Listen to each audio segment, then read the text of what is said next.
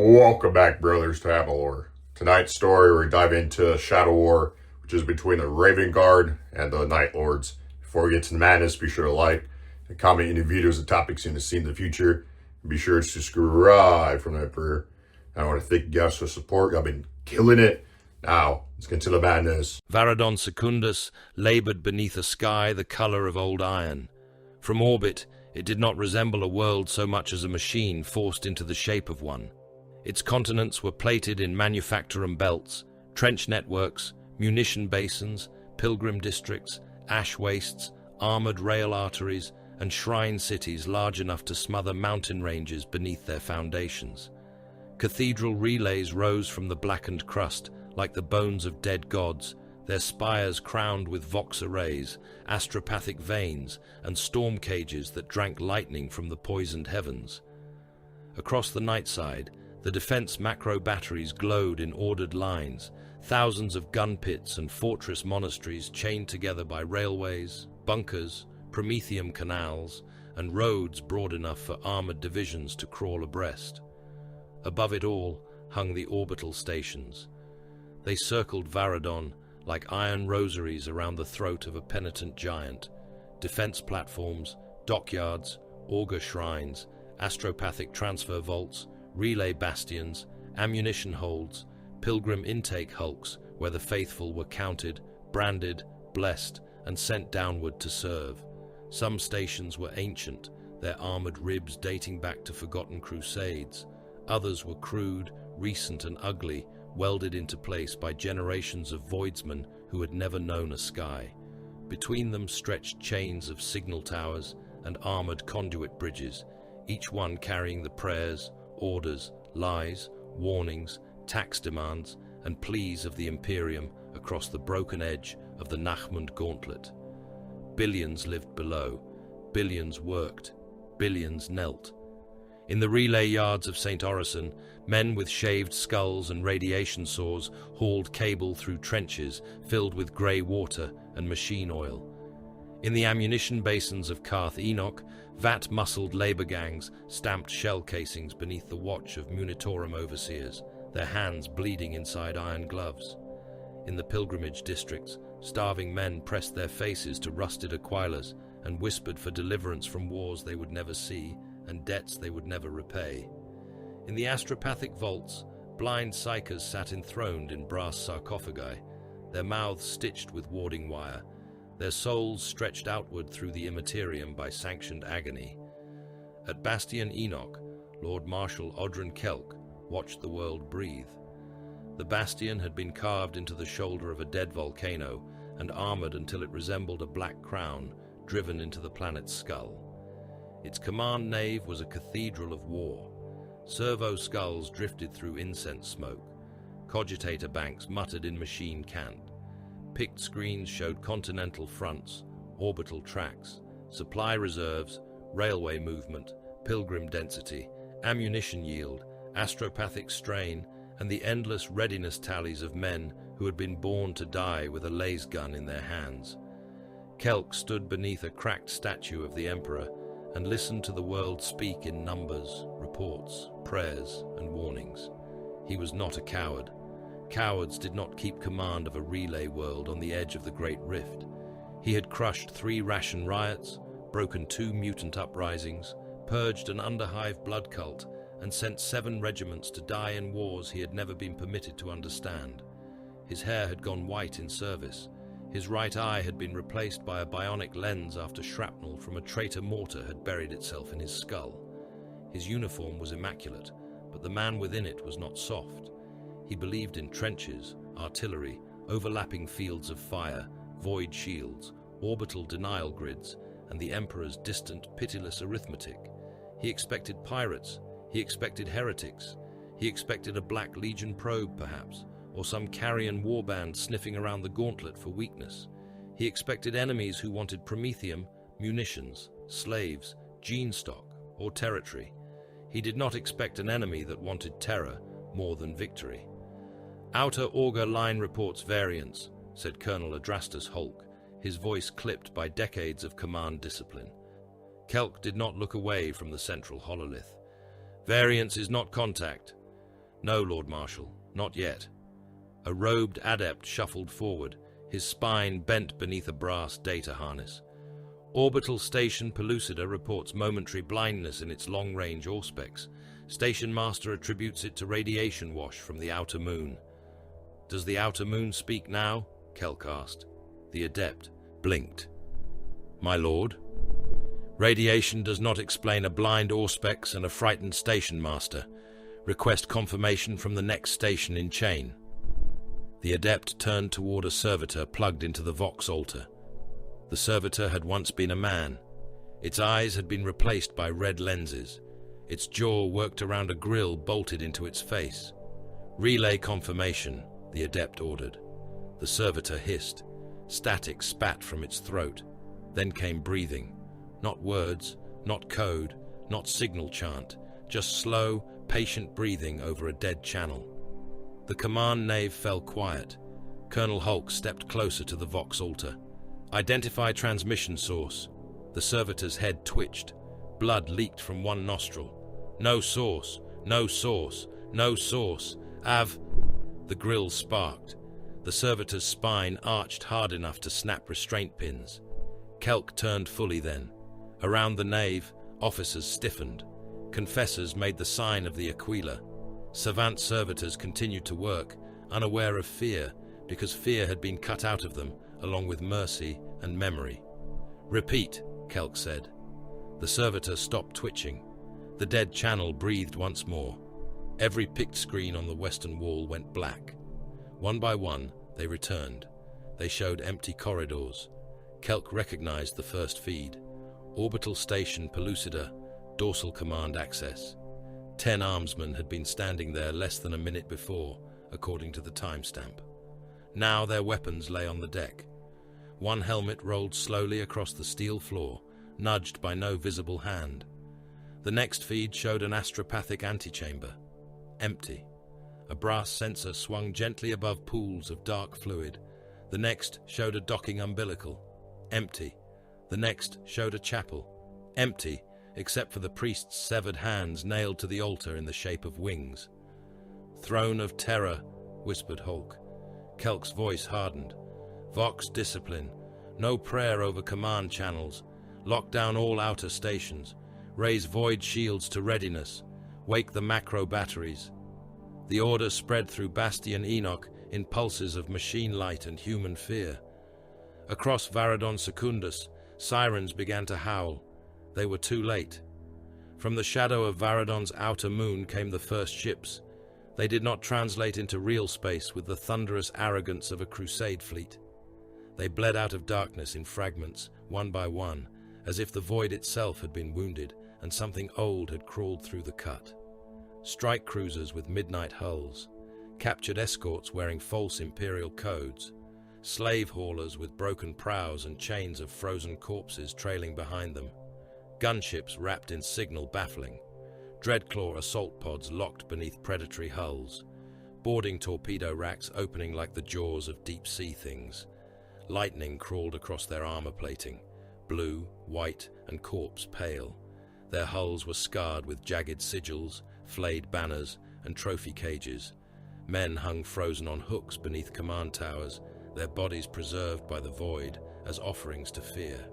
Imperial transponders screamed contradictory identifications, declaring the vessels to be pilgrims, wreckage, supply ships, dead hulks, navy escorts, and ghosts. Then, the Vox boys began to die. Not all at once. That would have been war. They died in sequence. First, the outer warning buoys went silent. Then, the redundancy chain began transmitting false all-clear rights. Then, orbital defense cogitators received corrupted target priorities. Macro Battery 4 opened fire on empty space. Macro Battery 9 locked itself in a machine prayer loop and refused command override. Station Pellucida's void shield flickered, not from bombardment, but from something inside its generator shrine, severing the sacred coolant arteries. Kelk watched the hololith bloom with red failure marks. Enemy fleet strength, he demanded. Unknown. Do not give me unknown. Returns are contradictory, Lord Marshal, said Hulk. 6 vessels, 40 vessels, wreckage, No vessels. The augurs disagree with themselves. Kelk's jaw tightened. Then believe nothing. Fire on confirmed silhouettes only. Dispatch kill orders to all orbital armsmen. Prepare for boarding. Another adept turned from his station, face slick with sweat. My lord, the astropathic choir is suffering seizure cascade. Cause? The adept swallowed. They are hearing something before it is sent. In the choir vault beneath Bastion Enoch, 200 blind psychers convulsed in their throne sarcophagi. Their restraint chains rattled like rain on bone. Brass needles tore free from their scalps. Blood ran down their stitched lips. One by one, they began to scream, not in pain alone, but in recognition of something moving toward them through the dark between stars. The choir master, an old sanctioned telepath with a face like parchment, beat his staff against the floor and ordered the warding canticles intensified. The astropaths screamed louder. Above Varadon, the first dreadclaws dropped. They fell through the atmosphere like burning teeth, spinning behind curtains of black smoke and heat glare. Defense lasers tried to track them. Some were destroyed and burst apart in white fire. Others broke formation, jinked with hateful machine intelligence, and plunged toward the capital districts, manufactorum spines, command bunkers, and relay cathedrals. In Governor's processional square, 50,000 citizens had been gathered for the feast of St. Orison's vigil. They had stood in ordered blocks beneath banners wet with soot, watched by ranks of palace guards in polished carapace and confessor militia carrying shock mauls and flame projectors. The governor, a heavy man in gold cloth and augmetic jewels, had been reciting the tithe renewal oath from a balcony of black marble. The sky screamed. The first dreadclaw struck the square and unfolded in petals of burning iron. Midnight giants emerged. Their armor was the color of a sunless ocean. Lightning markings forked across ceramite. Horns, blades, chains, skulls, and strips of human skin adorned their warplate. Their eye lenses glowed red. Their jump packs howled like tortured engines. The Aquila banners above the square caught fire in their descent wash. The palace guard opened fire. Las beams flashed in disciplined ranks. Heavy stubbers hammered. Grenades detonated against corrupted ceramite. A Night Lord took a dozen last shots across the chest and did not slow. He raised a bolter and fired into the first rank of guards. The mass-reactive shells struck armored men and burst them apart from within, turning discipline into meat, steel, and red mist. Another swept a chain blade through a barricade, and the men behind it, chewing through bone, flak armor, ribs, lungs, and screaming mouths in a spray of hot ruin. Raptors came down through the smoke. They did not land like warriors seeking ground. They struck like executioners descending from a gallows sky. One seized a confessor by the skull, lifted him into the air, and tore him in half above the crowd so that his blood fell as a blessing reversed. Another drove lightning claws through 3 scribes chained together at the wrists and dragged their bodies across the balcony stones. A third landed among palace guards, helm speakers blasting a shriek that made men vomit, drop weapons, and claw at their own ears until their nails broke.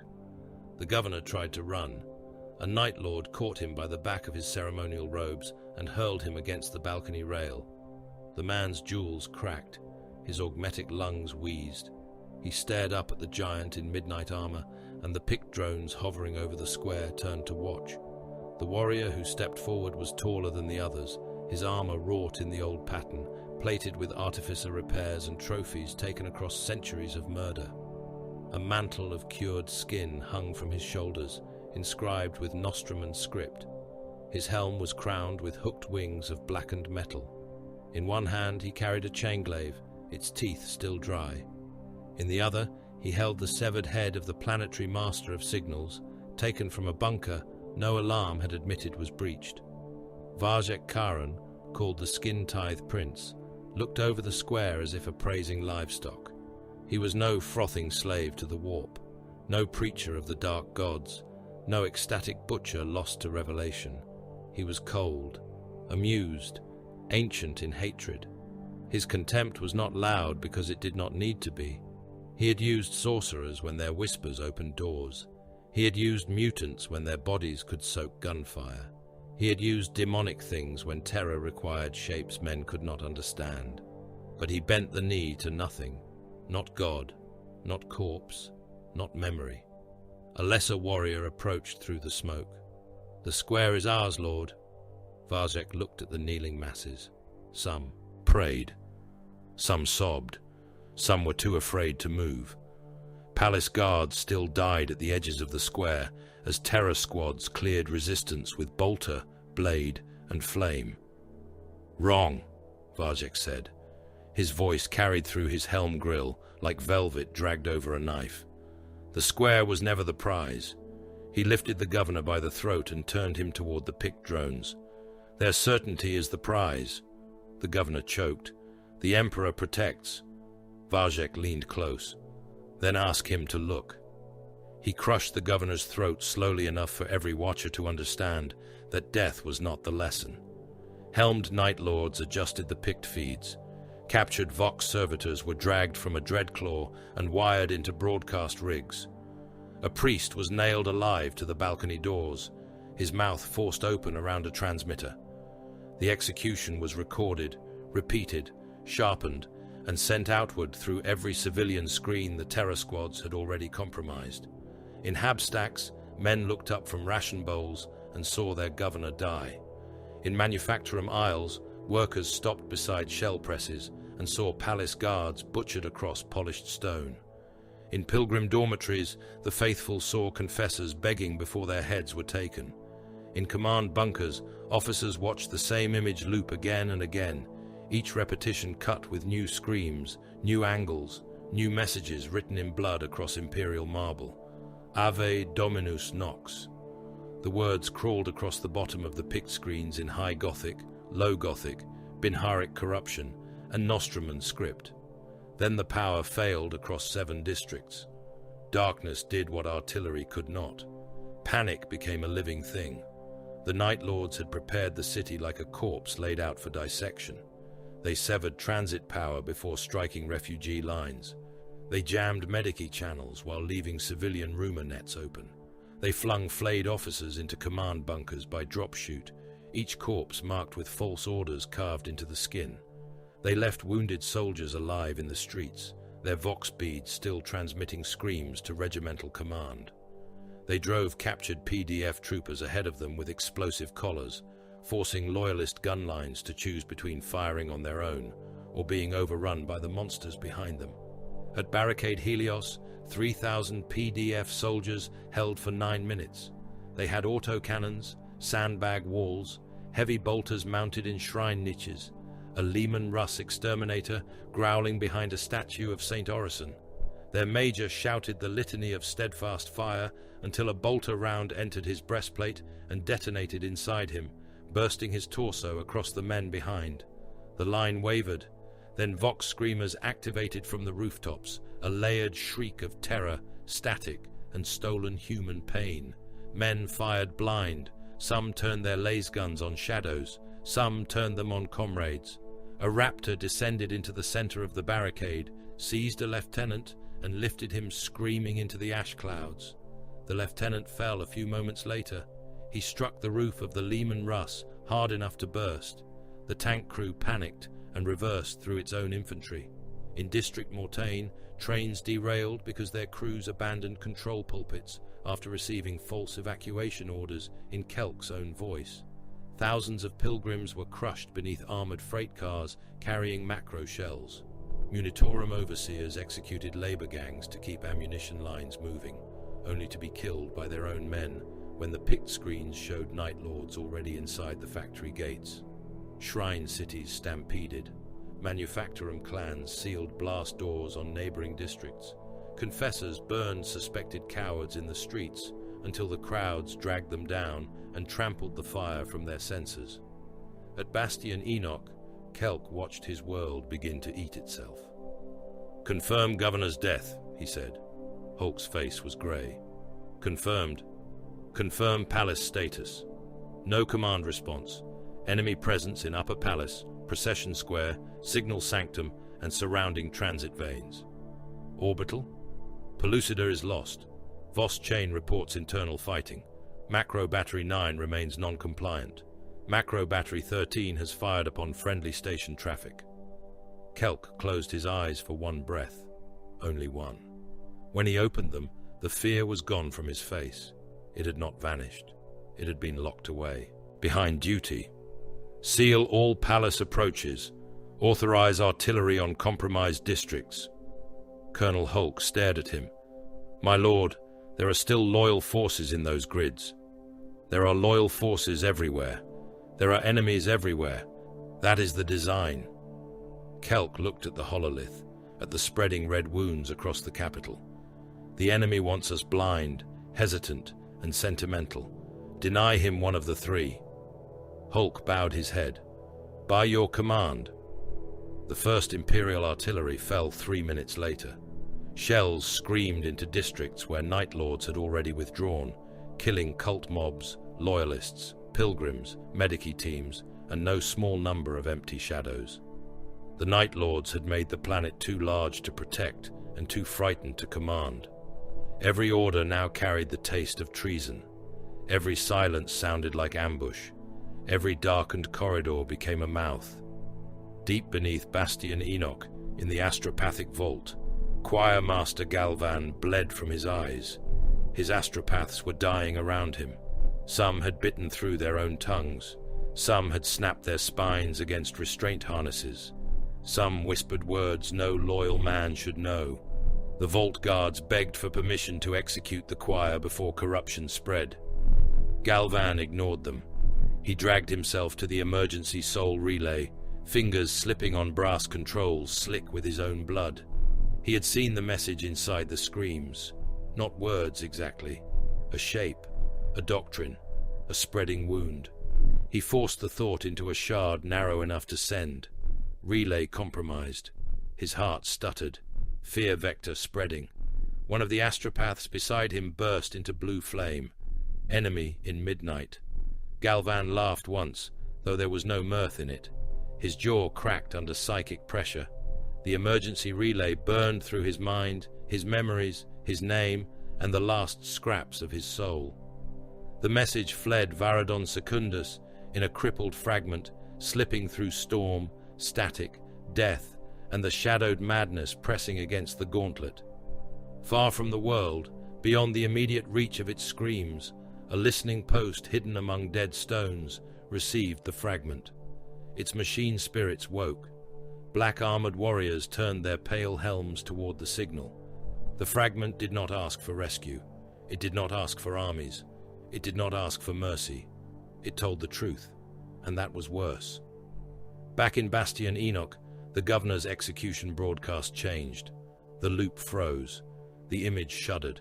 Static crawled across the governor's ruined face. Then the pict feed cleared, and Vajek Karan looked directly into the lens. Behind him, processional square burned. Men hung from statues by their own entrails. Palace guards lay in burst armor. Priests twitched against the balcony doors. Night Lords moved through smoke like judgment given claws and midnight plate. Vajek's red eye lenses filled every screen in the command nave. To every world listening through this corpse relay, he said, each word slow, intimate, and merciless. We have come for you. The Vox altars caught his voice. The orbital stations repeated it. The cathedral relays took it up in thunder. Across Varadon Secundus, through bunkers, manufactorums, shrine cities, trenches, ships, rail lines, and dying command posts, the words spread like blood through water. Beyond the planet, the signal reached outward into the dark approaches of the Nachmund Gauntlet. And in the shadow between stars, something black and patient began to move. The mercy of Nostramo drifted above Varadon Secundus, with its running lights dead and its murder decks awake. It had once been an imperial vessel, though no faithful record would have admitted the shame of its survival. Its old name had been burned from its keel with plasma torches.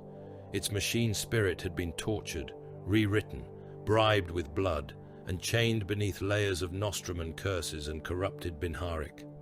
Now it moved like a carrion cathedral through the void, its midnight hull plated in stolen armor, its prow crowned with broken aquilers, its flanks scarred by lightning sigils that flashed whenever weapons fire flickered across the planet below. The ship was not ordered as the vessels of the corpse throne were ordered. No solemn ratings marched in prescribed lines beneath the gaze of commissars. No deck officers recited polished litanies beneath brass bells and devotional banners. The mercy of Nostromo was a den, a wound, a kingdom of knives. Its corridors narrowed without reason and opened into shrines of rust and skin. Chains hung from the vaulted ceilings, some empty, some weighted with prisoners whose voices had been taken, but whose lungs still worked. Skin parchment covered bulkheads in strips, inked with war tallies, oaths, insults, kill records, and threats written in Nostroman script. Murder altars stood before ammunition vaults, where slave adepts packed bolt shells, while flayed icons watched them from hooks. Below the command decks, thousands of captives labored in slave holds that stank of blood, engine grease, old fear, and unwashed bodies. Men dragged macro shells on chain harnesses until their shoulders split. Men with their eyes sewn shut turned winches under the direction of electro scourges. Men taken from other raids whispered prayers into the dark and were beaten for wasting breath. Those who collapsed were not always killed. Sometimes they were fed into the lower decks as warnings. Sometimes they were given knives and told to earn another day by murdering the man beside them. Sometimes they were fitted with crude vox collars so their suffering could be used later. The Night Lords found use in everything. Pain was not indulgence unless one was a fool. Fear was not entertainment unless one was weak enough to mistake appetite for doctrine. Terror was a supply line. Panic was ammunition. A screaming world could be made to do what no siege engine could. Varzek Karen understood that better than most of his kind, and so the warbands tolerated him. They did not love him. No true son of the 8th Legion loved a master. They watched him. They measured him. They waited for weakness. In the strategium of the mercy of Nostromo, claw leaders gathered beneath a ceiling hung with the helms of slain loyalists and argued as the world below burned. The strategium had once been a chapel. Its stained glass had been replaced with armored void panes showing Varadon's night side, where city lights died in spreading clusters. The altar had been carved down into a command throne. Servo skulls with human tongues stitched into their grills drifted through the chamber, repeating intercepted screams in little bursts of static. A hololithic projection of the planet shuddered in the air, its continents marked with crimson wounds, black zones, false retreat corridors, compromised relays, loyalist bastions, and future execution sites. Malkarian Voss stood on the edge of the hololith, with his jump pack still venting heat. He was called the Throat Cutter by his own raptors, though never to his face by those who wished to keep their heads attached. His armor was midnight blue beneath soot and dried gore. Broken helms hung from his belt. Thin cords, cured and lacquered, draped from his pauldrons like ritual tassels. They had once belonged inside human throats. When he moved, they clicked softly against his plate. "We are wasting the first terror," Voss said. His voice came through his grill with a predatory rasp. The palace square should have been followed by a drop upon the northern rail spine. The refugees are thick there. Open them. Let the city choke on its own flight. Across from him, Sevrek Gaul gave a dry laugh.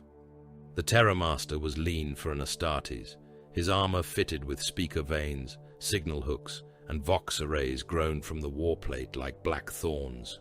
His helm was fashioned in the old Terror pattern, its faceplate elongated into something almost human, and therefore worse. Cables ran from his gorget into the command dais, each one pulsing with stolen voices.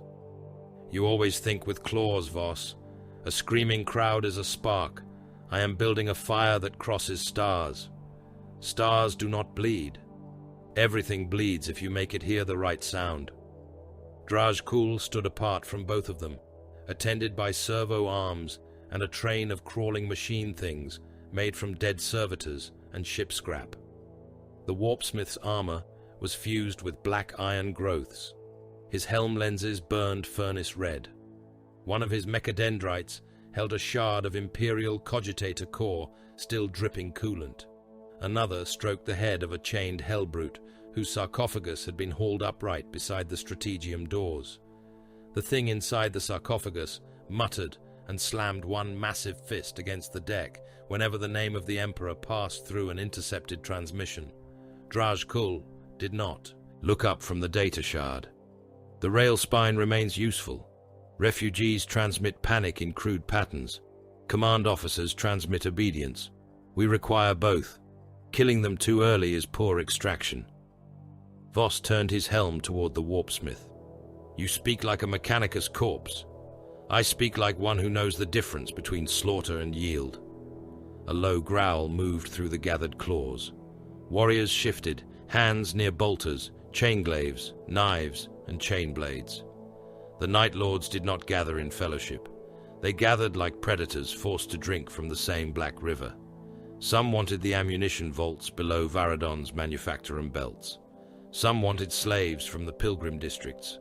Some wanted captured astropaths, navigators, sanctioned psychers, and officers whose memories could be broken into useful fragments. Some wanted the gene seed of loyalist Astartes, though none had yet shown themselves. Some wanted only to hear a world beg through every speaker it possessed. Talosian Corvain said nothing. He stood in Varjek's shadow, still as a blade in a sheath. His armor was cleaner than that of the others, not because he lacked cruelty, but because he considered filth theatrical when precision served better. Twin lightning claws rested at his sides, their talons folded but awake with a muted blue shimmer. Nostraman's script marked his breastplate and greaves. His helm had no horns, no trophy cage, no flayed mantle. Its faceplate was smooth, pale, and expressionless, like a death mask found beneath ash. Varjek let them argue. He sat upon the carved altar throne, one elbow resting on an arm made from fused bones and adamantium braces. His chainglaive leaned within reach. The skin mantle at his shoulders whispered when the ship's ventilation breathed. Below him, Varadon's hololithic image flickered beneath the red symbols of spreading collapse. At last, he raised one hand, the strategium quieted by degrees, not from obedience alone, from calculation. Every warrior present knew Varjek had killed louder men for less than interruption. "You all mistake the shape of the war," he said. His voice was soft. The chamber leaned toward it. Voss wants the meat to fall quickly. Gaul wants the scream to travel cleanly. Kul wants his engines fed. Corvain wants a worthy throat beneath his claws. The claws want plunder, captives, vengeance, and memory. Varjek's helm turned slowly from warrior to warrior. "Good, you will have them, but Varadon is not a fortress to be taken. It is a mouth." The hololith shifted. Varadon's relay cathedrals brightened. Orbital chains ignited in ghostly blue. Astropathic vaults pulsed like diseased organs. "When the throat opens," Varjek continued, "nearby systems will hear what we command them to hear. Their fleet masters will receive false routes. Their garrisons will receive retreat orders in the voices of dead commanders. Their shrine worlds will see priests begging before the knife. Their tithe cities will hear that the gauntlet is broken. Their militias will fire upon allies. Their governors will run. Their confessors will burn the innocent and call it purity. Their admirals will turn ships away from where they are needed and toward ghosts." Sevrek inclined his helm, pleased. "The corpse empire will wound itself." "It always does," Varjek said. "We merely place the blade in its hand." The words settled over the chamber with more force than a shouted oath. "Ave Dominus Nox," whispered one of the claw leaders. Others took it up, not as prayer, not as anthem, but as recognition. "Ave Dominus Nox." The ship answered in distant screams. On the decks below, terror became labor. Captured adepts from the relay spires were dragged into cogitator pits and wired into command thrones, their fingers nailed to rune plates, their eyes held open by surgical clamps. They were not asked for loyalty. They were given pain and problems to solve. Repair this signal path or lose the hand. Translate this clearance right, or hear your brother die through the Vox. Authenticate this command, or be fed to the hellbrute chained beside the engine vault. Priests were mutilated with care and made to recite surrender litanies into cracked microphones. Their voices shook at first, then broke, then became useful. Severek's serfs layered those voices beneath false orders, turning devotion into poison. A confessor's cry of repentance became the prelude to a command instructing defenders to abandon their redoubts. A dying priest's hymn became the background to a fabricated announcement that the emperor had withdrawn his protection from a district. The faithful heard familiar cadences and obeyed long enough to die. Captured PDF officers suffered longer. A colonel from the Western Defense Grid was suspended above a brass drain, while Night Lord's apothecaries stripped the skin from his back in measured sheets. Every time he lost consciousness, stimulants dragged him back. Every time he refused to speak, another member of his staff was killed where he could see. When he finally gave command codes, Draj Kul's engines consumed them, copied them, altered them, and sent orders in his voice to batteries that still believed him alive. This was not frenzy. This was administration. The Night Lords made terror into paperwork, torture into signal discipline, murder into a command protocol. They knew the Imperium too well. They knew its reverence for hierarchy, its dependence on codes, seals, voices, icons, ranks, and rights. They knew that a frightened officer would trust the correct authority marker before he trusted his own eyes. They knew a regiment could be destroyed without a bolter fired if it marched where fear told it to march. Varadon's strongholds remained. Bastion Enoch still stood. The northern macro batteries still had ammunition. Several armored barracks had sealed themselves before the terror squads could breach them. Deep trench continents continued to report readiness through backup channels. Millions of men still held lasguns. Millions still waited behind sandbags, plasteel walls, razor wire, minefields, and prayer. The Night Lords did not assault them. They isolated them. A fortress without water became a coffin. A regiment without Vox became a rumor. A bunker whose commanders received contradictory orders became a cage filled with suspicion. Night Lords' kill teams moved past the strongest gates and killed the men carrying food, the servitors maintaining airflow, the adepts holding access codes, the junior officers sent to clarify command confusion. They let entire formations sit in armored darkness while broadcasting the sounds of other formations being butchered nearby. At Redoubt Gethsemar, 7,000 men waited for an attack that never came. Their water recycling failed after a saboteur cut the feed with a melter charge and vanished. Their Vox received only one transmission for the next day and night, the screaming of the southern garrison as raptors tore through its medici wards. By the time Kelk's staff re-established contact, Redoubt Gethsemar had executed a quarter of its own men for suspected corruption and sealed the doors from the inside. That was victory. Not banners on walls, not honor, not ground. Victory was a loyal man aiming his weapon at another loyal man because the dark had whispered convincingly enough. The Imperium answered as the Imperium always did. It sent armor. Armored columns pushed into the capital districts before dawn could make any promise of light.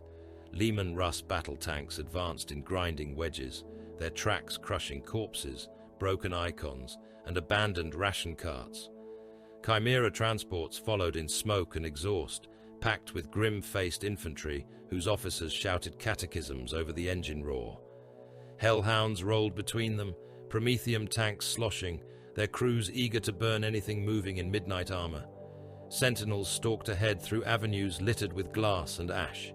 The column's orders were simple: retake the relay spire districts, re-establish command lines, kill anything not bearing valid Imperial identification.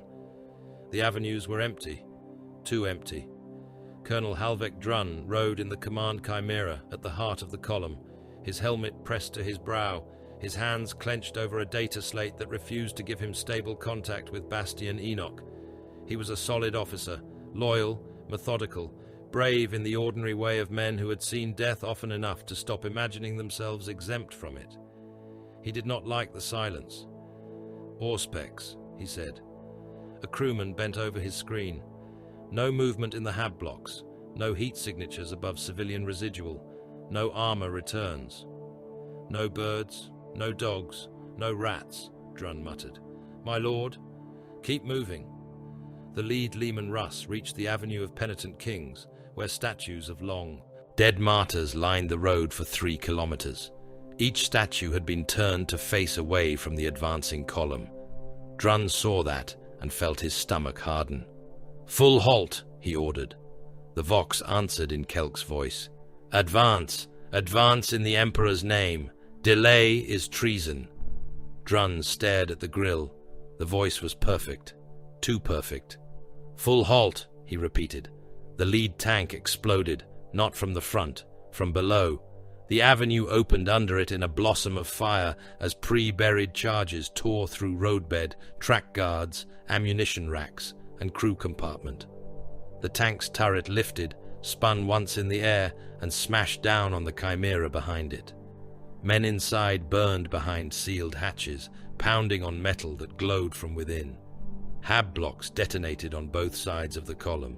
They had been packed with explosives, promethium tanks, and corpses wired to motion triggers. Walls became avalanches.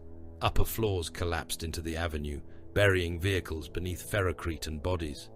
Dust swallowed the column. Vox channels filled with orders, counter-orders, screams, and the laughter of men who had planned the exact shape of the disaster. Raptors dropped onto the rear fuel carriers. Their jump packs flared blue in the smoke. Chain blades bit into tanker hulls. Promethium gushed, ignited, and rolled down the street in burning rivers. Men leapt from chimeras already aflame. Some ran 10 paces before collapsing as fire ate through flak armor, hair, skin, lungs, and prayer. A hellhound tried to reverse and crushed a squad of its own infantry beneath its tracks. Then the hellbrutes came. They lumbered through the smoke like hate given iron bones, sarcophagi chained into warped dreadnought frames, their fists wet, their guns shrieking. One seized a chimera, lifted it, and crushed the troop compartment until men burst out through ruptured seams in pieces. Another fired a multi-melter into a Leman Russ at close range, turning armor plate, crew, ammunition, and sacred machine oil into a white-hot scream. Night Lords moved between the wrecks with bolters and blades. They did not rush. They selected. Vox officers died first, medici second, sergeants third. Men who tried to rally were shot through the mouth. Men who tried to flee were allowed to run towards streets already marked with kill lanes. Heavy bolters opened from dark windows. Autocannons stitched the road.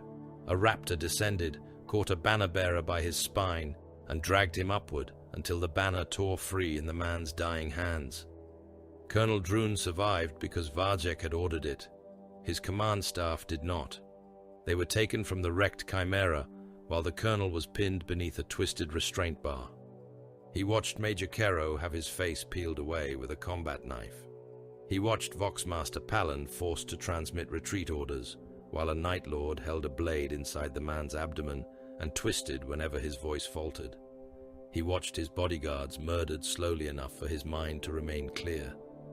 At last, a Night Lord knelt before him. The warrior's helm was painted with a leering skull.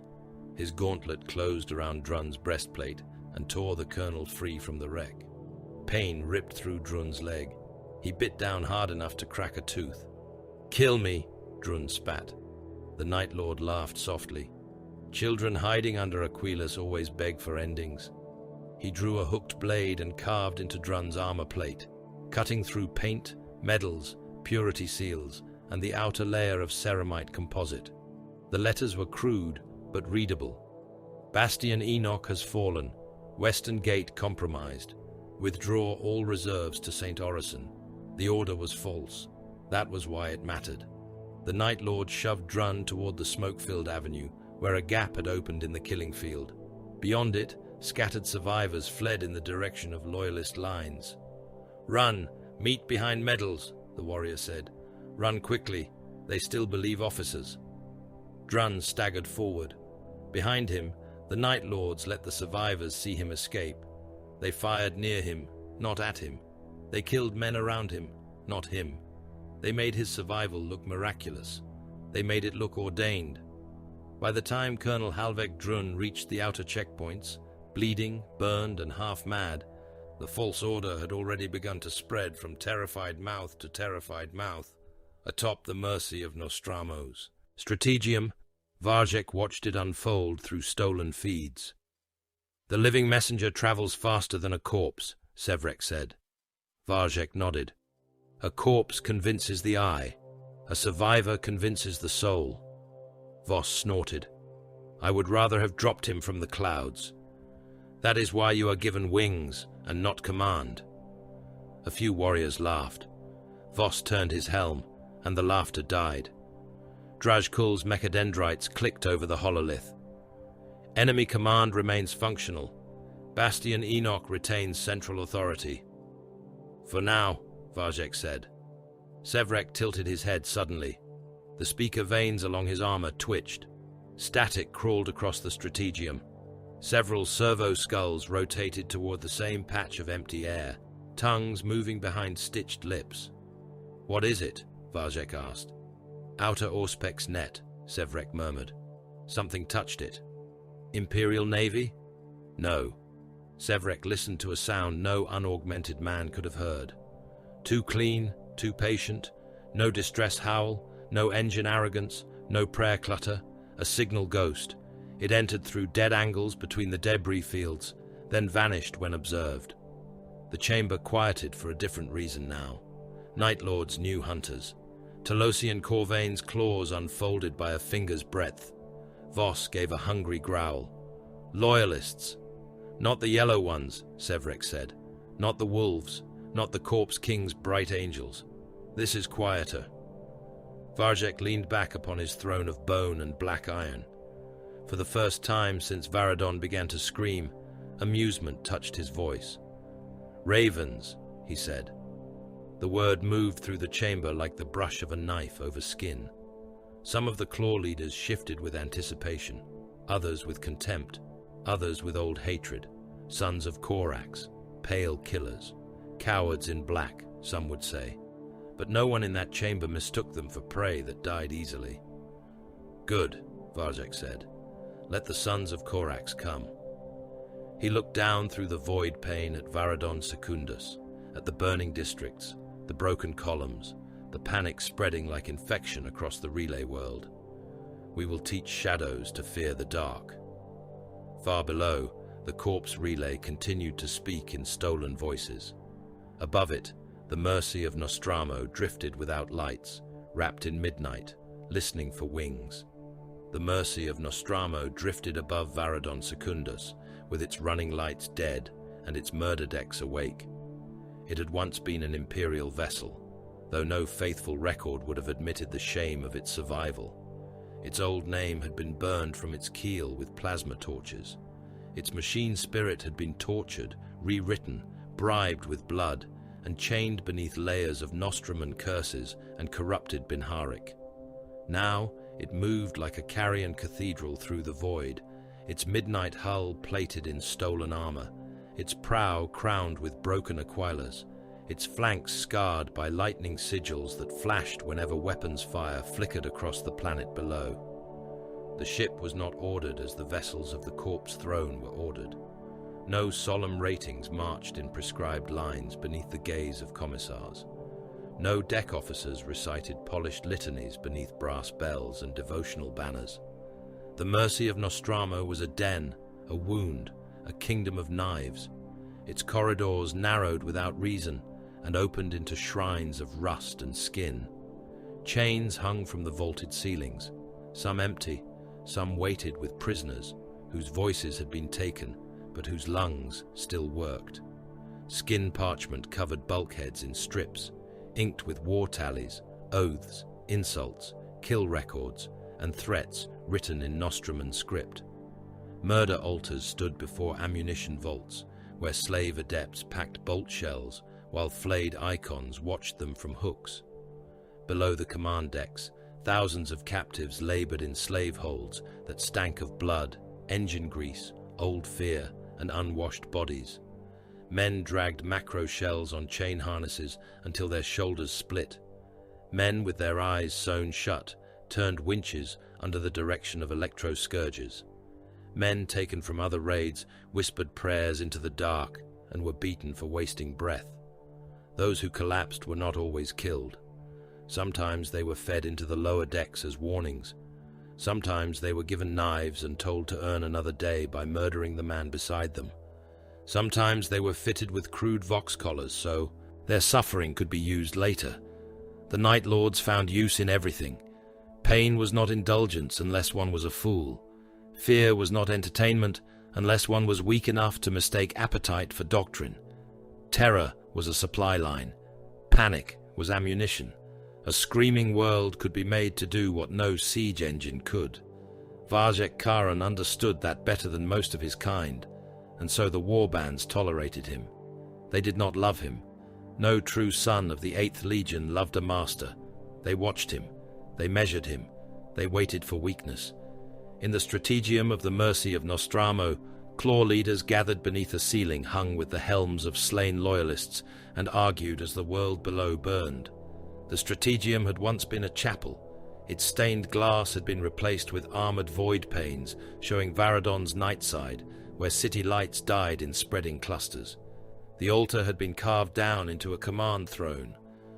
Servo skulls with human tongues stitched into their grills drifted through the chamber, repeating intercepted screams in little bursts of static.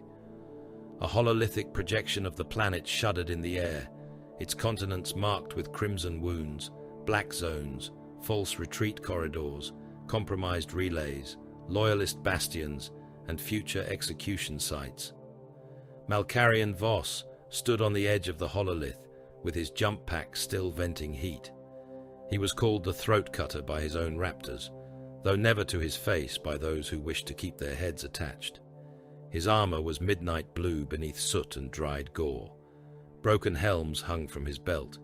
Thin cords, cured and lacquered, draped from his pauldrons like ritual tassels.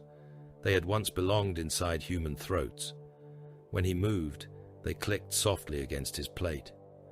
"We are wasting the first terror," Voss said. His voice came through his grill with a predatory rasp. The palace square should have been followed by a drop upon the northern rail spine. The refugees are thick there. Open them. Let the city choke on its own flight. Across from him, Sevrek Gaul gave a dry laugh. The Terrormaster was lean for an Astartes, his armor fitted with speaker vanes, signal hooks, and vox arrays grown from the warplate like black thorns. His helm was fashioned in the old Terror pattern, its faceplate elongated into something almost human and therefore worse. Cables ran from his gorget into the command dais, each one pulsing with stolen voices. "You always think with claws, Voss. A screaming crowd is a spark. I am building a fire that crosses stars. Stars do not bleed. Everything bleeds if you make it hear the right sound." Draj Kul stood apart from both of them, attended by servo arms and a train of crawling machine things made from dead servitors and ship scrap. The warpsmith's armor was fused with black iron growths. His helm lenses burned furnace red.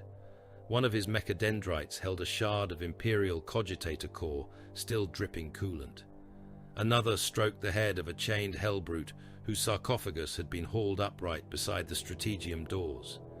The thing inside the sarcophagus muttered and slammed one massive fist against the deck whenever the name of the Emperor passed through an intercepted transmission. Draj Kul did not look up from the data shard. The rail spine remains useful. Refugees transmit panic in crude patterns. Command officers transmit obedience. We require both. Killing them too early is poor extraction. Voss turned his helm toward the warpsmith. "You speak like a mechanicus corpse."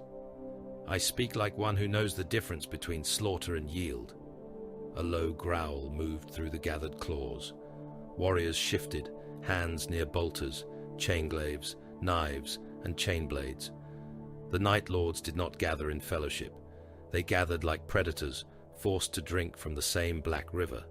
Some wanted the ammunition vaults below Varadon's manufacturum belts. Some wanted slaves from the pilgrim districts. Some wanted captured astropaths, navigators, sanctioned psychers, and officers whose memories could be broken into useful fragments. Some wanted the gene seed of loyalist Astartes, though none had yet shown themselves. Some wanted only to hear a world beg through every speaker it possessed. Telosian Corvain said nothing. He stood in Varjek's shadow, still as a blade in a sheath. His armor was cleaner than that of the others, not because he lacked cruelty, but because he considered filth theatrical when precision served better.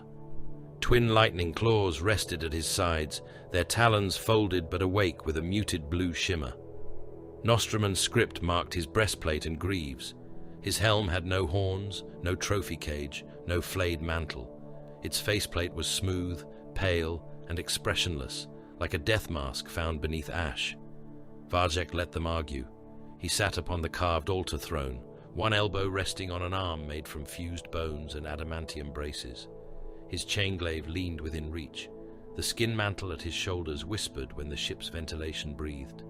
Below him, Varadon's hololithic image flickered beneath the red symbols of spreading collapse. At last, he raised one hand, the strategium quieted by degrees, not from obedience alone, from calculation. Every warrior present knew Varjek had killed louder men for less than interruption. "You all mistake the shape of the war," he said. His voice was soft. The chamber leaned toward it. "Voss wants the meat to fall quickly. Gaul wants the scream to travel cleanly. Kul wants his engines fed. Corvan wants a worthy throat beneath his claws. The claws want plunder, captives, vengeance, and memory." Varjek's helm turned slowly from warrior to warrior. "Good, you will have them. But Varadon is not a fortress to be taken. It is a mouth." The hololith shifted. Varadon's relay cathedrals brightened. Orbital chains ignited in ghostly blue. Astropathic vaults pulsed like diseased organs. "When the throat opens," Varjek continued, "nearby systems will hear what we command them to hear. Their fleet masters will receive false routes. Their garrisons will receive retreat orders in the voices of dead commanders. Their shrine worlds will see priests begging before the knife. Their tithe cities will hear that the gauntlet is broken. Their militias will fire upon allies. Their governors will run. Their confessors will burn the innocent and call it purity. Their admirals will turn ships away from where they are needed and toward ghosts." Sevrek inclined his helm, pleased. "The corpse empire will wound itself." "It always does," Varjek said. "We merely place the blade in its hand." The words settled over the chamber with more force than a shouted oath. "Ave Dominus Nox," whispered one of the claw leaders. Others took it up, not as prayer, not as anthem, but as recognition. Ave Dominus Nox.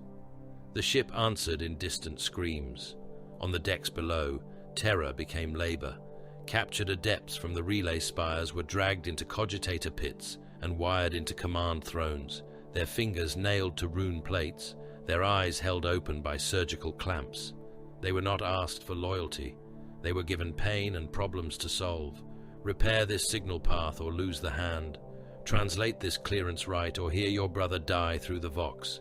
Authenticate this command or be fed to the hellbrute chained beside the engine vault. Priests were mutilated with care and made to recite surrender litanies into cracked microphones. Their voices shook at first, then broke, then became useful. Sevrek's serfs layered those voices beneath false orders, turning devotion into poison. A confessor's cry of repentance became the prelude to a command instructing defenders to abandon their redoubts. A dying priest's hymn became the background to a fabricated announcement that the emperor had withdrawn his protection from a district. The faithful heard familiar cadences and obeyed long enough to die. Captured PDF officers suffered longer. A colonel from the Western Defense Grid was suspended above a brass drain, while Night Lord's apothecaries stripped the skin from his back in measured sheets. Every time he lost consciousness, stimulants dragged him back. Every time he refused to speak, another member of his staff was killed where he could see.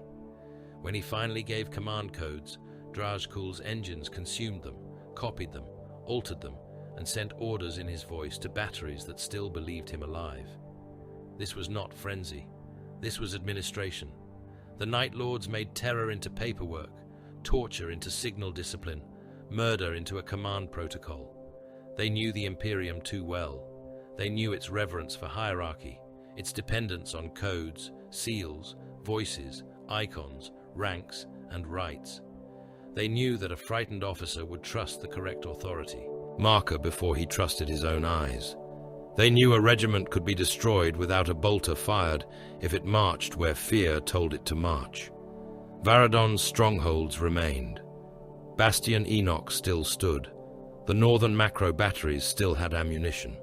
Several armored barracks had sealed themselves before the terror squads could breach them. Deep trench continents continued to report readiness through backup channels. Millions of men still held laser guns. Millions still waited behind sandbags, plasteel walls, razor wire, minefields, and prayer. The Night Lords did not assault them. They isolated them. A fortress without water became a coffin. A regiment without vox became a rumor. A bunker whose commanders received contradictory orders became a cage filled with suspicion. Night Lords' kill teams moved past the strongest gates and killed the men carrying food, the servitors maintaining airflow, the adepts holding access codes, the junior officers sent to clarify command confusion. They let entire formations sit in armored darkness while broadcasting the sounds of other formations being butchered nearby. At Redoubt Gethsemar, 7,000 men waited for an attack that never came.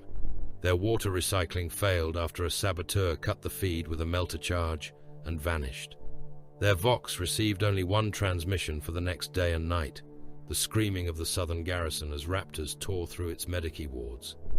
By the time Kelk's staff re-established contact, Redoubt Gethsemar had executed a quarter of its own men for suspected corruption and sealed the doors from the inside.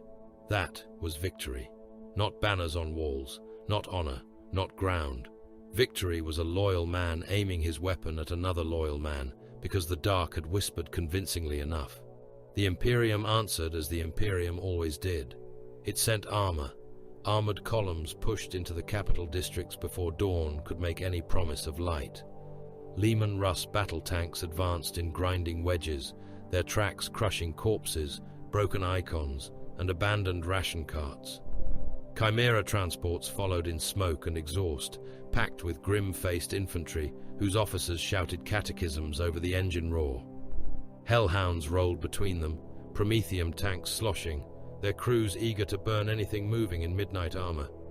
Sentinels stalked ahead through avenues littered with glass and ash. The column's orders were simple: retake the relay spire districts, re-establish command lines, kill anything not bearing valid Imperial identification. The avenues were empty, too empty. Colonel Halvek Drun rode in the command chimera at the heart of the column, his helmet pressed to his brow, his hands clenched over a data slate that refused to give him stable contact with Bastion Enoch. He was a solid officer, loyal, methodical, brave in the ordinary way of men who had seen death often enough to stop imagining themselves exempt from it. He did not like the silence.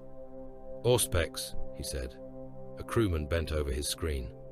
No movement in the hab blocks, no heat signatures above civilian residual, no armor returns. "No birds, no dogs, no rats," Drun muttered. "My lord, keep moving." The lead Lehman Russ reached the Avenue of Penitent Kings, where statues of long-dead martyrs lined the road for 3 kilometers. Each statue had been turned to face away from the advancing column. Drun saw that and felt his stomach harden. "Full halt," he ordered. The Vox answered in Kelk's voice. "Advance. Advance in the Emperor's name. Delay is treason." Drun stared at the grill. The voice was perfect. Too perfect. "Full halt," he repeated. The lead tank exploded, not from the front, from below. The avenue opened under it in a blossom of fire as pre-buried charges tore through roadbed, track guards, ammunition racks, and crew compartment. The tank's turret lifted, spun once in the air, and smashed down on the chimera behind it. Men inside burned behind sealed hatches, pounding on metal that glowed from within. Hab blocks detonated on both sides of the column. They had been packed with explosives, promethium tanks, and corpses wired to motion triggers. Walls became avalanches. Upper floors collapsed into the avenue, burying vehicles beneath ferrocrete and bodies. Dust swallowed the column. Vox channels filled with orders, counter-orders, screams, and the laughter of men who had planned the exact shape of the disaster. Raptors dropped onto the rear fuel carriers. Their jump packs flared blue in the smoke. Chain blades bit into tanker hulls. Promethium gushed, ignited, and rolled down the street in burning rivers. Men leapt from chimeras already aflame. Some ran 10 paces before collapsing as fire ate through flak armor, hair, skin, lungs, and prayer. A hellhound tried to reverse and crushed a squad of its own infantry beneath its tracks. Then the hellbrutes came.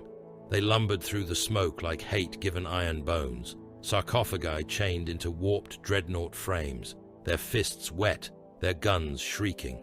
One seized a chimera, lifted it, and crushed the troop compartment until men burst out through ruptured seams in pieces. Another fired a multi-melter into a Lehman Russ at close range, turning armor plate, crew, ammunition, and sacred machine oil into a white-hot scream. Night Lords moved between the wrecks with bolters and blades. They did not rush. They selected. Vox officers died first, Medicae second, sergeants third. Men who tried to rally were shot through the mouth. Men who tried to flee were allowed to run toward streets already marked with kill lanes. Heavy bolters opened from dark windows. Autocannons stitched the road. A raptor descended, caught a banner bearer by his spine, and dragged him upward until the banner tore free in the man's dying hands. Colonel Droon survived because Varjek had ordered it. His command staff did not. They were taken from the wrecked chimera, while the colonel was pinned beneath a twisted restraint bar. He watched Major Kero have his face peeled away with a combat knife. He watched Voxmaster Palin forced to transmit retreat orders, while a Night Lord held a blade inside the man's abdomen and twisted whenever his voice faltered. He watched his bodyguards murdered slowly enough for his mind to remain clear. At last, a Night Lord knelt before him. The warrior's helm was painted with a leering skull. His gauntlet closed around Drun's breastplate and tore the colonel free from the wreck. Pain ripped through Drun's leg. He bit down hard enough to crack a tooth. "Kill me," Drun spat. The Night Lord laughed softly. Children hiding under Aquilas always beg for endings. He drew a hooked blade and carved into Drun's armor plate, cutting through paint, medals, purity seals, and the outer layer of ceramite composite. The letters were crude but readable. Bastion Enoch has fallen. Western Gate compromised. Withdraw all reserves to St. Orison. The order was false. That was why it mattered. The Night Lord shoved Drun toward the smoke-filled avenue where a gap had opened in the killing field. Beyond it, scattered survivors fled in the direction of loyalist lines. "Run! Meet behind medals," the warrior said. "Run quickly. They still believe officers." Drun staggered forward. Behind him, the Night Lords let the survivors see him escape. They fired near him, not at him. They killed men around him, not him. They made his survival look miraculous. They made it look ordained. By the time Colonel Halvek Drun reached the outer checkpoints, bleeding, burned, and half-mad, the false order had already begun to spread from terrified mouth to terrified mouth. Atop the mercy of Nostramo's strategium, Varjek watched it unfold through stolen feeds.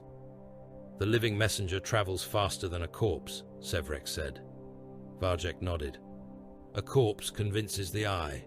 A survivor convinces the soul." Voss snorted.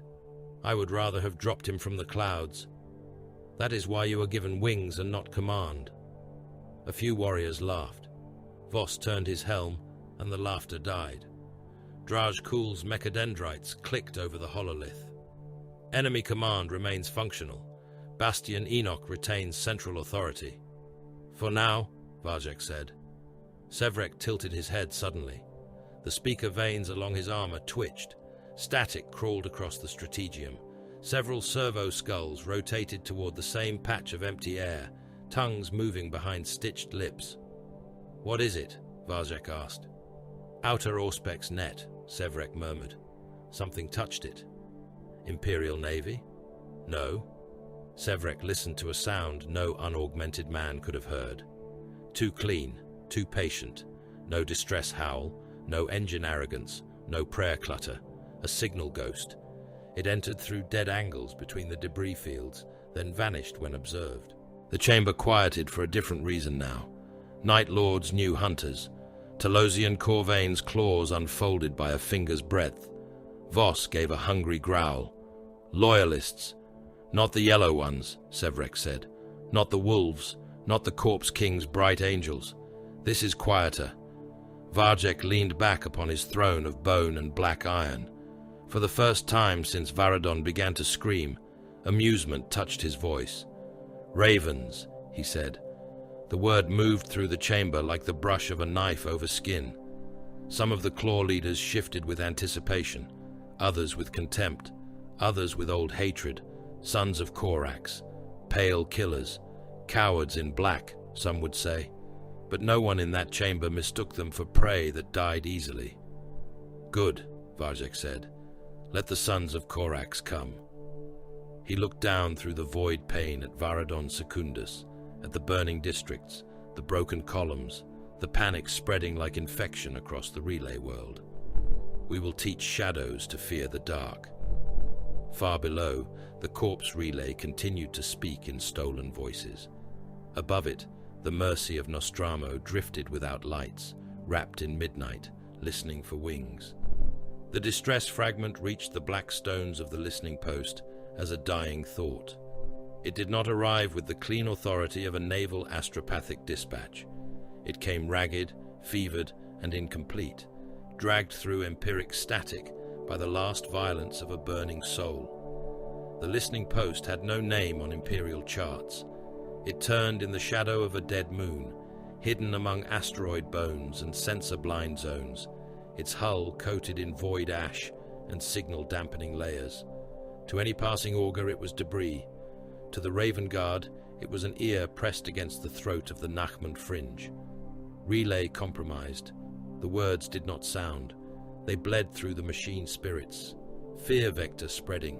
Serfs in black robes froze at their stations. Servo skulls turned in the air. Autoquills scratched emergency transcription across strips of parchment. The astropath bound to the relay throne clenched his jaw until teeth cracked inside his mouth. Enemy in midnight. The chamber lights dimmed in response to the warning rites. No alarm klaxon sounded. No red lumen flashed. No panicked officer shouted across a command deck. The Raven Guard did not answer catastrophe with noise. A hooded serf carried the transcription through a corridor carved from black stone and ship metal. He passed weapon racks, silent shrine alcoves, sealed drop vaults, and watch stations manned by warriors who did not turn to look at him. Their armor drank the faint light. Their helms were pale-faced and beaked, or smooth and expressionless, or fitted with the sensor vanes and hard edges of Phobos warplate. Their presence made the corridor feel narrower. The serf knelt before a door marked only by a black raven wing. It opened before he touched it. Shadow Captain Kalen Veer stood within the strategium of the stealth cruiser Nihilus Talon and read the dead man's message without moving. The ship around him was a blade disguised as absence. Its hull ran cold. Its engines were baffled by layered machine rights and systems built for silence rather than glory. No banners crowded the strategium. No choir sang. No honor guard stamped ceremonial boots against the deck. The chamber held a hololithic table, a ring of data shrines, and warriors standing in disciplined stillness, while Varadon Secundus formed above the projection altar in ghostly light. Kalen Veer was pale even by the standards of the sons of Korax. His skin seemed carved from ash. His eyes were dark, steady, and without warmth. A scar crossed his scalp from temple to crown, disappearing beneath the black iron studs of service. He wore no theatrical trophies. His armor bore campaign marks, kill notches, and the white raven of his chapter, nothing more. He did not look like a savior. He looked like a sentence passed in silence. "Signal confirmation," he said.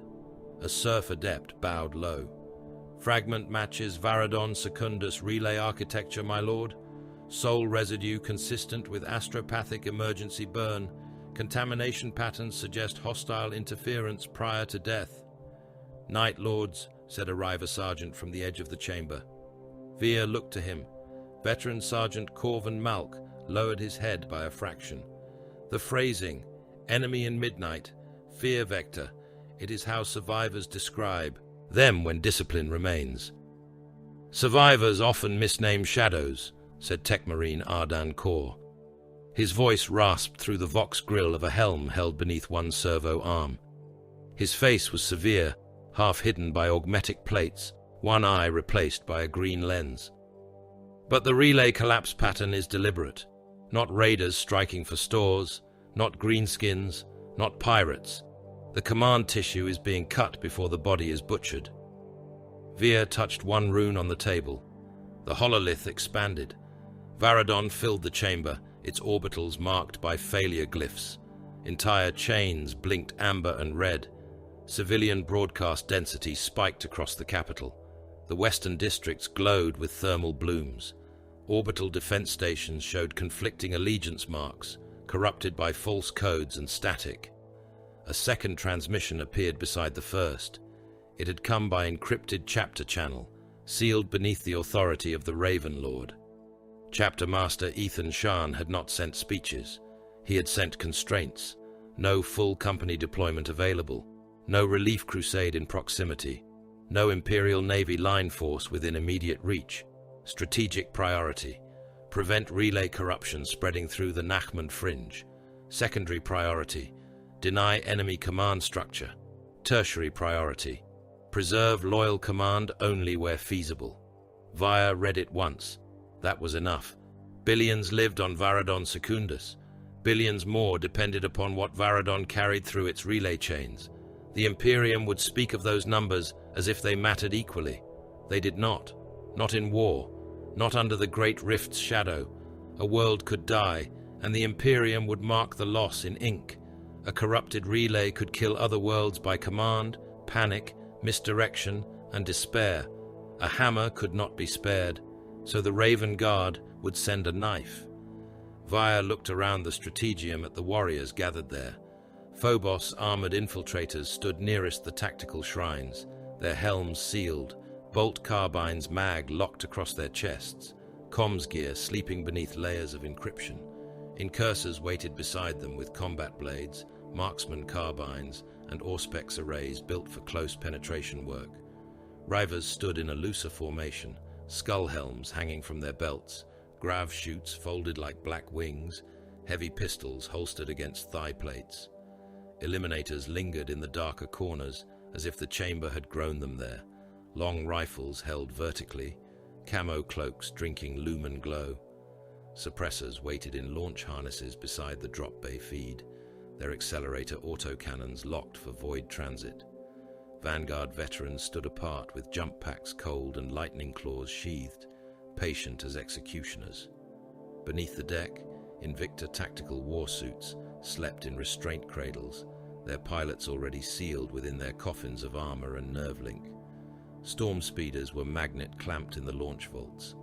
Thunderhawks rested without external lights.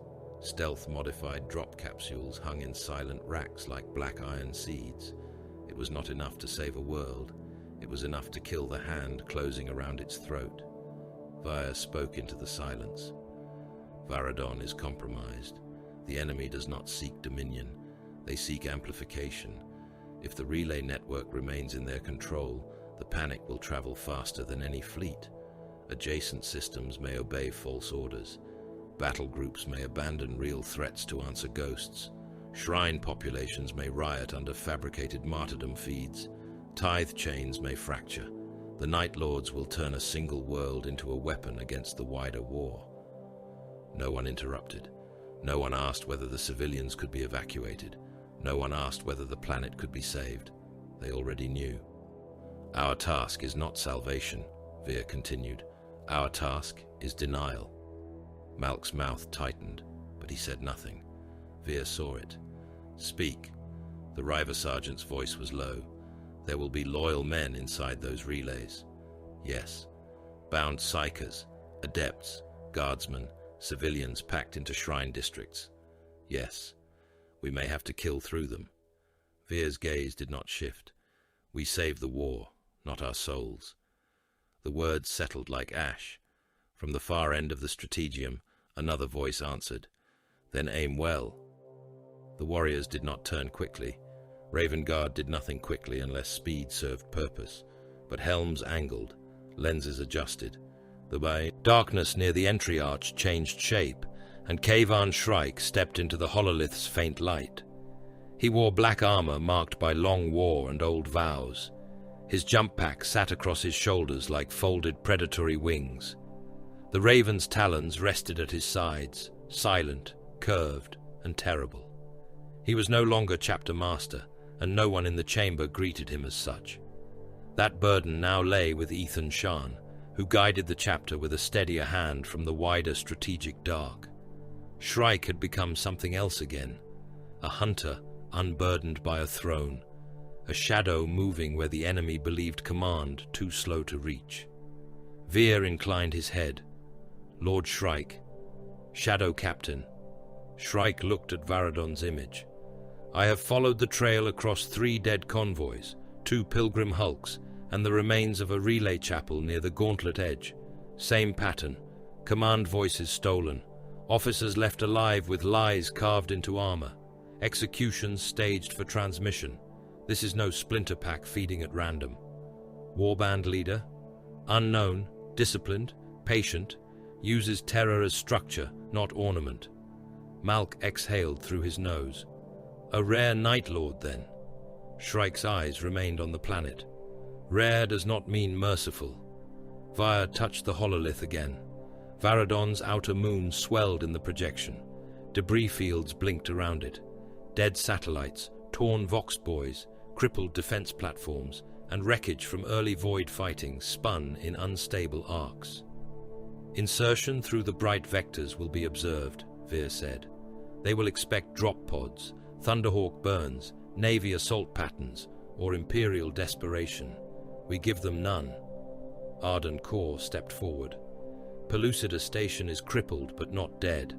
Its blind cone opens every 7 minutes when the damaged shield vanes rotate across the northern auger spine. The window is narrow. Acceptable. Route? Debris sheath to orbital corpse field. Silent burn. Cold hull. Drop capsule release masked by station wreckage. Grav chute teams enter atmosphere beneath ash storm cover. Eliminators deploy into upper city bell towers. Incursors into transit tunnels. Infiltrators seed Auspex ghosts among the dead satellite husks and corrupted relay nodes. Invictors. Low-altitude deployment after signal disruption. They will not be subtle once awake. They need not be, Veer said. Only late. Shrike studied the projected world. Where is the throat? Unknown, said Arden Kor. The palace broadcast was routed through civilian networks. Too crude for final objective. Choir spires are likely intermediate organs. Orbital relay ring may hold the primary synchronization core. Night Lords leave bait, Shrike said.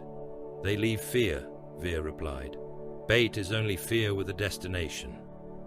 A faint murmur of approval moved through no one. Raven Guard did not waste sound on approval. Veer issued the orders. They did not kneel. They did not chant. They did not beat fists against breastplates beneath gilded icons.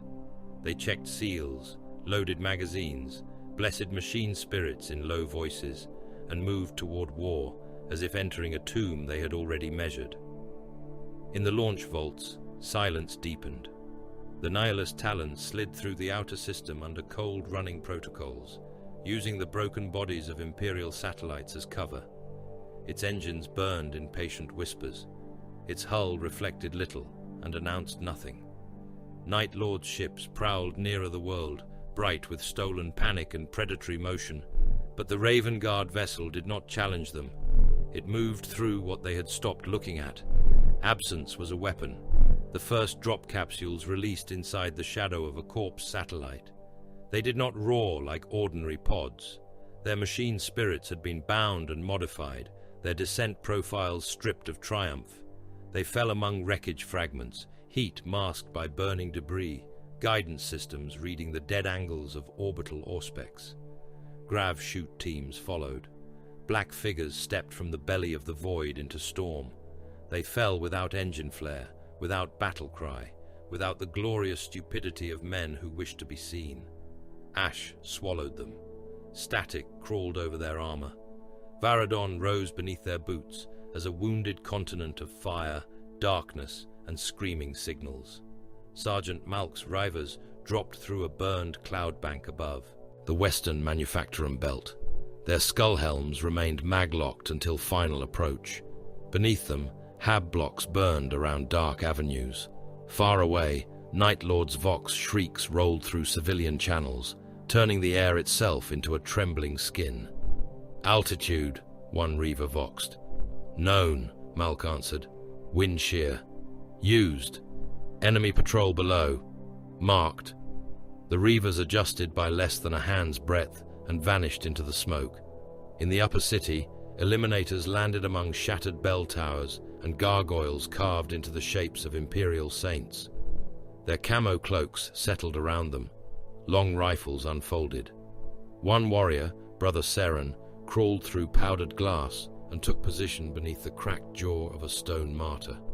Through his scope, he saw a Night Lord on a distant balcony holding a bound Vox officer by the throat while cultists assembled a broadcast rig. Seren did not ask permission. His shot crossed 2 kilometers of ash and ruin. The round entered the Night Lord's eye lens and detonated inside the helm. Ceramite cracked outward.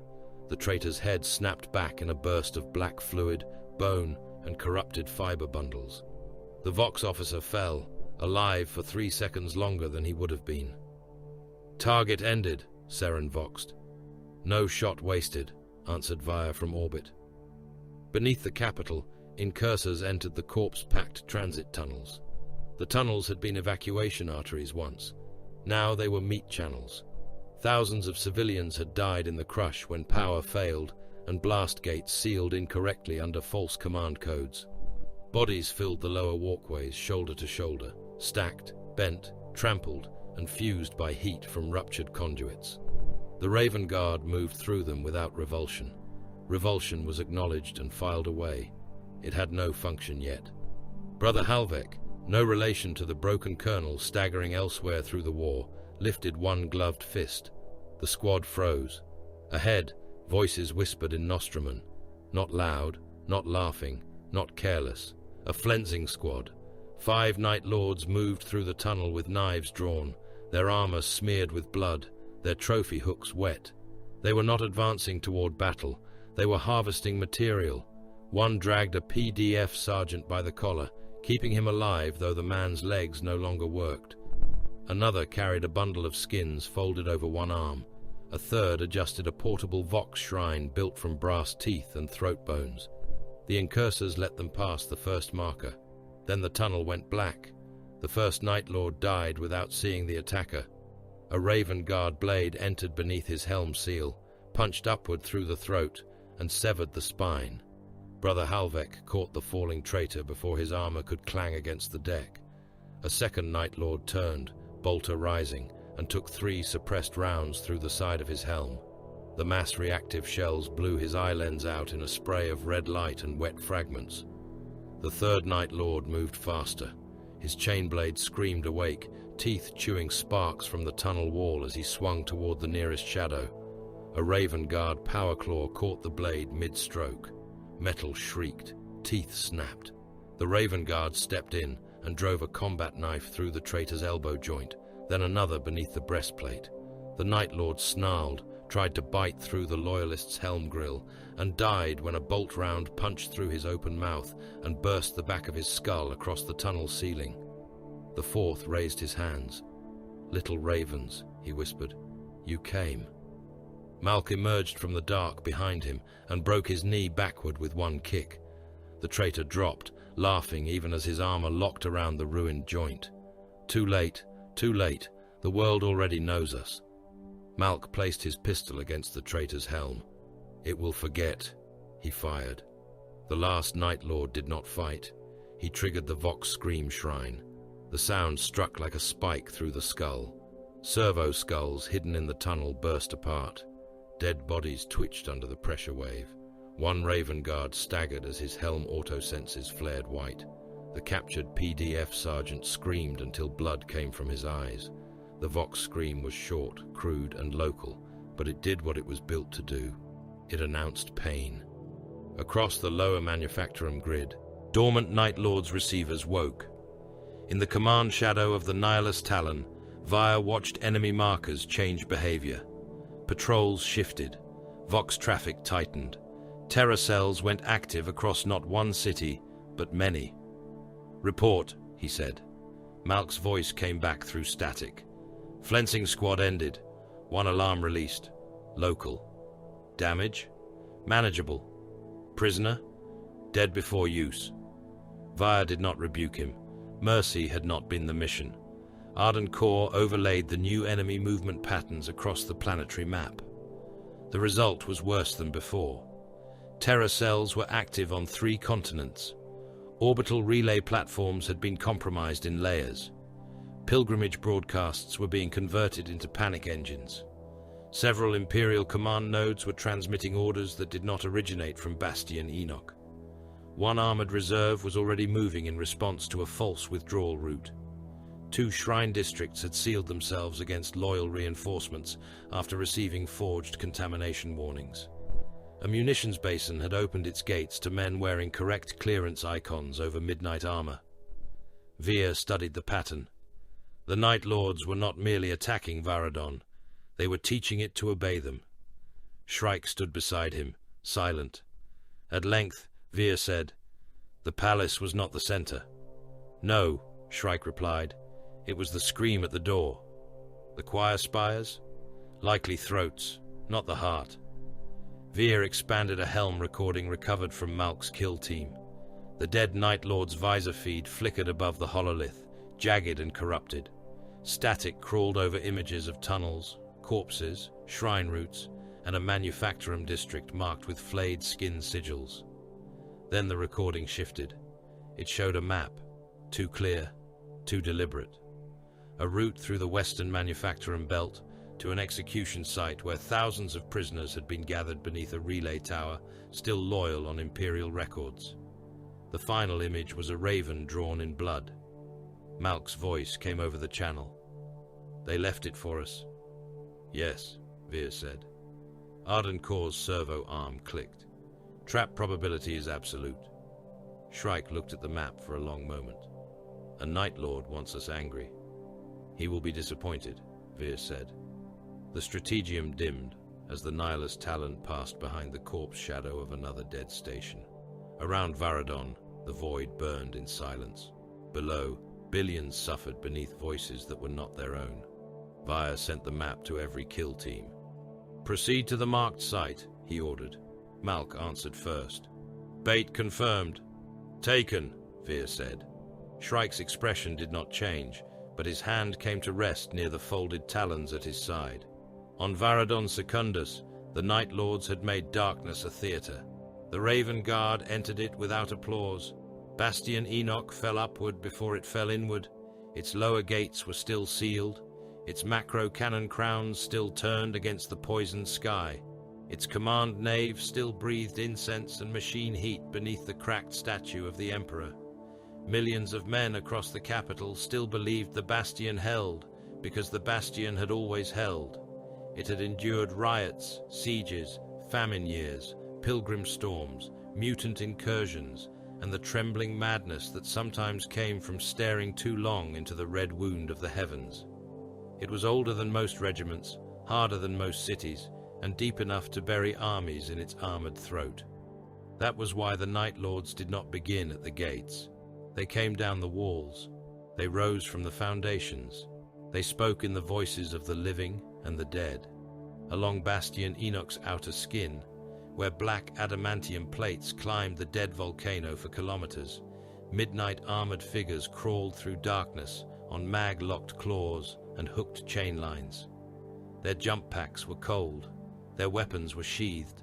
Their armor drank searchlight beams and returned only fragments of lightning painted ceramite, a red lens, a hooked blade, a trophy swinging gently in the wind. PDF sentries on the upper ramparts died without understanding that the fortress wall itself had become a battlefield. One was pulled over the parapet so quickly his scream did not begin until he was already falling. Another turned from a Vox shrine and found a Night Lord hanging upside down above him, knife entering beneath the jaw and punching into the brain before the man could raise his laser gun. Far below, the lower gates shook under the weight of slave shock mobs. They came in chains, in rags, in stolen flak armor, in penitential brands carved into their foreheads by hands that mocked devotion. Men driven half-mad by terracum hurled themselves against kill zones, while Night Lords watched from the dark behind them. Some carried crude shields made from doors and corpse boards. Some dragged explosive satchels wired into their ribs. Some wore loudspeakers bolted through their collarbones, each one vomiting false prayers, screams, and the recorded voice of Lord Marshal Odrin Kelk ordering mercy upon them. The PDF gave them none. Heavy stubbers opened from murder slits. Lasfire slashed through the smoke in red sheets. Grenades burst among the mobs and threw limbs against the sealed gate. Flamers washed the front ranks in promethium, and men burned as they ran, smashed against the plasteel barrier and slid down it in blackened heaps. The defenders cheered at first. They believed they were killing the assault. Then the dead began exploding. The first blast caved in an outer barricade and filled the gate court with bone splinters, nails, and burning meat. The second burst beneath a heavy stubber nest and tore the crew apart. The third opened a breach large enough for cultists to pour through, howling, carrying chain hooks, mining saws, sharpened entrenching tools, and rusted shotguns loaded with glass and scrap. Behind them came the real killers. Night Lords in midnight plate advanced through the slave bodies as if moving through tall grass. Bolters rose. Mass reactive shells punched into PDF ranks and detonated men from within, scattering organs across the sacred walls they had sworn to defend. A sergeant leapt forward with a bayonet fixed, shouting the Emperor's name, and a chain blade met him at the waist. The teeth chewed through flak armor, spine, and belly, spilling him steaming onto the deck in two twitching halves. The gate war was only one wound among many.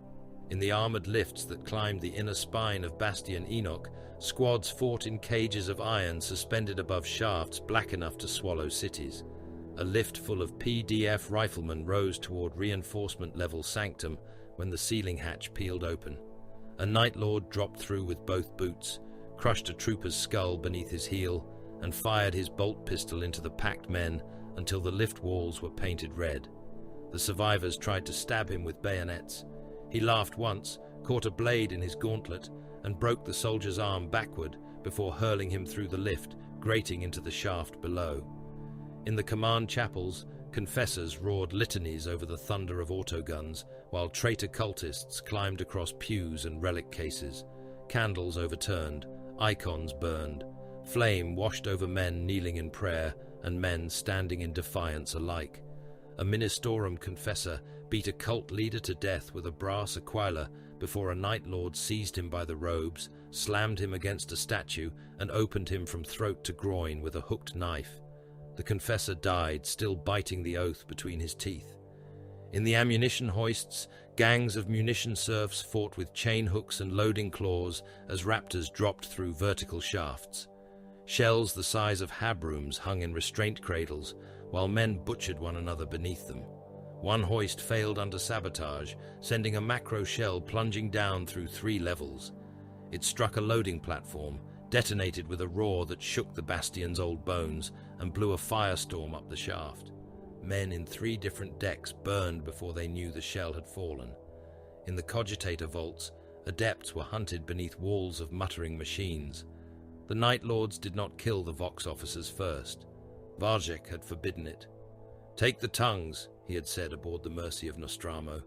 "Hands may be replaced, guns may be silenced, but a voice-wearing authority can open more gates than a melter charge." So the terror squads moved past riflemen to seize men with command beads, authorization seals, and access to trusted frequencies. Vox officers were dragged from bunkers with their headsets still attached. Their fingers were broken one by one until they gave fallback protocols. Their voices were sampled, layered, corrected, and played back to them with machine perfection. Those who resisted were made to listen as their own voices ordered nearby men into death. Those who broke were kept alive and used until their throats failed.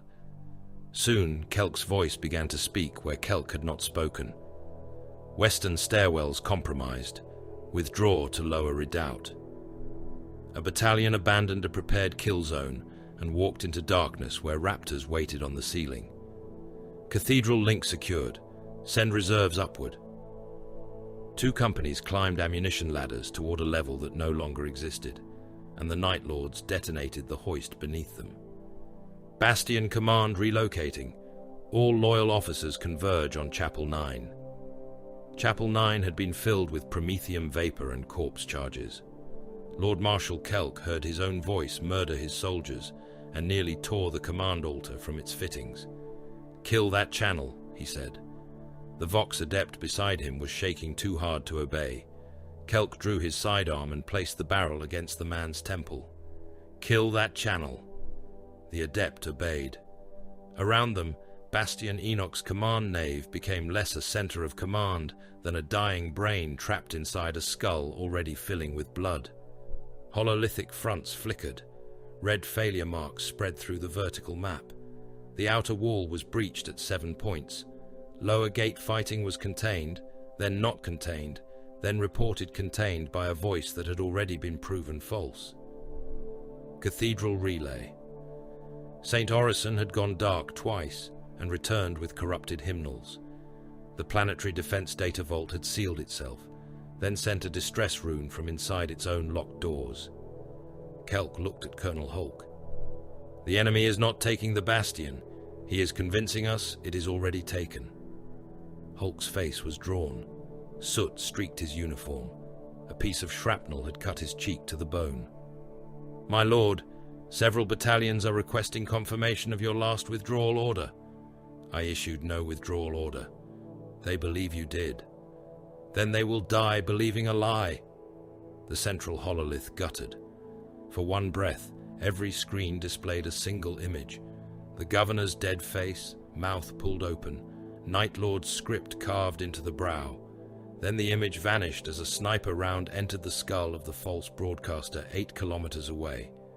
Brother Seren of the Raven Guard exhaled once and moved his rifle to the next target. He lay beneath a broken angel on the roof of a manufactorum shrine, 1 kilometer above the choked streets and 2 kilometers from the Bastion's western signal buttress. Through magnified sight and autosense overlays, he watched the hidden shape of the war. The Night Lords had placed portable Vox altars in ruined bell towers, sewer mouths, transit gantries, and hab-block chapels. Each one carried sampled voices. Each one was guarded by cultists, flayed servitors, or a single transhuman killer waiting for anyone foolish enough to rush the noise. Seren did not rush. His rifle found the throat of the war and cut it. A false Kelk died with a round through the Vox engine. A captured captain's stolen voice ended when Seren put a shot through the brass plate holding the speaker array together. A Night Lord crouched behind a gargoyle, adjusting a transmission rig, lost the back of his helm before his hand touched the activation rune. "No shot wasted," Seren voxed.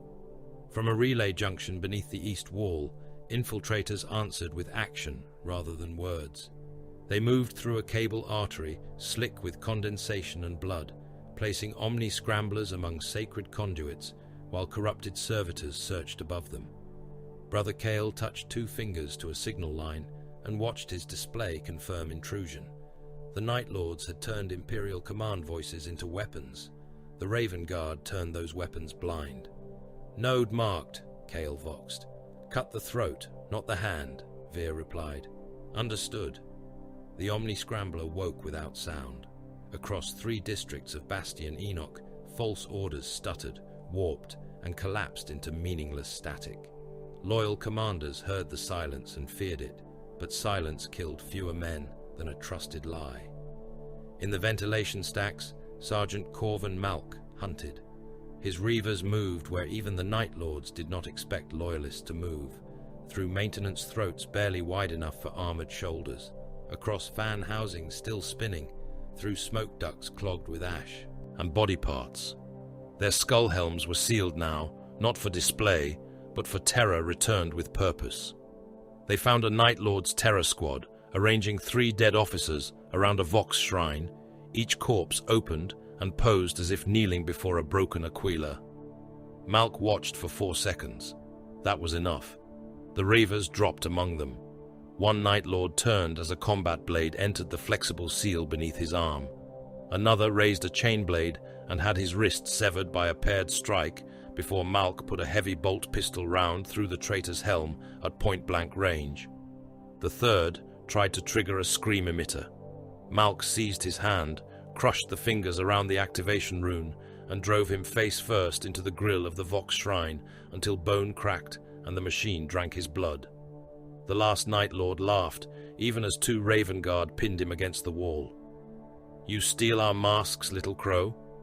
Malk removed the traitor's helm. The face beneath was pale, scarred, and smiling through broken teeth.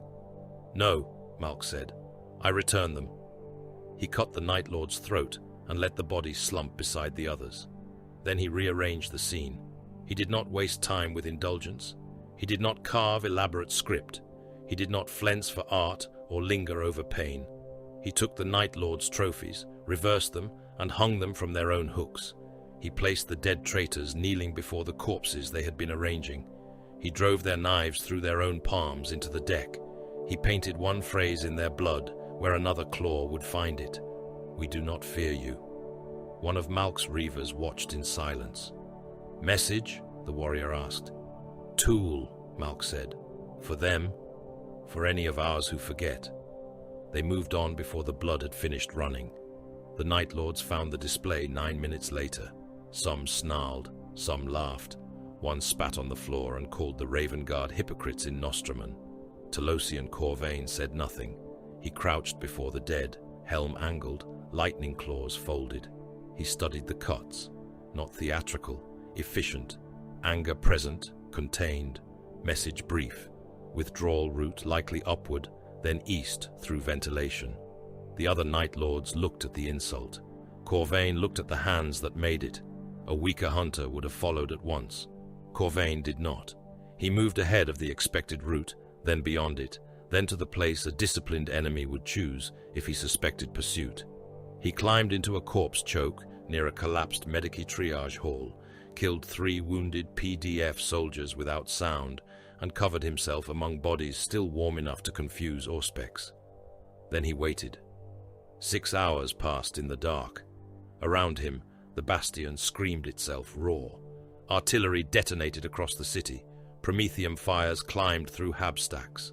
Millions of soldiers fought and died in trenches, bunkers, stairwells, tunnel mouths, barricades and gun lines too vast for any one command throne to understand. Lehman Russ tanks fired into avenues until their barrels glowed. Basilisk shells walked across districts already lost. Infantry companies counterattacked into friendly mines because their maps had been corrupted. Men drowned in coolant floods beneath the ammunition vaults. Men suffocated in sealed bunkers whose air chants had been sabotaged. Men killed officers who gave correct orders because too many false ones had come before. The Space Marines were the blade. The world was the body. Everywhere the body bled. At the edge of the Medici ruin, a Raven Guard scout named Brother Tarek entered alone, moving ahead of Malk's altered route to test for ambush. He did not hurry. His Auspex swept the corpse piles. His carbine tracked shadow seams. He saw heat, blood cooling, fading life signs, collapsing structure, and the dead. He did not see Corvain. The Night Lord rose from the bodies behind him with the patience of a tomb opening. One lightning claw entered beneath Tarek's backpack mount, piercing the power core housing without detonating it. The other punched through the scout's side, between plates, into the organs beneath. Corvain clamped one hand over Tarek's helm grill and dragged him backward into the corpse pile before the Raven Guard could transmit more than a burst of static. Tarek fought. His knife came free and scored Corvain's vambrace. His boot smashed into the Night Lord's knee. His carbine fired once, the suppressed round punching through 3 bodies and a rusted Medici shrine. Corvain twisted the claw. The Raven Guard went still. "Good," Corvain whispered into the dead warrior's helm. "You checked the dark before entering it." He withdrew his claws slowly, then laid Tarek among the corpses with a care that was almost respectful. Almost. On the far side of the capital, the cathedral relay of St. Orison fell. Its towers were not towers in the way lesser worlds understood them. They were mountain-sized organs of stone, iron, brass, and bone, rising through ash clouds into electrical storms. Choir vaults hung within them like hearts chained inside cages. Thousands of astropaths, sanctioned relay psychers, signal adepts, and servitor banks formed the living circuitry of the structure. The cathedral had spoken for Varadon Secundus for centuries. Now, Sevrek Gaul taught it to scream. He stood in the central choir vault, surrounded by captured astropaths, wired into a ring of flensed copper and nerve cable. Their eyes had been burned out long before the Night Lords came, but now they wept blood from empty sockets. Their mouths were forced open with metal braces. Recorded screams poured into their ears through needles drilled into the skull. Above them, choirs of servitors repeated surrender hymns in layered monotone. Below them, terror engines drank the psychic resonance and fed it into the relay spine. Sevrek moved through the agony like a conductor. "Not louder," he said to a slave adept who was turning a brass pressure wheel too quickly. "Cleaner. Fear becomes mud when mixed without discipline." The slave sobbed and adjusted the pressure. One astropath burst apart in his throne, skull cracking under psychic load. Sevrek watched the body slump, then gestured to have another chained into place. Again! The relay pulse moved outward, not at full strength, not yet, but enough. In a Navy escort limping beyond the outer moon, 3 voidsmen woke from the same nightmare and killed the officer sleeping beside them. In an astropathic chamber 2 systems away, a sanctioned choir began weeping and repeating the words, "We have come," until their overseer ordered sedation. On a pilgrim barge at the edge of the gauntlet, men dreamed of blue lightning and woke biting their own tongues. Sevrek smiled beneath his helm. Above the choir vault, an execution cadre assembled prisoners beneath the cathedral's upper statuary. Thousands had been chained along the nave bridges. Signal adepts, wounded PDF, clerks, shrine keepers, munition workers, and officers taken alive for the value of their uniforms. Picked drones hovered, Vox rigs warmed. A Night Lord champion lifted a chain axe and addressed the cameras. "Look upon your protectors, corpse worshippers. Look upon the meat behind your medals. Look upon the children hiding under Aquilas." The broadcast rune began to glow. Then the gargoyles moved. They were not gargoyles. Kavan Shrike dropped from the upper statuary with his talons already extended. The first Night Lord died without hearing him. Shrike's claw entered the traitor's helm at the crown and split it down through the jaw.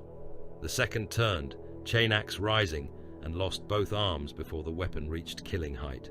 Shrike flowed past him, black armor cutting through smoke, cloak snapping behind him like a raven wing.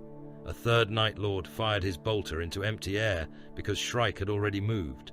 The return strike opened the traitor from hip to throat, ceramite parting beneath the raven's talons in a shower of sparks, blood, and blackened flesh.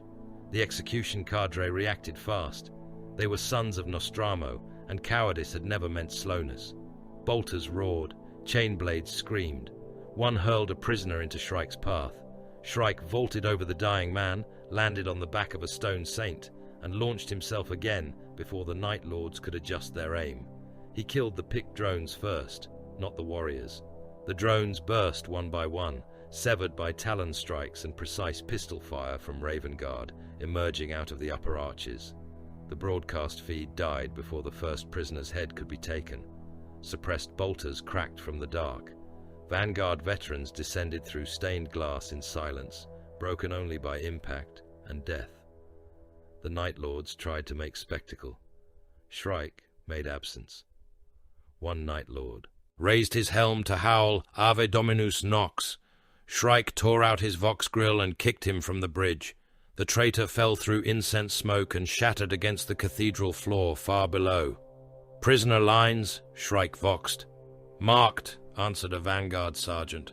"Release those that can move. Kill the transmitters. Withdraw before the lower vault responds." No speech, no promise, no comfort. The prisoners stared at the black armored figures as chains were cut. Some cried blessings, some tried to kiss armor plates. One officer asked whether they were saved. No Raven Guard answered him. In the choir vault below, Severek Gaul watched the failed execution broadcast dissolve into static. A lesser warlord would have raged. Severek listened instead. He heard the shape of the interruption. Fast, precise, upper statuary, picked drones destroyed before executioners. Withdrawal already beginning. Raven Guard, certainly. Perhaps even the old Shadow himself.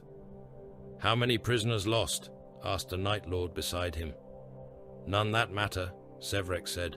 "The broadcast failed." Severek turned his helm toward the chained astropaths, toward the terror engines, toward the cathedral relay spine awakening above them. The machine was not ready for the true scream, but it had learned enough from the interruption. Loyalists had cut one throat and revealed how urgently they feared the song. "No," he said, "the calibration is complete." The Night Lord beside him looked toward the dying screens. Severek reached out and touched one brass control rune with something almost like tenderness. "Let the ravens think they have spared a few thousand lives. Let them spend courage like coin. The next transmission will not require an audience gathered beneath a blade." The choir engines shuddered. Across the vault, astropaths convulsed as recorded screams poured deeper into their minds. The relay's inner conduits glowed with diseased light. Far above, the Cathedral of St. Orison tolled a bell no human hand had touched.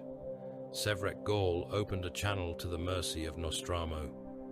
"My lord," he said, "the cathedral answers. The first broadcast was denied." Vazek's voice returned through static, calm and amused. "And the true work?"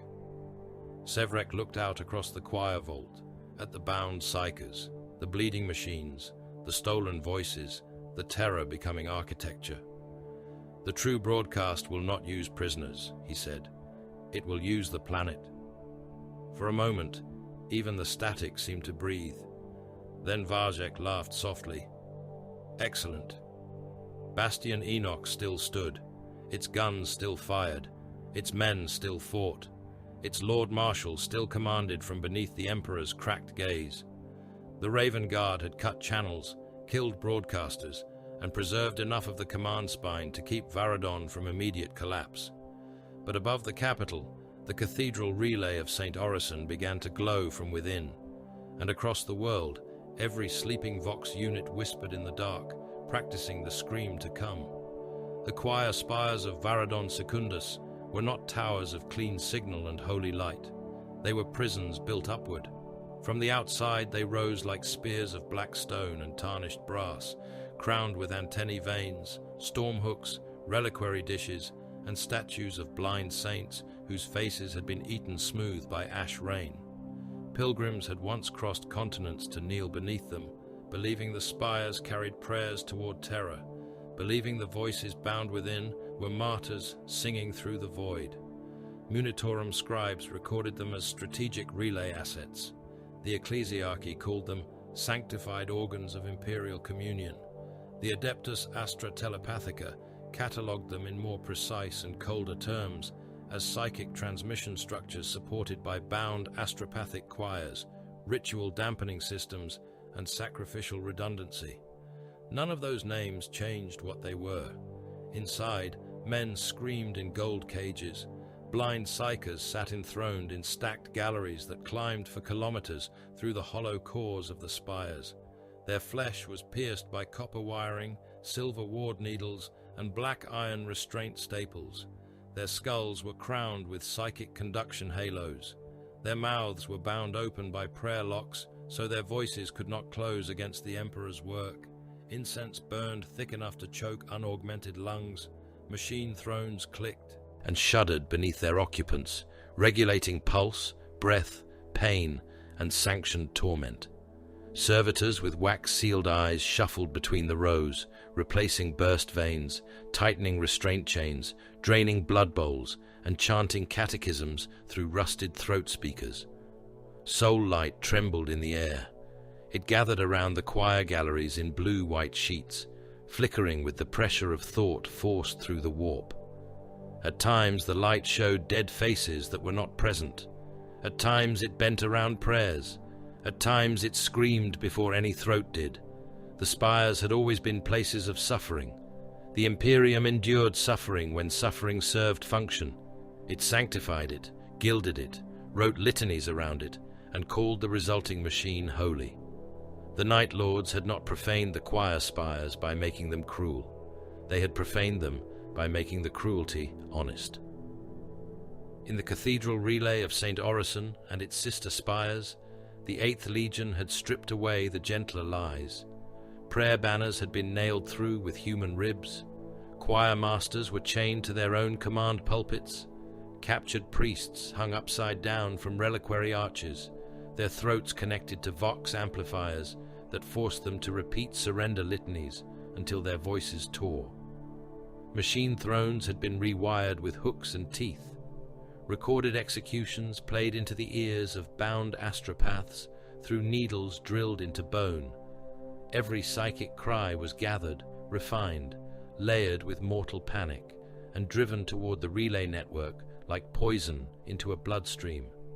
On the command deck of the Nihilist Talon, Shadow Captain Kalen Vire watched the spires pulse on the hololithic map.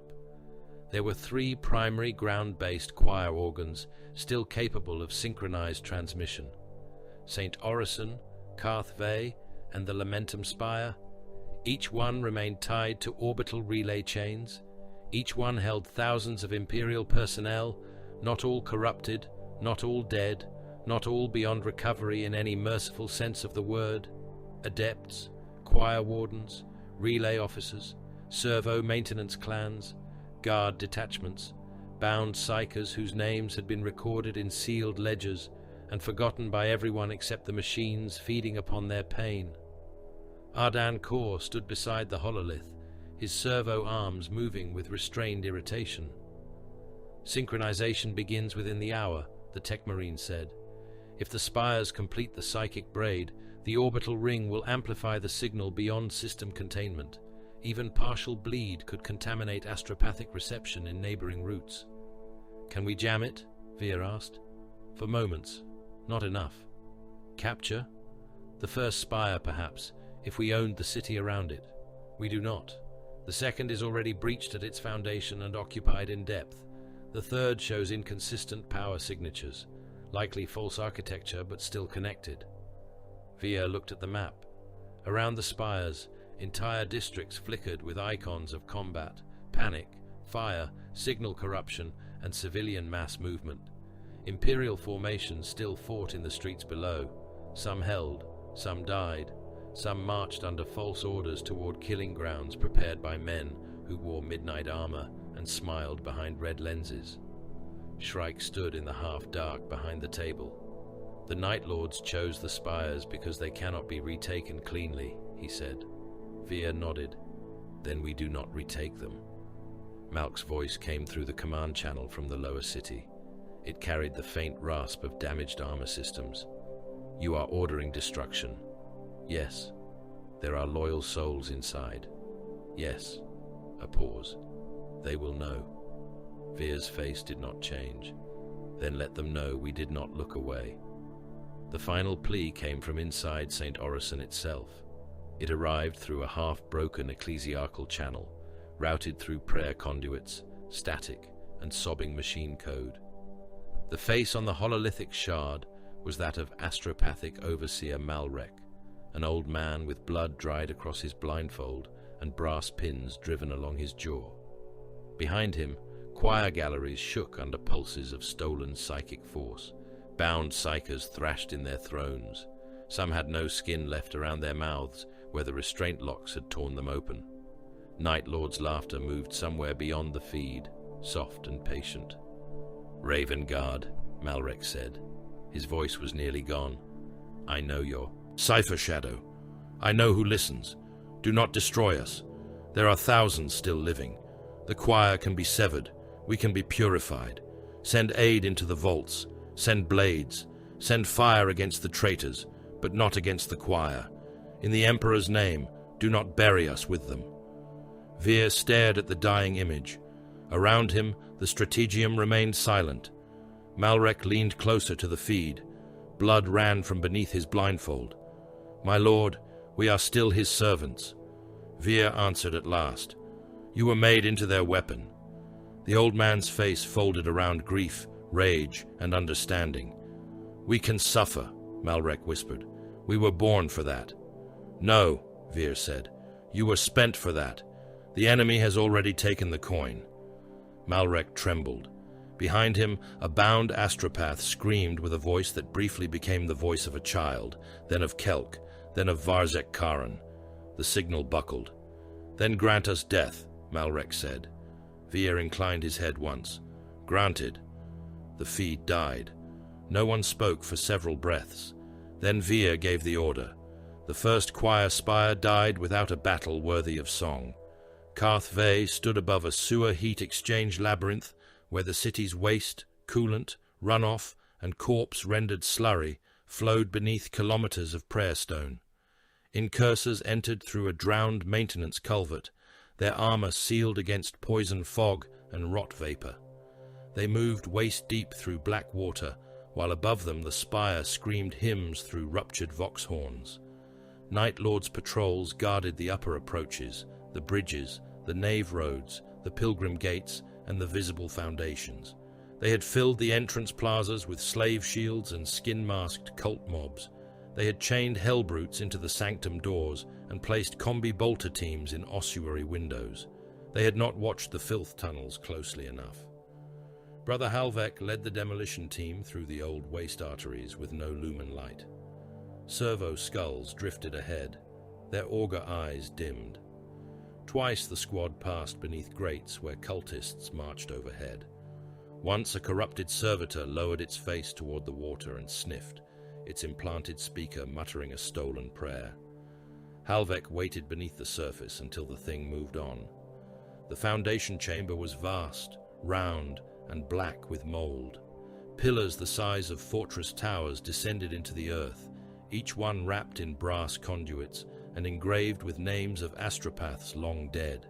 Psychic vibration trembled through the stone. Dust fell like grey snow. "Charges!" Halvek voxed. Melter packs were placed in silence. Haywire mines were clamped to power conduits.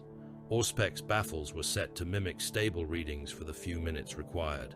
Above them, thousands of bound psychers continued to scream into the war. One incursor paused with his hand on the final rune. Over the squad channel, he said, "They are alive." Halvek looked up at the pillar vanishing into darkness. "Yes." The rune was pressed. The incursors withdrew into the black water. Behind them, Karth Ve folded inward. There was no grand explosion visible from the streets at first. The spire simply groaned. Its lower foundations glowed from within, white, then orange, then black, as reality seemed to pull the structure into itself. The choir note rising from its summit became a single impossible tone. Stained glass burst outward. Brass conduits whipped free like severed veins. The entire tower sank by a meter, then 10, then collapsed through its own heart. Its upper galleries fell into the lower galleries. Machine thrones broke loose. Bound psychers, night lords, cultists, adepts, and servitors vanished beneath mountains of sanctified stone and burning metal. From a distant bell tower, Brother Seren watched the dust cloud rise. Karth Ve silent, he voxed. On the Nihilus Talon, Vir marked the spire dead. "Names logged," he said. There were too many names for any voice to speak. The second choir spire refused silence. The Lamentum spire stood over a chasm bridged by reliquary walks, each suspended path lined with skulls, saint bones, votive candles, and copper nerve cables. Psychic fire burned beneath the bridges in drifting blue sheets, where the choir engines had ruptured. Night Lords had arranged their defense to make every loyal advance a sin. Slave shield mobs were chained across approach bridges, men lashed together by the wrists and fitted with explosive collars. Behind them crouched cultists, wearing masks cut from the faces of imperial officers. Behind them waited corrupted servitors, their chests implanted with Vox scream emitters and their arms replaced by rotary blades, flame nozzles, or rusted claws. Behind them stood the midnight giants, bolters loaded, chain blades idling, plasma pistols whining in the dark. Malk's rivers entered from above. They fell through shattered stained glass on grav chutes, black shapes against the choir light, and struck the upper reliquary bridges with knives already drawn. Shock grenades burst among the first cultist ranks, scattering them into spasms and blind fire. Suppressed bolt carbines cracked from the arches, cutting down vox bearers and collar wardens. A las fusil shot from a distant eliminator punched through the helm of a Night Lord with a heavy flamer before he could ignite the bridge. The weapon fell from his dead hands and discharged into the chasm, turning psychic mist into boiling fire. Then the slave shields surged. They did not want to. Their faces made that clear. Men screamed apologies as explosive collars dragged them forward through implanted pain commands.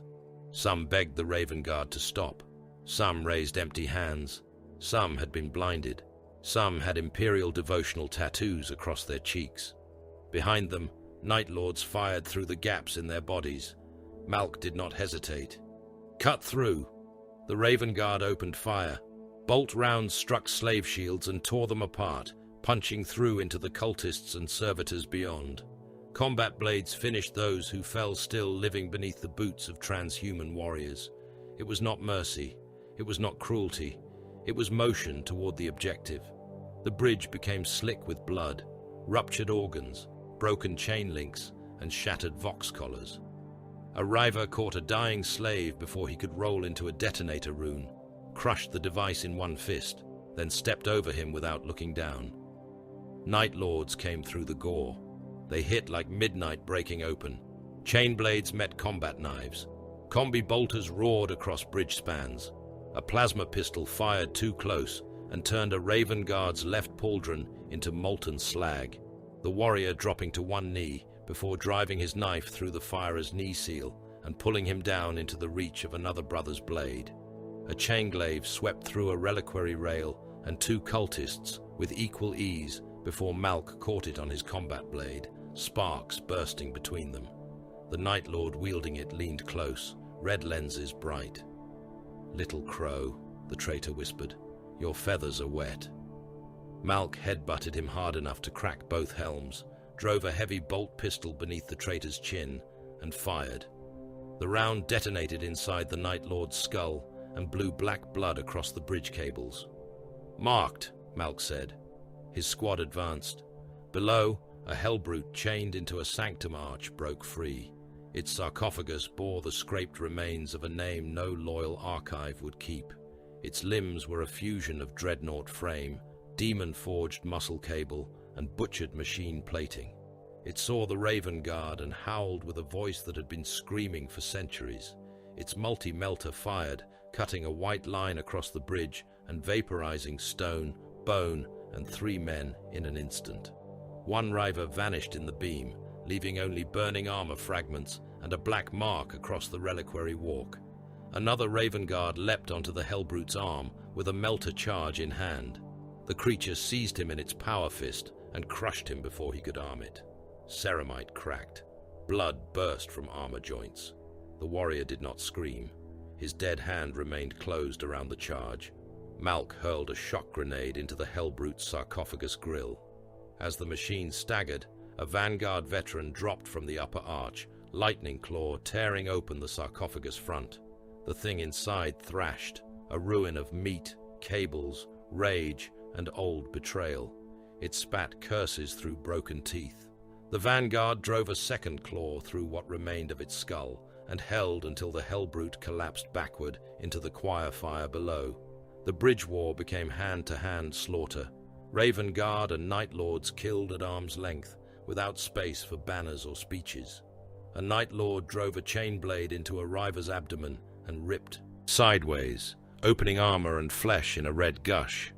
The River trapped the weapon with both hands, held the traitor in place, and let his brother step in to cut the Night Lord's throat seal.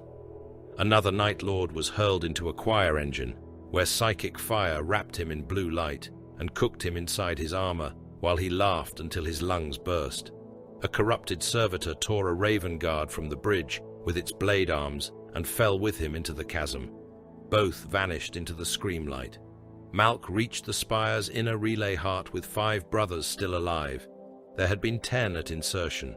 The relay heart was a circular chamber ringed by machine thrones. Bound astropaths convulsed in concentric tears, their heads thrown back, their mouths open around a shared scream. Sevrex devices had been implanted into the choir controls, brass and black iron feeding terror into soul light. Malk saw the demolition points immediately. He also saw the choir master chained to the central lectern, still alive, lips moving around a prayer too quiet for mortal ears. The old man turned his blind face toward Malk. "End it," he said. Malk placed the charges himself. Night Lords counterattacked before the final arming rune. They came from the upper galleries, led not by a screaming champion, but by a silence that moved behind the noise. Telosian Corvain dropped into the chamber amid falling dust and broken choir wire. His lightning claws unfolded with a soft crackle. He landed between Malk and the exit, pale helm angled as though studying a specimen. Behind him, 2 Night Lords fired into the Raven Guard squad. A River died with a bolt round bursting inside his chest. Another took a combi bolter burst through the hip and shoulder and fell against a machine throne, where a bound psyker bit into his armor seal with teeth filed to points by terror-induced madness. Malk shot the psyker, then the Night Lord behind him, then turned as Corvain crossed the chamber. The duel had no proclamation. Corvain's first claw stroke would have opened Malk from helm to groin if the River Sergeant had not twisted aside. The talons scraped across his breastplate, carving through paint, ceramite, and the outer layers of black carapace connection beneath. Pain flared white across Malk's nerves. He answered with a blade toward Corvain's throat. The Night Lord leaned back by a handspan and let the knife pass, then struck Malk's pistol aside with enough force to break 2 fingers inside the gauntlet. Malk stepped in closer, denying the full arc of the claws. Corvain approved with a low sound. "Good." Malk drove his damaged fist into the Night Lord's helm grill. Corvain's head snapped back. Malk followed with a knee to the abdomen and a knife cut beneath the pauldron. The blade bit, but not deep enough. Corvain turned with the wound and raked 1 claw along Malk's side, opening armor from rib to hip. Blood spilled inside the suit. Warning runes flashed across Malk's lenses. "You are not like the others," Corvain said. Malk said nothing. "Your brothers hide their hate behind discipline. You put yours on a leash." Malk caught a claw stroke on his combat blade. The blade snapped. He used the broken half anyway, punching it into Corvain's forearm joint. The Night Lord pulled free and backhanded him across the chamber. Malk struck a machine throne hard enough to cave its side in. The astropath bound to it died instantly, skull crushed by the impact. The demolition rune chimed. Armed. Malk forced himself up. Corvain looked past him to the charges, then to the surviving Raven Guard dragging wounded brothers toward the exit. He could have pressed. He could have killed Malk there, perhaps. He could have made a trophy of him beneath the choir's final scream. Instead, the Night Lord stepped back. "Run, little shadow," Corvain whispered. "A wounded raven flies home. I would see where." Then he vanished upward into the galleries as the charges began their final count. Malk staggered toward the exit, with blood filling the lower seal of his armor. "Withdraw," he voxed. One of his brothers reached for him. Malk shoved him forward. "Objective first." The Lamentum Spire died screaming. The Raven Guard was still descending the outer bridge when the relay heart detonated. Psychic fire erupted inward, then downward, as if the spire had inhaled its own soul. The choir galleries buckled. Machine thrones tore free from their mounts. Bound psychers burned in rings of blue-white flame. Night Lords, cultists, servitors, prisoners, and Raven Guard dead vanished in the collapse. The upper half of the spire split, leaned, and broke against the chasm wall, spilling stone saints and molten copper into the abyss. Malk watched from a lower archway as the tower fell, his armor sealed around wounds it could not fully close. Lamentum silent, he voxed. Veer's answer came after a breath. Casualties? Half strength. Brother Tarek confirmed lost earlier. Brother Osran dead. Brother Ven dead. Brother Kyle dead. Brother Dravik unrecovered. Names logged. Malk looked at the collapsing spire.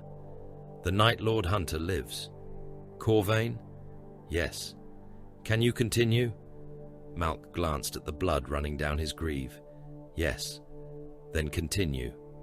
The third spire waited under a sky full of ash. St. Orison's western daughter tower had been marked as the final ground synchronization node.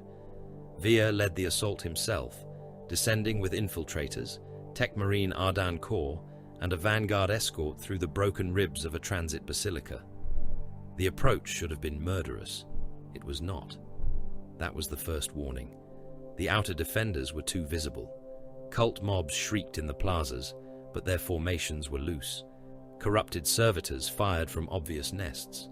Night Lords appeared on balconies, traded bolter fire, then withdrew along routes that seemed deliberately careless.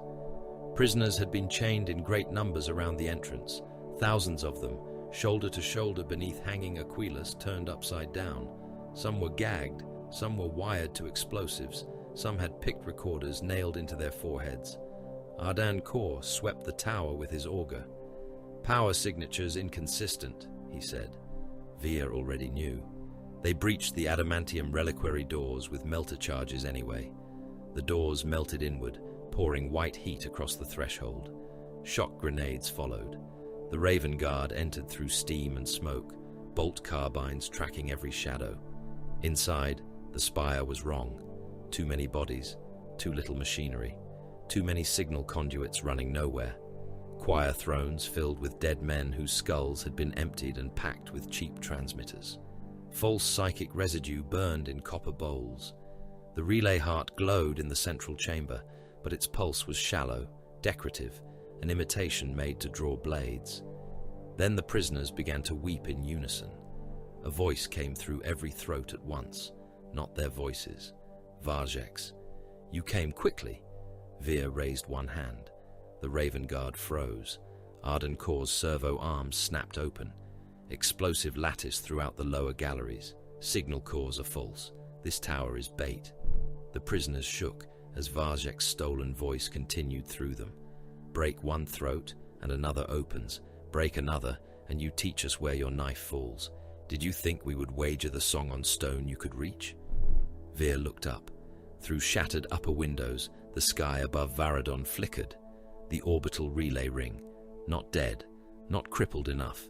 Hidden behind the noise of the ground war, behind choir spires made into screaming decoys, behind the agony of thousands who had been used not only as weapons, but as cover. Ardan Corps followed Veer's gaze. Synchronization source is orbital. Can you confirm?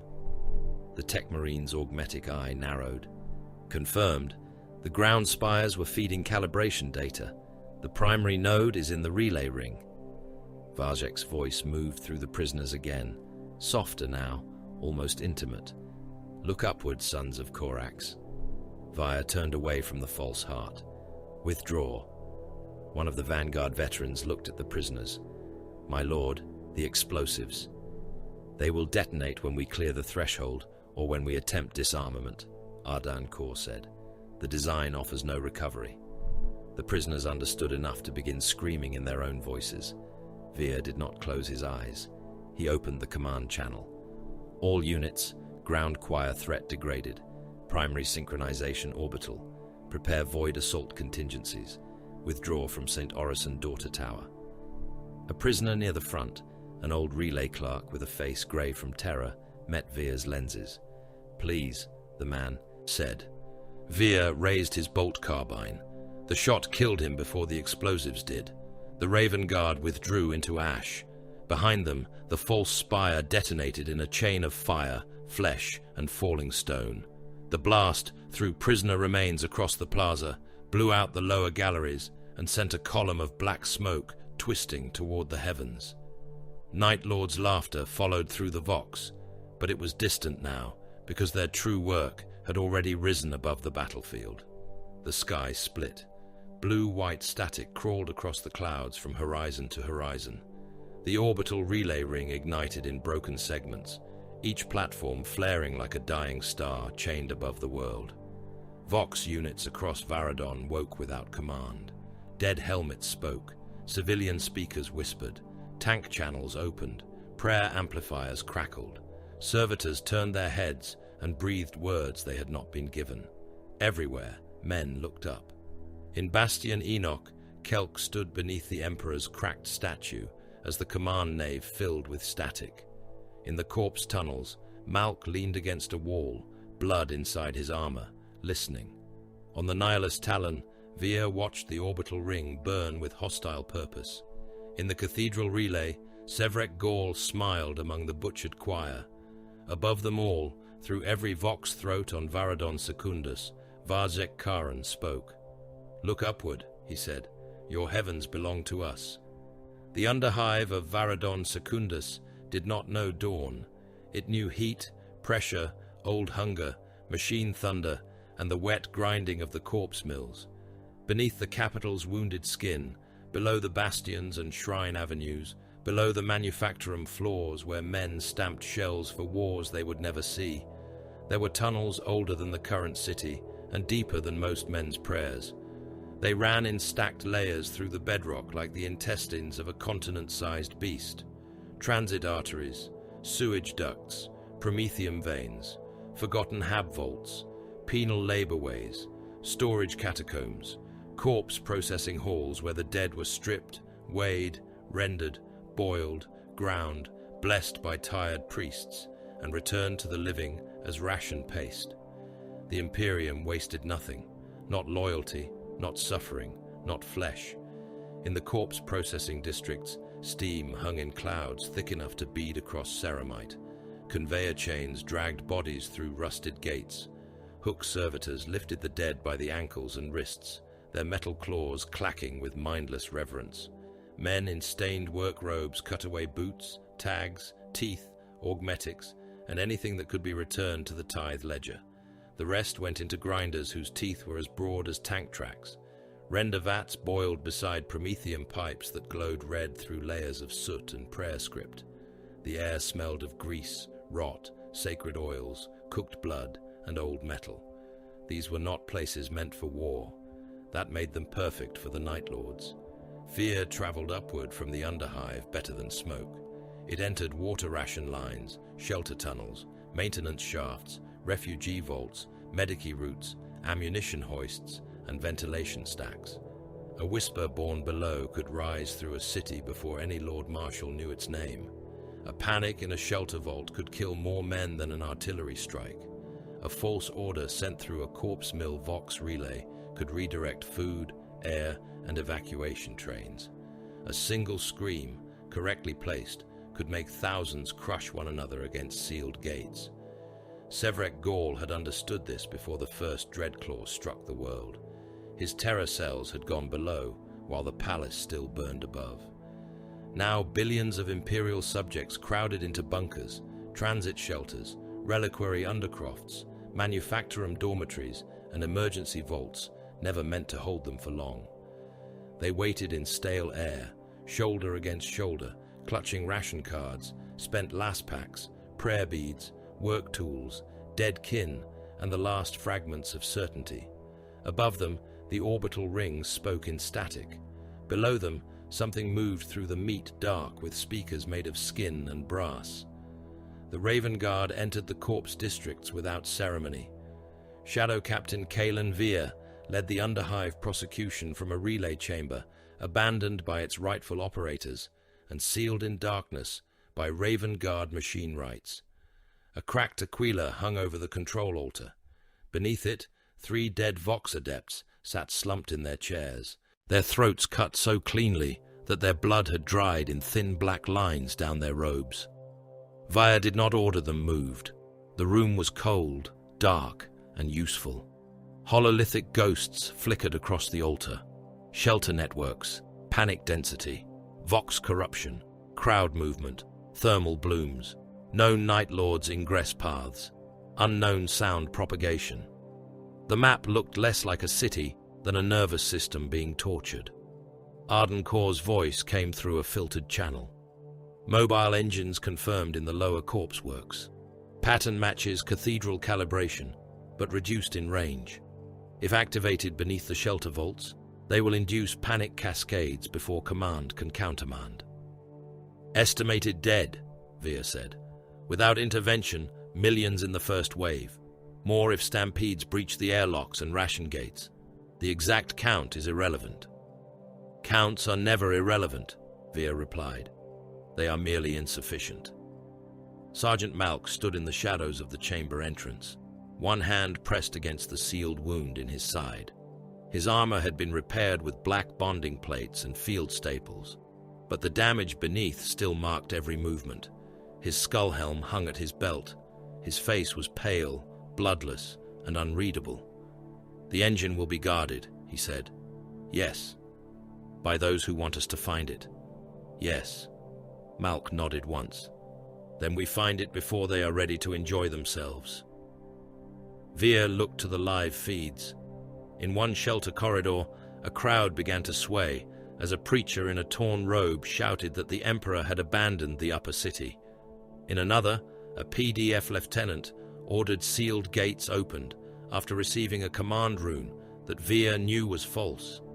In a third, men pressed themselves against a ration door while a voice from the speakers recited a dead officer's last prayer in the tone of a child. The Night Lords did not waste innocence. They cut it into shapes that obedience would recognize. Begin, Via said. The Raven Guard moved through the crowds unseen. They were not rescuers in the way frightened men imagined rescuers. They did not announce themselves with banners. They did not carry saints' bones or promise deliverance. They came through ventilation grills, maintenance crawlways, dead lift shafts, and shadowed archways where lumen strips had failed. A man in a shelter vault might see only a pale lens in the dark before the panic preacher beside him fell with a knife through the spine. A PDF captain might raise his bolt pistol to enforce a false evacuation order and find his hands severed at the wrist before a black gauntlet crushed his throat. A cult leader whispering that the Night Lords were already inside the bunker might reach the final word and then slump forward, a suppressed bolt round having entered the back of his skull and exited through his mouth in a burst of teeth and red mist. The crowds rarely understood what had happened. They saw bodies drop from nowhere. They heard the soft click of mag boots overhead. They glimpsed black armor vanishing behind steam. Some made the sign of the Aquila. Some wept. Some screamed anyway. To men who had lived their whole lives beneath imperial boots, the Raven Guard were not gentle angels. They were another form of judgment, quiet, pale-eyed, and impossible to plead with. In Shelter Vault Gath, a compromised officer ordered the main gates opened because a command signal bearing Lord Marshal Kelk's seal declared the upper avenues clear. Via's infiltrators reached him before the first locking wheel completed its turn. Brother Cale stepped from behind a column and shot the officer through the knee, then through the throat as the man fell. The officer's aides turned their las pistols on him. They died before their fingers tightened. Don't forget to like, comment, and subscribe. Support really helps. One survivor, a ration clerk with a bloodied face, stared at the black-armored giant. Was he traitor? The clerk asked. No, Cale said. The clerk trembled. Then why? Compromised. The word was all the explanation the Imperium had ever needed. Above a corpse slurry channel, incursors intercepted workers with explosive harnesses stapled into their flesh. The men had been sent stumbling down a refugee path, sobbing through vox collars that broadcast a dead captain's voice, telling civilians to make way for Medicae. Behind them, Night Lord's receivers waited for the right crowd density before triggering detonation. The Incursors did not permit the crowd to form. Combat blades flashed in the steam. Collars were severed where they could be. Where they could not, bolt pistols ended the carriers before the charges could be activated. One worker, still alive, reached toward Brother Halvek with both hands, his face grey with terror. "Please," he said, "take it off." Halvek saw the rune pulse beneath the man's ribs. There was no time, no way to disarm the device without triggering the others. He placed his palm against the man's forehead to hold him still. "Look at me," Halvek said. The worker obeyed. The bolt round was merciful, only because it was fast.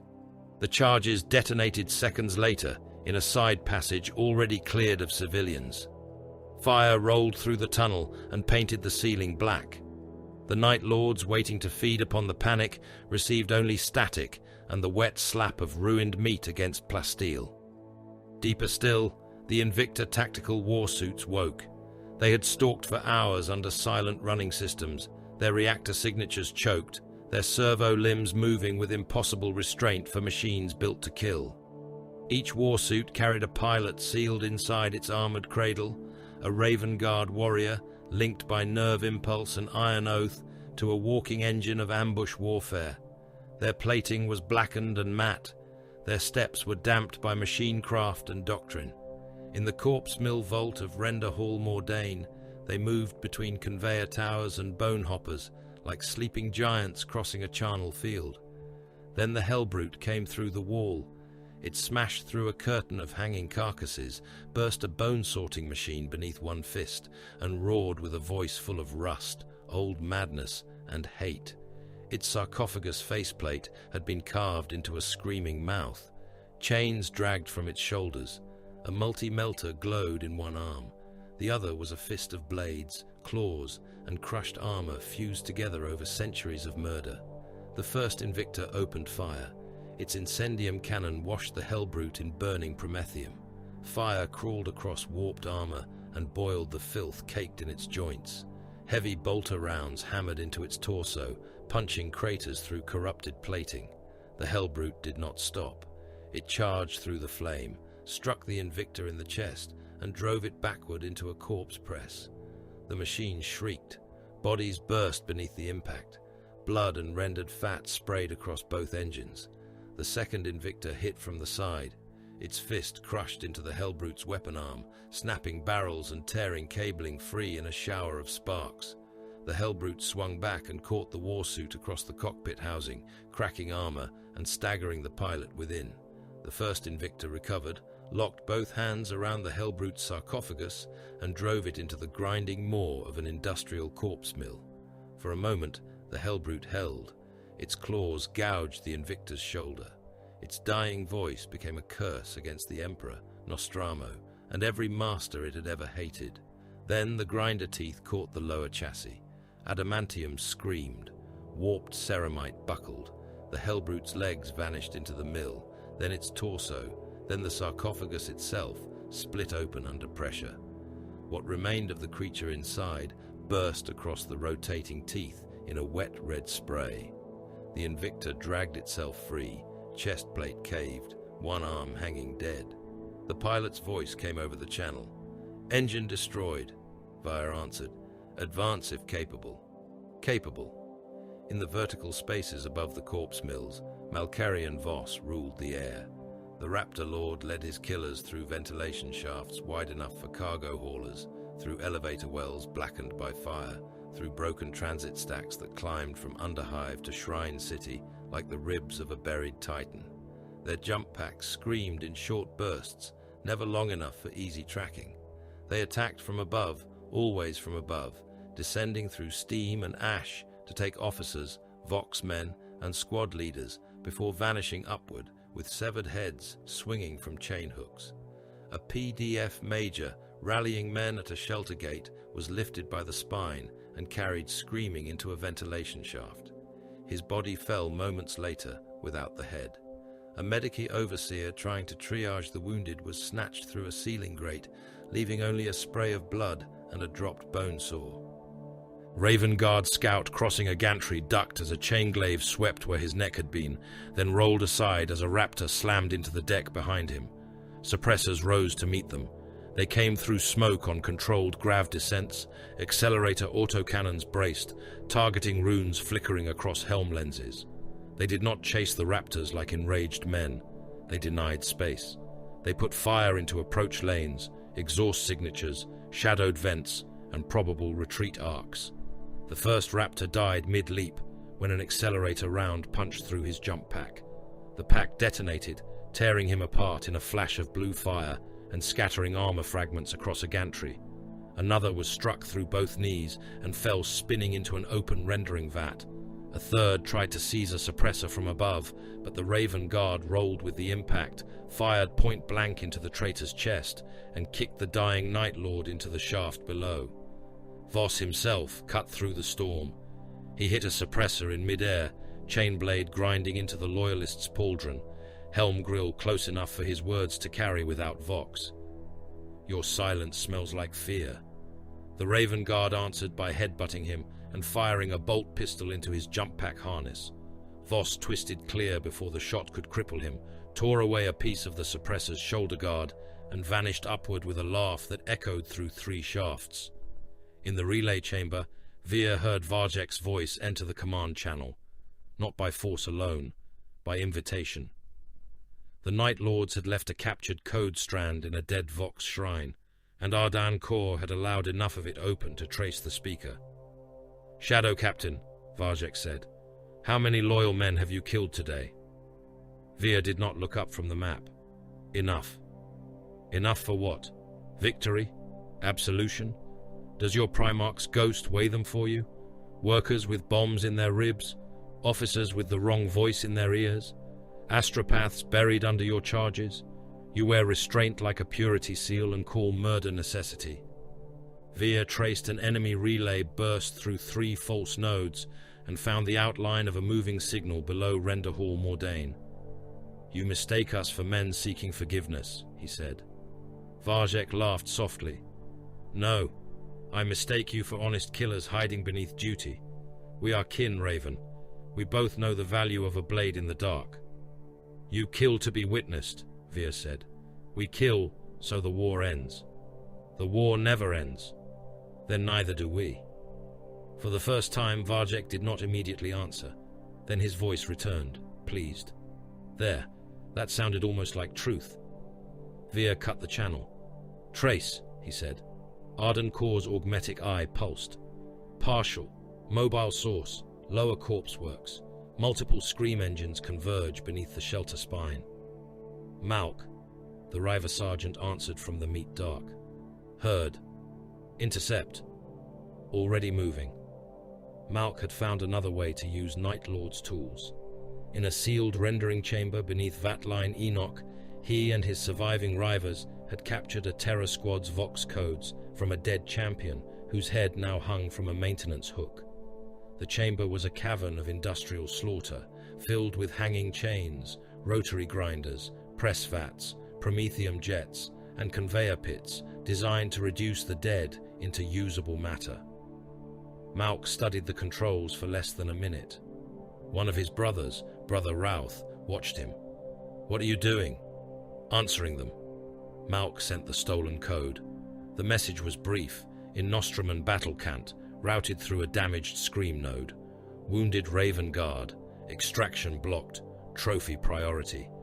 The Night Lords came quickly. 6 of them entered through the upper gantry, weapons drawn, laughing softly among themselves. They expected wounded prey.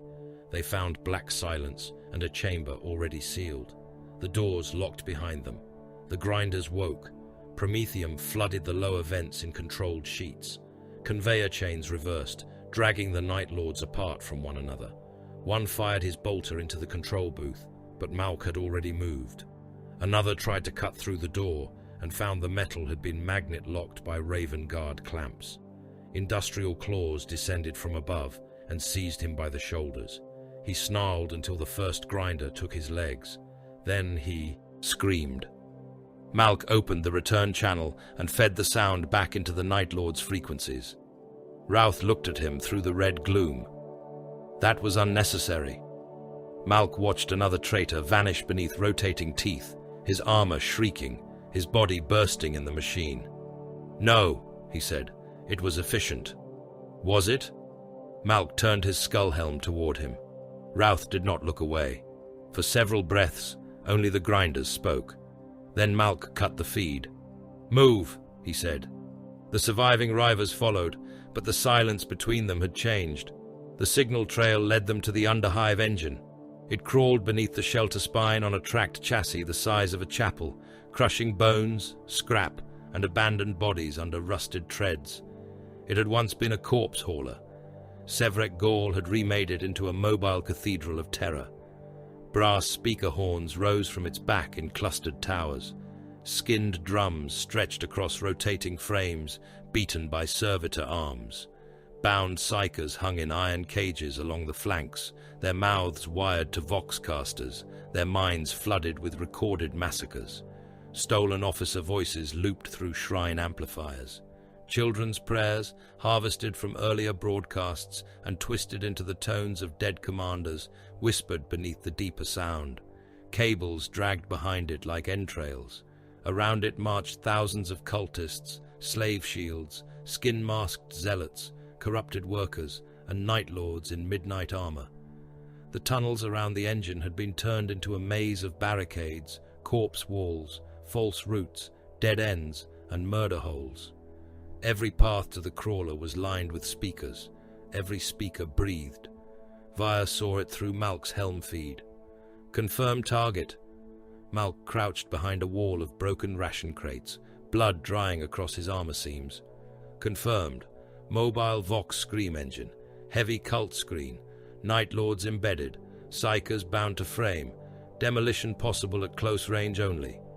Arden Core overlaid the crawler schematics from stolen data. "Destroy the lower drive shrine and primary throat stack. Secondary detonations should consume the choir cages." "Should," Veer said. "Machine hatred makes exact prediction difficult." Shrike's voice entered the channel from somewhere above the underhive grid. "Raptors converging. Voss is moving toward Malk's position." "Time," Veer said. "Little." Malk checked the melter charges on his belt. Around him, his rivers prepared shock grenades, bolt pistols, combat knives, and grav shoot lines for a fight that would leave no room for error. Beyond the barricade, the mobile cathedral crawled closer to the shelter spine. If it reached the central vault throat, its screen would rise through the bunker networks and turn refuge into a tomb. Via spoke once more. "Kill the engine. No prisoners. No delay." Malk placed his skull helm over his face. "Victorus aut mortis." The Raven Guard moved. Then the underhive lights died. Not dimmed, not failed by damage. Died as one, from tunnel mouth to corpse vat to shelter spine, as though the world beneath the city had closed its eyes. For a heartbeat, there was only darkness. Then laughter moved through it from every direction. Night Lord's laughter, soft, close, patient. The mobile cathedral's speakers clicked awake one by one, not screaming yet, only breathing. Sevrek Gaul's voice whispered through the meat dark. "You found the throat," he said. "Now crawl inside." Above Varadon Secundus, the heavens had become a graveyard that refused to lie still. Imperial defense monitors burned in broken orbits, their hulls cracked open by boarding charges, reactor wounds, and macro cannon fire. Crippled Navy escorts limped through debris fields with prayer banners still streaming from their shattered prows, broadcasting distress calls that might have been genuine, might have been traps, and could no longer be trusted by any sane commander. Orbital macro batteries fired in ragged sequences from the world below, some still loyal to Bastion Enoch, some slaved to corrupted cogitator orders, some cycling through target locks that did not exist. Their shells climbed from the atmosphere like iron judgment and vanished into the black, sometimes striking Night Lord's craft, sometimes striking wreckage, sometimes striking Imperial stations that had failed to answer the correct rite quickly enough. The relay ring circled it all like a continent broken into chains. It was not a station. Men who called it a station had never understood its scale. The ring was a belt of orbital platforms, docking yards, choir cathedrals, auger vanes, munition locks, defense laser bastions, signal chapels, pilgrim intake hulks, and armored conduit bridges stretching around Varadon in linked arcs. Some segments were kilometers apart, connected only by signal tether and service routes. Others were fused together in crowded machine cities where generations of void-born men had lived, labored, prayed, bred, and died without ever touching the soil below. Hundreds of thousands still fought inside it. Voidsmen with boarding axes, armsmen with shotguns and las carbines, servitors with industrial claws, munitorum loaders, astropathic attendants, penal deck gangs released as emergency counterboarders, priests reciting void liturgies through blood-filled mouths. Around them, the Night Lords did not wage a fleet battle as admirals understood it. They did not form a line. They did not seek clean void supremacy. They did not care to trade broadside for broadside until one battle fleet broke and one claimed the corpse field. Their ships slid through confusion, struck weak points, launched boarding torpedoes into command spines, sent false distress calls in the voices of murdered station masters, and cut power to compartments before sending terror squads through the dark. They took bridge crews alive when possible. They left gunnery crews screaming over open vox. They turned crippled Imperial craft into bait, beacon, and butcher block.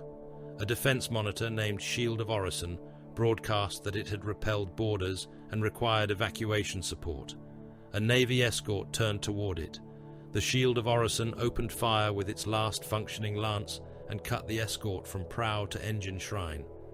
The dying ship's crew screamed for 8 minutes.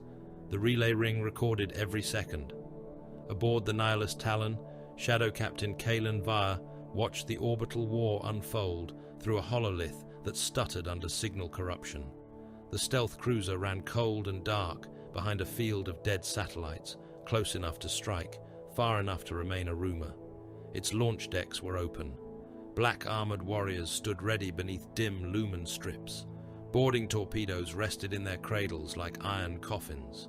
Storm ravens crouched with engines muted. Thunderhawks sat armed, dark and patient. Void-armored Vanguard veterans checked maglock seals, jump pack thrust tolerances, blade fields, and emergency pressure rights. Infiltrators and incursors moved through final Auspex calibration. Eliminators loaded special issue rounds meant to punch through armored glass, void suit plating, and the arrogant certainty of men who believed distance was protection. Arden Kor stood beside Veer with his helm sealed now, servo arms curled behind him like iron limbs folded in thought. Synchronization core confirmed within relay arc Orison Prime, the Tech Marine said. Power draw matches cathedral calibration. The ring is not merely repeating the ground signal, it is refining it. How long before full transmission? Veer asked. Variable. The Night Lords have damaged several of their own routes to hide the true cadence. Estimate. Soon enough, that hesitation is treason. Veer looked at the hololith. Ground feeds from the underhive still pulsed with conflict runes. Malk and his reavers were engaged in darkness beneath the shelter spine. Shrike's signal moved apart from the main assault, angled toward a Night Lord's command echo that appeared and vanished like a blade seen between ribs. Bastion Enoch still held. St. Orison's cathedral spire screamed in partial resonance. Varadon had not fallen. It had become too wounded to know whether it was standing. "We go now," Veer said. No blessing followed. The Raven Guard launched without glory. Boarding torpedoes slid from the Nihilist Talon into the corpse shadow of a wrecked relay barge, engines flaring only when masked by burning debris. Storm ravens dropped beneath a broken auger vane and used its tumbling bulk to hide their approach. Thunderhawks came last, not in triumphant formation, but staggered, cold, and close to wreckage, their hulls black against the black. Void-armored squads clamped themselves into descent harnesses and waited in silence while the distance to the relay ring vanished. The first torpedo struck Orison Prime without warning. It did not smash into a grand docking gate or command spire. It punched into a maintenance artery already weakened by debris impact, drilled through outer plating, and sealed itself to the wound. Charges burned. The iris hatch opened. Infiltrators entered the ring through smoke and emergency frost, weapons raised, boots locking to the blood-slicked deck. The compartment was full of dead crew. They floated where gravity had failed, bodies turning slowly in the red light of emergency runes. Some had been killed by decompression. Others bore knife wounds. Others had no faces.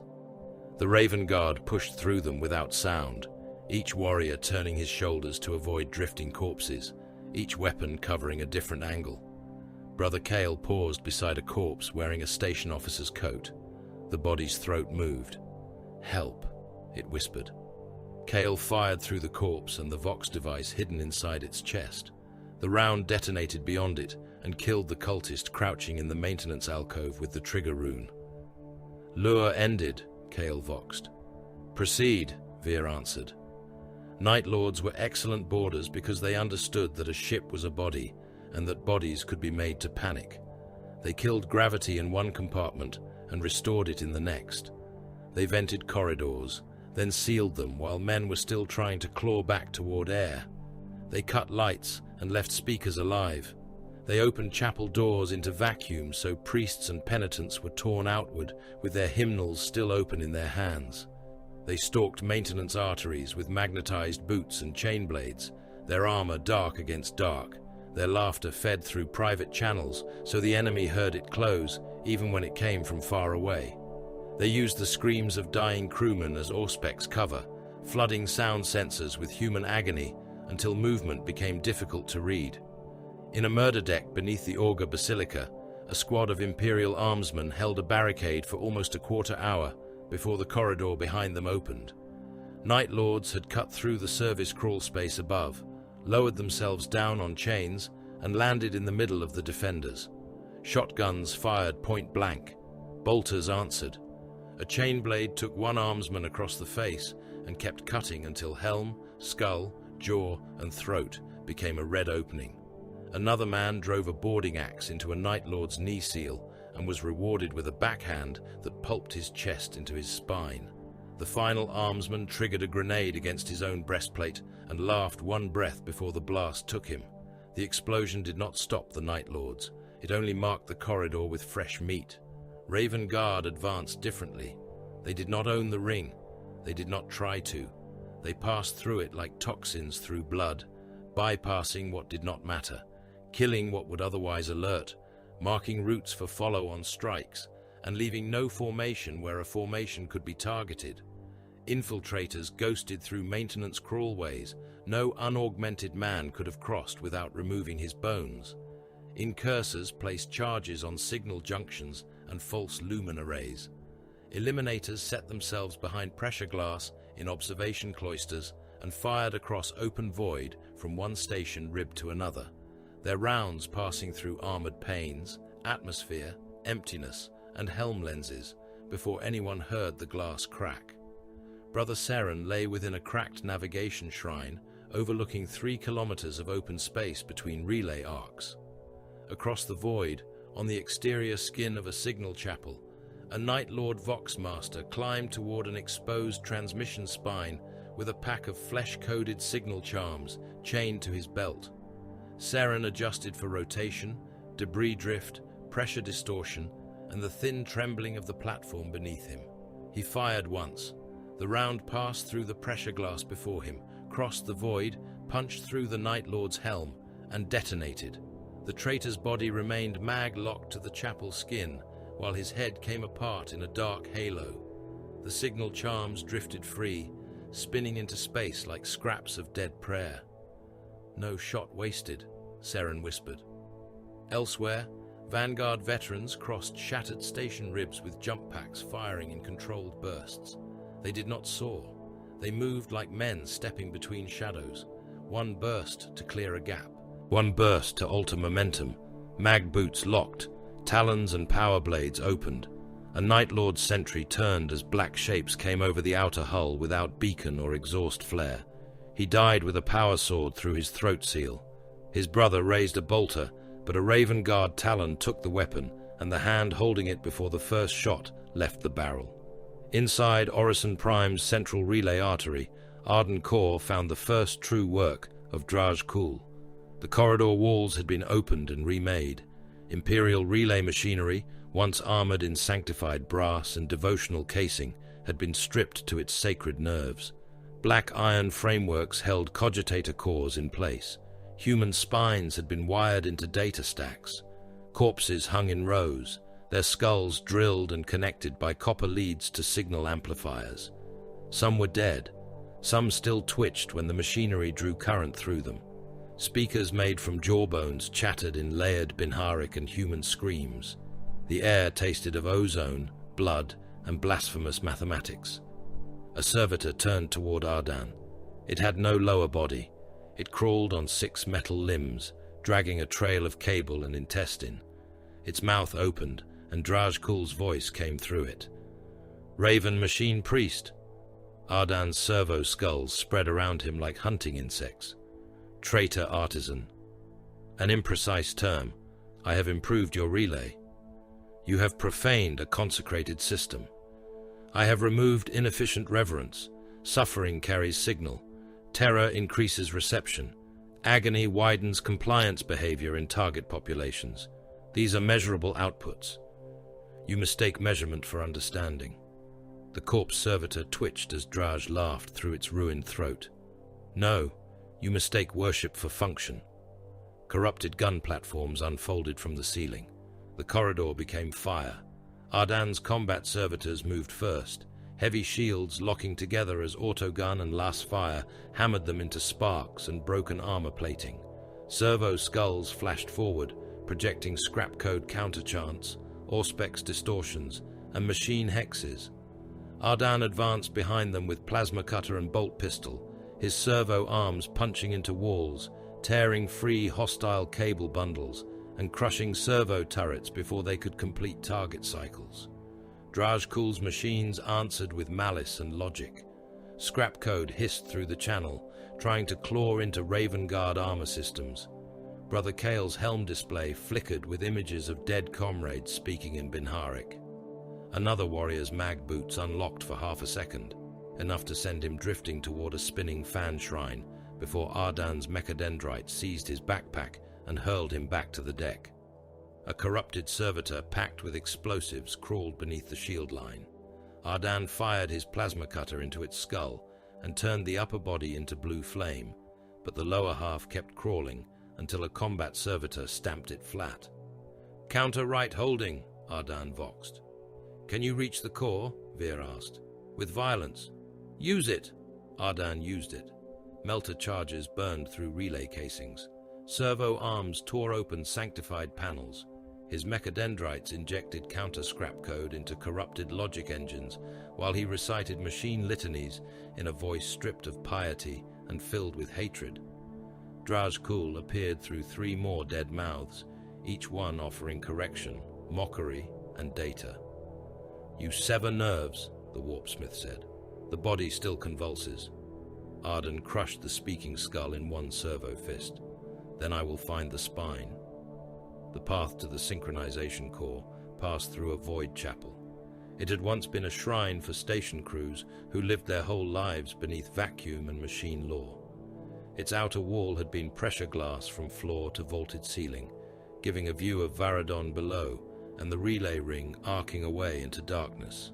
The glass was cracked now, webbed with fracture lines and sealed by emergency fields that flickered with every impact outside. Statues of void saints floated where gravity had failed, their stone hands broken, their faces spattered with blood globules. Prayer scrolls drifted like pale eels through the chamber. The Raven Guard boarding teams entered in 2 files. The trap closed when the chapel doors sealed behind them. Gravity died. Then the Terminators came. They emerged from the reliquary alcoves like armored tombs given motion, Night Lords veterans in ancient plate, their shoulders broad as bulkhead doors, their helms horned, scarred, and red-eyed. Storm bolters thundered. The sound was immense in the sealed chamber, a rolling mechanical roar that slammed mass reactive shells into Raven Guard armor, statues, walls, and bodies. One Vanguard veteran took a full burst to the chest, his breastplate cratering, then bursting inward as the shells detonated inside him. Blood and armor fragments spun outward in the dead gravity. Talosian Corvain moved among the Terminators without wearing their bulk. His lightning claws unfolded as he kicked from a broken statue and crossed the chapel in a silent arc. A Raven Guard turned to meet him, power sword rising. Corvain twisted around the blade, struck once, and sheared through the warrior's helm seal, throat, and the cabling beneath. The Loyalist's blood came out in floating spheres. "Your sergeant is not here," Corvain whispered. "Disappointing." A Terminator with a power fist caught a Raven Guard mid-leap and crushed him against the ceiling. Ceramite shattered. The body collapsed around the fist, limbs twitching once as the life went out. Another Terminator fired into the drifting corpse to use it as cover, then advanced with mag boots locking to the deck each time gravity flickered back for a heartbeat, and died again. The Raven Guard did not break. They adjusted. Vanguard veterans used jump packs in short bursts, changing angles in the dead air.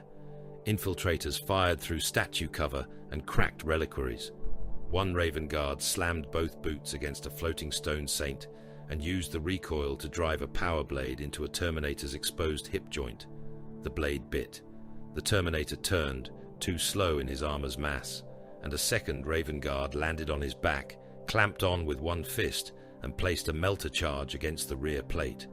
Both warriors kicked away before the charge blew. The Terminator's back vanished in white fire, and the ancient traitor spun apart in fragments of armor, meat, and burning cabling. Corvain killed another Loyalist and took a bolt round through his side for the effort. He laughed without sound, then cut the throat of the warrior who had shot him. The pressure glass finally failed. The crack became a starburst. The emergency field screamed and died. Atmosphere tore from the chapel in a white storm, carrying blood, parchment, bodies, shattered icons, and loose ammunition into the void. Men who were not locked to the deck vanished instantly. A Night Lord Terminator lost mag contact and drifted backward, still firing until the recoil spun him away through the broken window. A Raven Guard caught the edge of an altar with one hand while vacuum dragged at him. Corvain stepped on his arm, bent down, and severed the wrist. The warrior disappeared into the stars. Ardan Kor breached the core chamber before the Void Chapel battle ended. The synchronization core hung within a sphere of brass, black iron, and living circuitry. It was vast, suspended in a null gravity cradle, rotating slowly as psychic lightning crawled across its surface. Human bodies had been wired into its outer frame in concentric rings, each corpse or half-corpse serving as a signal modulator. Cogitator stacks around the chamber pulsed with stolen choir data. The core was gathering Varadon's fear, compressing it, shaping it, and preparing to throw it outward through the gauntlet roots. Draj Kul stood beneath it. The warpsmith's armor steamed with heat. His mechadendrites were plugged into the core through sockets made from skulls and machine ports. His voice came directly now, no corpse mouth needed. "You are late." Arden entered with 3 Raven Guard, 4 combat servitors, and a swarm of servo skulls. "You are exposed. Exposure is a question of acceptable loss." The core spoke in dead voices. Kelk, Malrek, the governor, priests, children, officers, astropaths, Raven Guard dead. The machine had sampled them all, filed them, and made them available for future use. Ardan's rage remained precise. "Begin sanctification by destruction," he ordered. The chamber became a machine war.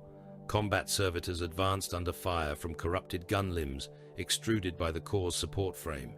Servo skulls intercepted hostile scrap code and burst apart under data pressure, their little metal bodies cracking as if squeezed by invisible fists. Ardan's plasma cutter carved through a cable bundle as thick as a dreadnought's arm. Draj Kul answered with a mechadendrite tipped in a chain blade, which snapped out and cut one of Ardan's servitors in half at the waist. Ardan fired his bolt pistol into Draj's chest. The warpsmith staggered, armor cratered, then lunged. Servo arms met mechadendrites. Plasma cutter met axe-toothed manipulator. Scrap code hissed through the air as both warriors tried to murder not only each other's bodies, but each other's machines. Ardan injected a counter-right into the floor grid. Draj rerouted the pain of wired corpses into the logic engine, forcing the core to surge. A Raven Guard placed a melter charge against the lower cradle and died when a gun limb punched through his chest from behind. He armed the charge anyway before collapsing. Ardan seized Draj Kul by the throat with one servo arm. The warpsmith's voice crackled. "You cannot kill the principal." "No," Ardan said. "Only the device." The melter charge detonated. The lower cradle vanished in white fire. The synchronization core lurched. Psychic lightning snapped across the chamber, burning corpse wires, exploding cogitator banks, and throwing both Techmarine and Warpsmith apart. Draj Kul struck the far wall, armor smoking, one mechadendrite severed. Ardan crashed into a relay pillar and felt two ribs break despite his armor's protection. The core did not die. It screamed. Then it fell out of alignment. Across the relay ring, hostile signals stuttered. False command patterns collapsed. Choir resonance broke into static. Several Night Lords' terror feeds died mid-scream. For one blessed moment, the orbital network stopped becoming a throat and became only machinery again. "Core crippled," Ardan voxed. His voice came with static and pain. Primary synchronization interrupted. Via heard him from a Thunderhawk cutting toward the next relay arc. "Confirm no full transmission." "Confirmed." The Raven Guard had no time to feel relief. A dying servitor dragged itself from beneath the ruined core. Its lower half was gone. Its hands clawed through blood and melted cable. Its mouth opened, and Draj Kul laughed through it. The sound was wet, mechanical, and delighted. "Raven," the servitor said, "did you think I would place the final throat where your claws could reach it from the void?" Ardan turned, plasma cutter rising. The servitor kept crawling. The ring was a lens, a calibration altar, a beautiful lie of sufficient complexity to attract your disciplined violence. Ardan's augmetic eye locked onto a final burst of data, leaving the core, transmitted downward through a buried channel, old enough that it had not appeared in the first scans. Beneath Varadon, beneath St. Orison, beneath the oldest shrine. The servitor's lips split as Draj Kul forced one more laugh through a throat full of blood. "The true beacon sleeps in the sepulchre," Ardan fired. The servitor's head burst. The data had already gone. Far across the relay ring, Shrike moved through a corridor lit only by failing emergency runes. Night Lords lay dead behind him, killed without warning, without speech, without the small dignity of becoming obstacles remembered. He had bypassed battles that did not matter. He had left trapped compartments unopened. He had ignored challenges voxed in Nostraman and Imperial curses alike. Each step carried him nearer to the flickering command echo of Varzek Karan. Then the echo vanished. Shrike paused. Below him, Varadon turned beneath its ash shroud. The war above the war had been won only enough to reveal the war beneath it. Via received Ardan's transmission in silence. For a moment, every Raven Guard channel held only breath, static, and the distant thunder of men dying in sealed compartments around the relay ring. Then Via spoke. "All forces, revise objective. Orbital synchronization crippled. Primary threat relocated to the planetary surface. Target designation, Sepulchre of St. Orison." No one asked how many more would die. The answer was already beneath them, waiting in the dark. The Sepulchre of St. Orison had been buried so deeply beneath devotion that the Imperium had forgotten it was a machine. For 10,000 years, men had walked above it on pilgrim roads, paved with bone dust and stamped bronze. They had crossed the shrine fields on bleeding knees, carrying candles in storm cages and Aquila icons made from spent shell casings. They had kissed reliquaries, slept beneath statues, confessed sins to skull-faced priests, and died believing the sacred ground beneath them was holy because saints had once stood there. Entire districts had been built around that belief. Then cathedrals, then defense walls, then manufactorum chapels, then tomb avenues, then more cathedrals, higher and heavier, each generation laying stone, gold, iron, names, and corpses atop the one before. The sepulchre became a continent of worship. Its outer precincts stretched beyond the capital's eastern scars, across ossuary plains and ash-drowned processional roads, through fortress basilicas, relic vaults, mortuary manufactorums, pilgrim barracks, bell towers, pyre gardens, and trench belts built between statues large enough to hold artillery batteries inside their hollow chests.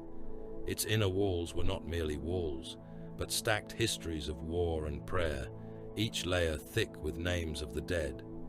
Men said St. Orison had opened his own veins upon the oldest altar to carry the emperor's voice through the stars. Men said the first choir of Varadon had sung there until their eyes burned out and their souls became light. Men said the shrine still heard every prayer spoken beneath its domes. The legends were wrong in every important way except one. Something beneath the sepulchre could hear. Beneath the bone vaults, beneath the reliquary gardens, beneath the chapel floors worn smooth by billions of knees, beneath the sealed crypts where dead cardinals slept in golden armor, there lay engines from an age when the Great Crusade still believed mankind could master the night. Their casings were older than most imperial prayers. Their conduits ran through bedrock like buried nerves. Their signal veins had been folded into the planet's crust. Their original purpose had been obscured by rite, myth, corrosion, and pious ignorance, but their power remained. They had been built to carry command across impossible distance, to anchor fleet routes, to speak through storms that killed lesser transmissions, and to impose the will of distant generals upon wars that spanned suns. The Imperium had forgotten the throat. The Night Lords had found it. Vajek Karan stood in the upper nave of the sepulchre and watched the last loyal counter-offensive form beyond the shrine approaches. The nave was a canyon of stone ribs, golden dust, hanging chains, and broken saints. Night Lords had hung fresh corpses from the organ pipes so that every note of the old instruments passed through cooling flesh before filling the chamber. Slave adepts worked beneath the gaze of armed giants, dragging cables through blood gutters and connecting stolen relay nodes to ancient floor sockets that had not seen power since the Age of Legends. Draj Kul's lesser machine thralls crawled through the cracks of the sanctuary, fitting black iron clamps to sacred conduits and feeding the buried engines with data taken from the orbital ring. Sevrek Gaul's terror arrays had been placed along the choir balconies. Their speaker horns faced not inward toward the nave, but downward toward the buried dark. Vajek did not look like a conqueror taking possession of a prize. He looked like a murderer arranging a witness. A kneeling priest in torn gold robes shook before him, his hands bound behind his back, his face striped with blood, where a Night Lord had cut away one eyelid so he could not close both eyes at once. Beyond the priest, picked drones hovered over the nave, their lenses trained upon the altar, the corpses, the broken aquilers, and the wide adamantium doors that led deeper into the sepulchre. "You wanted slaves," said Malkarian Voss from above, hanging from a statue by one clawed hand, his jump pack snarling in short bursts to keep him balanced. "You have slaves. You wanted the choir. Gaul has his toys. You wanted the Raven Guard. They have come. Why wait?" Vajek turned his helm slightly. "Because fear ripens." Voss spat from the height. The globule landed near the kneeling priest. "Fear spoils. Only in the hands of gluttons." The Raptor Lord bared teeth behind his grill, but said nothing. Vajek looked back toward the shrine approaches. Far beyond the nave, beyond walls, gates, kill lanes, and bell towers, Imperial armor was moving. Millions of men, too small individually to matter and too many collectively to ignore, were being driven toward the sepulchre by command, faith, desperation, and the last hard ligaments of discipline. He had heard Lord Marshal Kelk's orders. He had heard the true ones and the false ones. He had heard the old soldier trying to hold a world together by force of will, while every voice around him learned treachery. Good. The world did not need merely to die. Death was blunt. Death ended the lesson. Varjek wanted the fringe systems to watch Varadon remain loyal, while loyalty failed it. He wanted them to see priests beg before altars, generals die beneath banners, space marines strike from darkness and still arrive too late. He wanted nearby commanders to understand that obedience would not save them, that trenches would not save them, that the Emperor's angels were knives, not shields, and knives could not cover every throat. He had welcomed the Raven Guard because their presence made the wound deeper. A world butchered by Night Lords was terror. A world butchered while the sons of Korax fought inside its shadow was proof. The kneeling priest raised his head. "You will be judged." Varjek stepped down from the altar dais and stood before him. By whom? The priest's remaining eye trembled. By him. Varjek leaned close. His voice softened to a whisper that carried through the pick drones. "Then make him watch." He left the priest alive. Alive men begged better. Beneath the eastern ash clouds, Lord Marshal Odrin Kelk committed the last army of Varadon. He had not slept. Blood dried along the edge of his bionic eye, where the interface had overloaded twice from command feed strain. His uniform was no longer immaculate. Soot marked the sleeves. One shoulder bore a scorch mark from a near miss inside Bastion Enoch. Around him, the command nave had become a casualty ward for authority itself. Officers worked with bandaged hands and hollow eyes. Servitors sparked in their alcoves. Vox adepts died at their stations and were pushed aside by juniors too frightened to pray. Kelk knew the orbital ring had been crippled. He knew the choir spires had been silenced at a cost no loyal archive would willingly record. He knew black-armored space marines moved through his war without explanation, leaving dead traitors, dead cultists, dead compromised officers, and unanswered questions behind them. He knew the Night Lords had retreated inward toward the sepulchre. That was enough. "All surviving mobile reserves are to advance," he said. Colonel Hulk stared at the map. "My lord, the eastern approaches are prepared killing ground." "They were killing ground before the enemy came. Now they are honest. We cannot break through. We do not need to break through." Kelk gripped the rail before the command altar. "We need to force them to look outward, while whatever hunts them looks inward." Hulk understood. He hated that he understood. "By your command."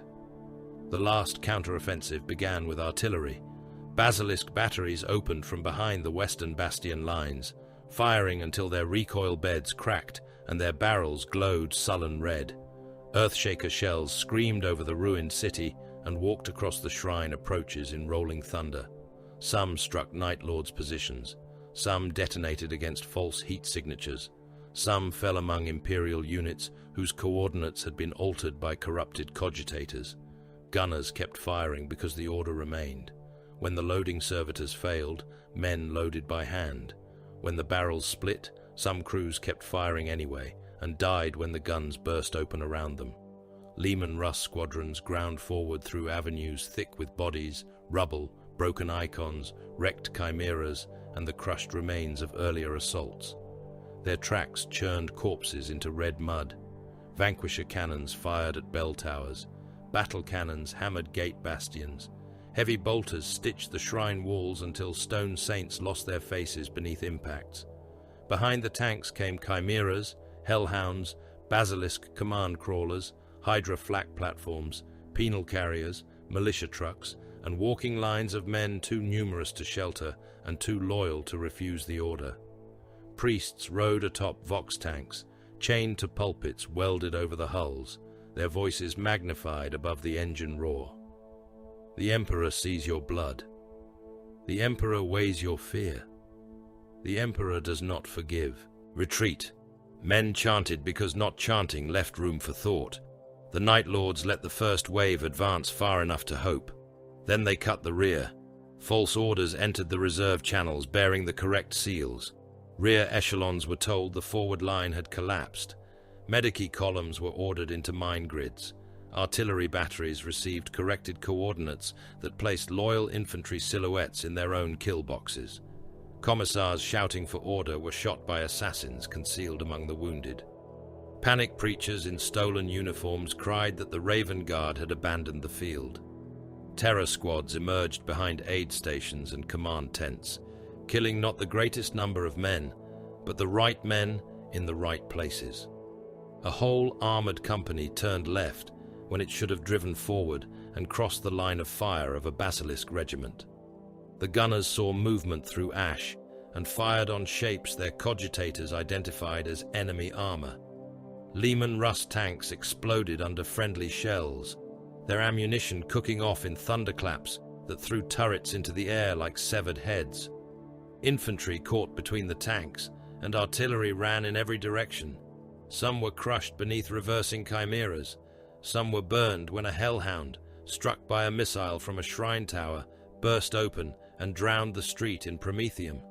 Penal units surged ahead because the shock collars around their throats did not permit retreat. They reached the first reliquary wall and were met by heavy flamers from murder slits. Men became torches. Those behind climbed over them. Night Lords above dropped explosive icons into the packed masses, each one shaped like an imperial saint and filled with nails, bone shards, and scrap metal. Bodies opened in waves. Men fell screaming against the wall and were used as ladders by those still alive. Through it all, Raven Guard kill teams cut where they could. They could not save the offensive. Veer had not deluded himself with that hope. The Imperial attack was a dying beast thrown against a knife wall. But a dying beast had weight, and weight could open moments. In the smoke beyond the northern shrine road, Eliminators killed Night Lord's artillery spotters before they could redirect more loyal fire. One traitor with a signal wand and a cloak made from officer skins fell backward from a gargoyle perch with half his helm gone. Another died behind a false Aquila shrine when Brother Seren's round punched through stone, skull, and transmitter core. Infiltrators crawled beneath a Vox Jammer cathedral and planted charges along its power routes, then withdrew as the structure folded in on itself and restored enough clean signal for 3 evacuation corridors to open. Incursors sabotaged road seals so fleeing civilians could reach underground transit shafts before the shrine wall batteries swept the avenue. Millions lived because of those actions. On Varadon, that number felt like failure. Vaya watched the survival corridors open through a battlefield feed that flickered with static and blood. He saw crowds moving. He saw soldiers holding gates long enough for workers, clerks, wounded men, and starving pilgrims to pass. He saw a Chimera driver turn his vehicle sideways to block a firing lane and die under a Night Lord's missile so a shelter column could escape into smoke. He saw Raven Guard markers advancing toward the sepulchre's inner routes, while Imperial Army icons vanished by the hundred. Ardencourt's voice came through the channel. Evacuation corridors stable for perhaps 15 minutes. Keep them open for 10, Veer said, then cut all teams toward the beacon. There are still concentrations of civilians in the eastern undercrofts. I know. We will abandon them. Yes. Malk broke into the channel from the shrine district below. Enemy display found. Raven Guard dead. Veer's eyes sharpened. Location. Reliquary trench below the Third Bell Road.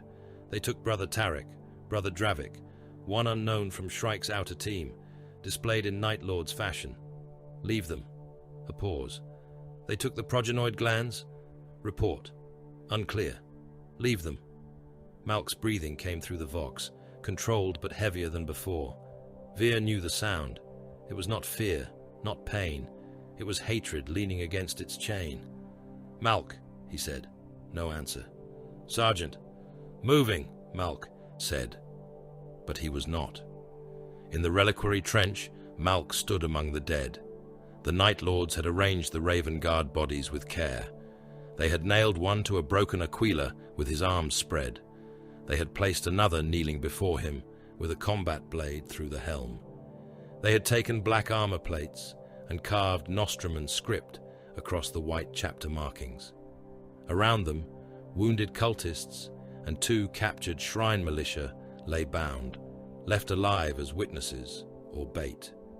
Malk walked to the first cultist and shot him through the head. The second began praying. Malk shot him as well. One of his rivers, Brother Routh, stepped forward. Sergeant.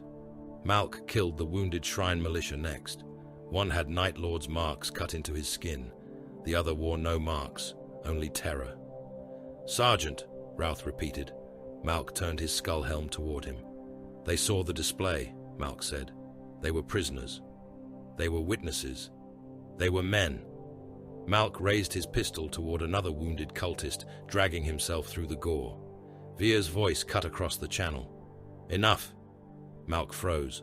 The cultist whimpered. You are wasting time, Veer said. He will carry what he saw. Then he carries it. The beacon matters. He served them. The beacon matters. Malk's pistol remained raised. Veer's voice became colder. Hate after the mission. Until then, be a blade. The words struck harder than rebuke because they left no room for argument. Malk lowered the pistol by a fraction, then fired once. The round took the cultist in the spine rather than the head. He would not walk. He would live long enough to be afraid. Routh said nothing. Malk turned away from the displayed dead. Recover gene seed if reachable, Veer ordered. If not, mark coordinates. Malk looked at Brother Tarek's ruined armor. Marked, he said. The sepulchre's defenses awaited them like a nightmare built by patient hands. Chained hellbrutes guarded the lower gates, their sarcophagi bolted to reliquary engines so they could not pursue too far, only kill anything that entered their arcs. They strained against their chains and hammered fists into the stone until fragments of saint names fell in dust. Corrupted shrine servitors lurched through incense fog, their censers replaced by flame nozzles, their prayer speakers looping broken fragments of imperial hymns beneath bursts of vox scream static. Raptors nested in bell towers, hanging upside down beneath bronze mouths large enough to swallow tanks. Terminators in crypt dark armor stood in burial halls, their plate marked with flayed parchment and old lightning, silent as tomb statues until prey came close.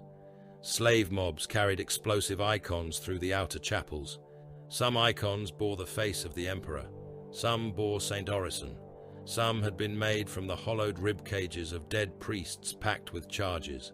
Cultists dragged them forward while weeping, laughing, or begging to be killed before the Night Lords behind them decided they were too slow. The sepulchre became a maze of bone, smoke, organ music, and murder. Every corridor held a shrine. Every shrine held a weapon. Every statue might conceal a gun nest. Every chant might be a command code. Every corpse might contain a trigger. The ancient organs of St. Orison boomed through the walls, played by no living hand, their notes descending lower with every minute, as though the buried machine beneath the complex was clearing its throat. Shrike moved ahead of the main Raven Guard thrust. He passed through an upper ossuary where skulls had been mortared into walls from floor to vault.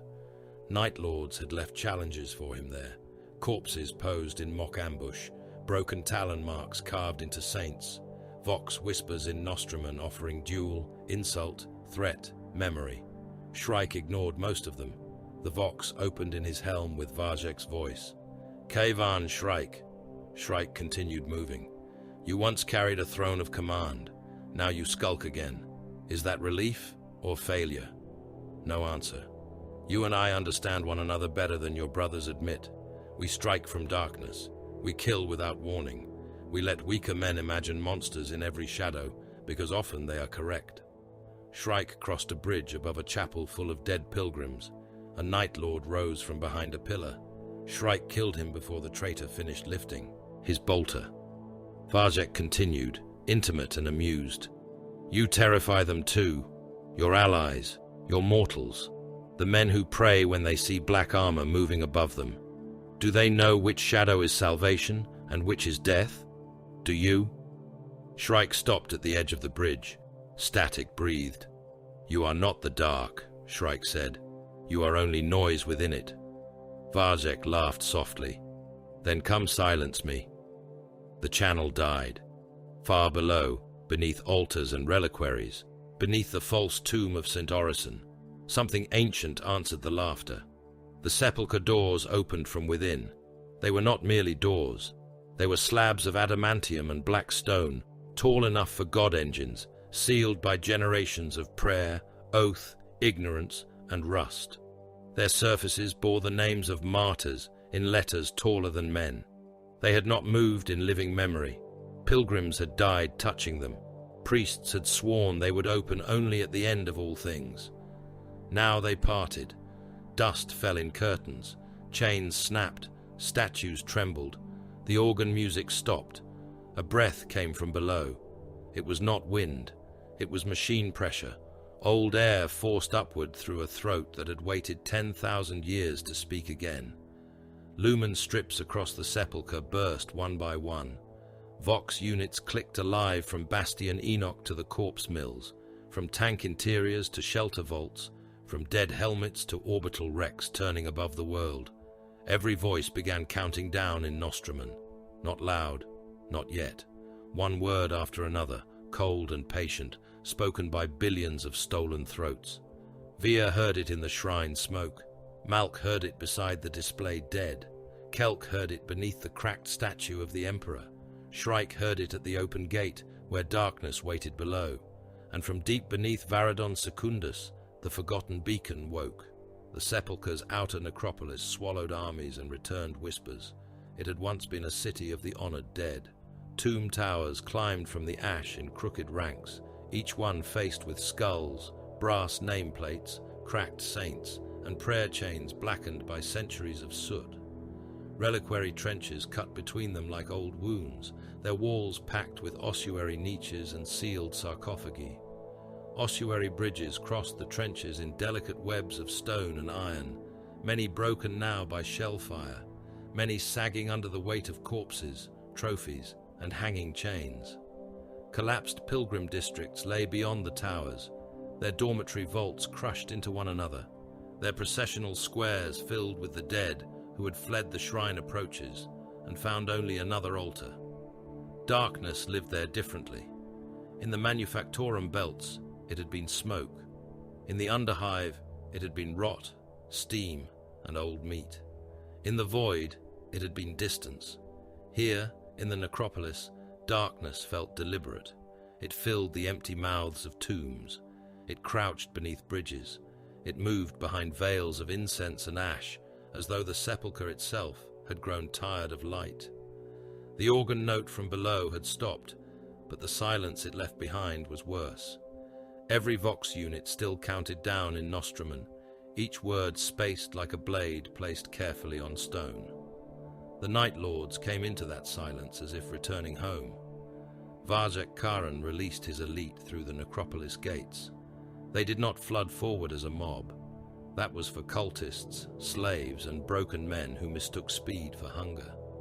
The 8th Legion moved in layers. Terminator veterans entered the reliquary trenches first, ancient armor grinding through dust and bone, storm bolters held low, power fists flexing with hydraulic menace.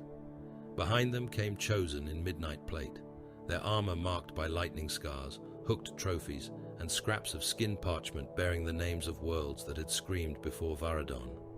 Raptors climbed the tomb towers and bell arches, their jump packs growling in the dark. Killers changed by the warp, but not fully given to it, crawled along walls and ceilings with hooked talons, their outlines wrong, their movements too sudden and too silent for anything that still obeyed mortal joints. Hellbrutes were chained to mobile shrines and dragged into kill pockets, their sarcophagi howling in rusted rage. Nemesis Claw terror operatives seeded themselves among collapsed pilgrim vaults with Vox screamers, false heat sources, trophy rigs, and knives meant for work too intimate for bolters.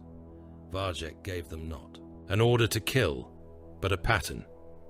"Let them see paths," he said over the closed warband channel. "Let them choose. Let every correct choice cost them. Let every corpse speak." The Night Lords obeyed, because the pattern promised pleasure and purpose in the same breath. They made routes that looked unguarded and filled them with murder holes. They left wounded cultists crawling beneath raven markings, hoping compassion or anger would draw a blade. They hung Raven Guard armor plates from broken statues and placed explosive charges inside them. They retreated from some bridges too easily. They defended others too stubbornly. They let screams echo from where they were not, and kept silent where they waited in numbers. The Raven Guard slowed down. That was what saved them. Shadow Captain Kalen Veer stood in the shadow of a tomb arch, while ash slid across his black armor like grey rain. Around him, the necropolis unfolded in overlapping Auspex layers, none of them trustworthy by themselves. Heat signatures appeared and vanished. Vox ghosts whispered from dead helms. Servo skulls returned false distances. Some tomb towers read empty, while their upper windows glittered with red lenses. Some trenches screamed with life signs and held only corpses wired to batteries. Vire did not chase certainty. He built it. Dead zones first, he voxed. Brother Kale's infiltrators moved through the leftward ossuary line, placing Auspex ghosts behind cracked sarcophagi and under shattered St. Plinths. Decoy servo skulls drifted outward with faint Raven Guard command echoes, just enough signal to tempt an enemy who wanted proof before springing a trap. Incursors seeded false heat signatures among corpse piles. Eliminators disappeared into tomb windows and under bridge shadows. Rifles settled, breathing slowed. Sights trained not upon bodies but upon trophy racks, Helmvox units, signal vanes, and the theatrical organs by which the Night Lords made war into spectacle. "Deny the stage," Veer said. Brother Seren fired from 3 towers away. The first target was not a champion. It was a trophy rack mounted above a Night Lord's backpack, hung with severed hands and picked recorders. The round struck the transmitter node and blew the rack apart. The Night Lord staggered, his carefully prepared broadcast reduced to sparks and shredded skin parchment. Before he could turn his head, a second shot punched through his Helmvox grill and detonated inside the skull. Another eliminator killed the speaker vanes of a Terror operative waiting to unleash a Vox scream into a reliquary trench. The device burst against the traitor's face, filling his helm with feedback and bone splinters. An incursor crossfire cut down the cultists, arranged to run screaming through the gap. A false Raven Guard heat signature drew fire from a Terminator kill team, and the answering angles revealed their position to Vanguard veterans waiting above. The Night Lords wanted fear. The Raven Guard wanted the kill. The difference shaped every movement. Where the Night Lords left bodies to be seen, the Raven Guard moved bodies out of sight if they mattered, or ignored them if they did not. Where the Night Lords whispered threats into open channels, the Raven Guard cut those channels and forced the enemy to fight inside its own skull. Where the Night Lords staged retreat, the Raven Guard did not pursue until the retreat became unnecessary to the objective. Then, Malkarian Voss broke the patience with fire from above. The Raptor Lord descended through the necropolis rooftops with his pack around him, jump packs igniting in blue bursts that lit the tomb towers from beneath. They came down through smoke, bone dust, and shattered stained glass, chain blades screaming, lightning claws snapping open, bolt pistols firing into the black. Suppressors rose to meet them from behind broken funerary arches, accelerator autocannons hammering in disciplined bursts. The air between tomb towers became a killing space of contrails, sparks, blood, and falling armor. A raptor slammed into a suppressor above an ossuary bridge, chain blade carving through the loyalists' weapon housing and biting into the arm beneath. The Raven Guard twisted with the impact, fired his sidearm into the traitor's knee seal, and drove both of them through the roof of a bone chapel. They crashed through stained glass and landed among skull racks. The Night Lord rose first, laughing. The suppressor rose second, slower, and put a bolt round through the laughter. Across another rooftop, a Vanguard veteran met 2 raptors in a blur of blades. His lightning claw tore through the first traitor's faceplate, ripping helm, jaw, and tongue free in a spray of black blood. The second raptor struck from behind, chainblade biting into the Raven Guard's jump pack. The pack exploded. Both warriors vanished through the roof beneath them, smashed through a reliquary gallery, and fell into a trench of open sarcophagi. Only the Night Lord climbed out, one arm gone and armor burning. An accelerator autocannon round took him through the chest and folded him backward into the dead. Voss moved above it all, furious and delighted. His jump pack shrieked as he crossed between tomb spires. Vocal cords hanging from his armor snapped in the slipstream. He struck one suppressor from above, severed the warrior's head with a chain-glaive sweep, caught the falling helm by its beak, and cast it toward the Raven Guard lines. "Look up," he snarled over broad vox. "Look up and learn what wings are for." The helm struck a reliquary step and rolled. Before it stopped, Shrike was already moving. He had entered the necropolis without announcement, without command challenge, without any desire to answer Voss's spectacle with one of his own. His signal was barely present, a shadow across Raven Guard battle cant, a negative space in the fight. He did not go for Voss, not first. Champions who wanted witnesses kept their strength in the eyes around them. Shrike took the eyes away. The first of Voss's inner circle died while preparing to dive upon an incursor squad. Shrike came from beneath the roofline, talons opening through the raptor's jump pack harness. He cut the fuel lines, crushed the ignition shrine, and kicked the traitor into the path of his own brothers. The pack detonated in mid-air and threw burning armor across the tower face. The second died inside a bell chamber. He had hung there in darkness, waiting for a Raven Guard kill team to cross the bridge below. Shrike landed behind him without disturbing the ash on the sill. One talon entered the back of the helm, the other severed the vox line before the Night Lord could scream. The body dropped among the bells and made less sound than the wind. The third saw Shrike for half a second. That was too long for him to live, and too short for him to understand. One by one, Voss's inner circle vanished from the battle. No duels, no declarations, no honors given or denied in words. Shrike broke their formation, cut their support angles, killed their signal bearers, and left the Raptor Lord suddenly louder because he was suddenly alone. Voss realized it above the roof of a collapsed pilgrim basilica. His channel was empty. No answering laughter, no wingmates marking prey, no kill confirmations, no trophy boasts, only the click of his own breath and the distant Nostroman countdown spoken through a planet's stolen throats. Then Shrike landed opposite him on the broken basilica ridge. Voss laughed, but the sound was thinner than before. At last. Shrike did not answer. The Raptor Lord lifted his chain-glaive. "You cut my brothers from the sky like a coward cutting ropes." Shrike stepped forward. Voss's helm vox opened to broad transmission. He wanted the necropolis to hear him. He wanted the Night Lords to hear him. He wanted the Raven Guard to hear him. He wanted the death to matter, because it was witnessed. "Ave Dominus Nox," Voss began.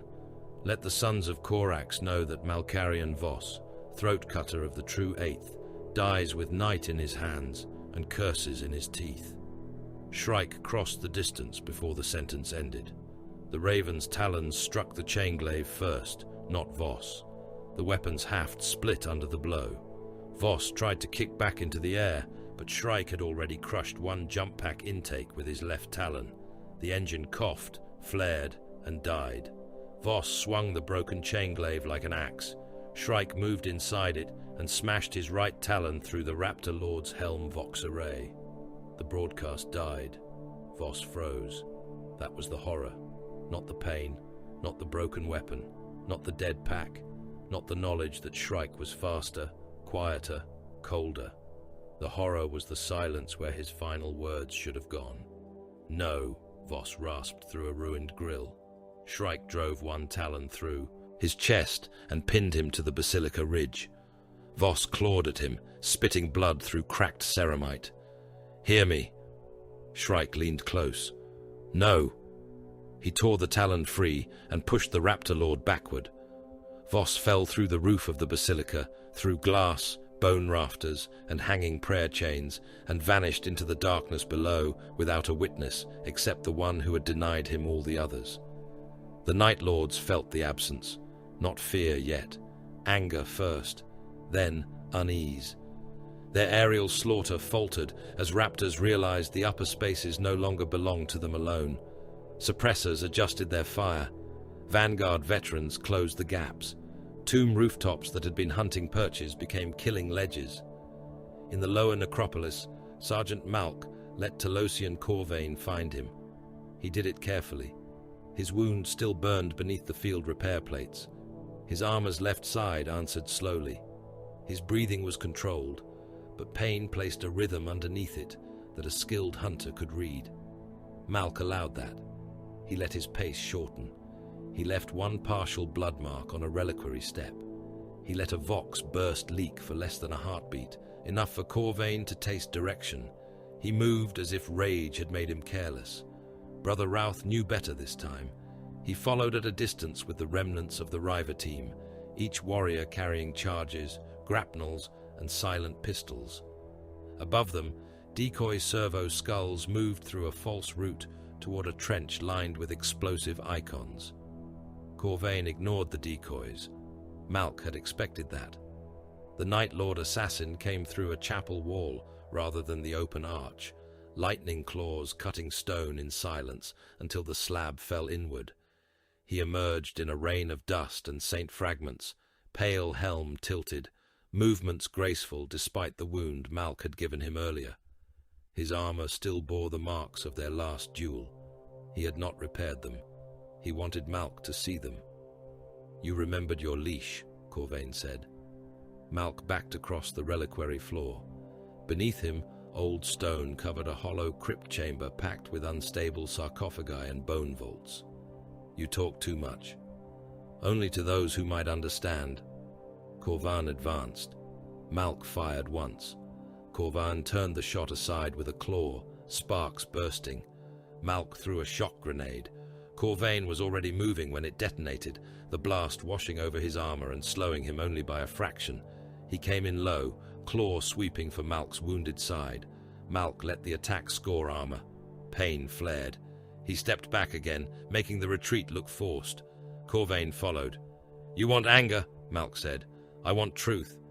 You would not know it without an audience." Corvain struck faster.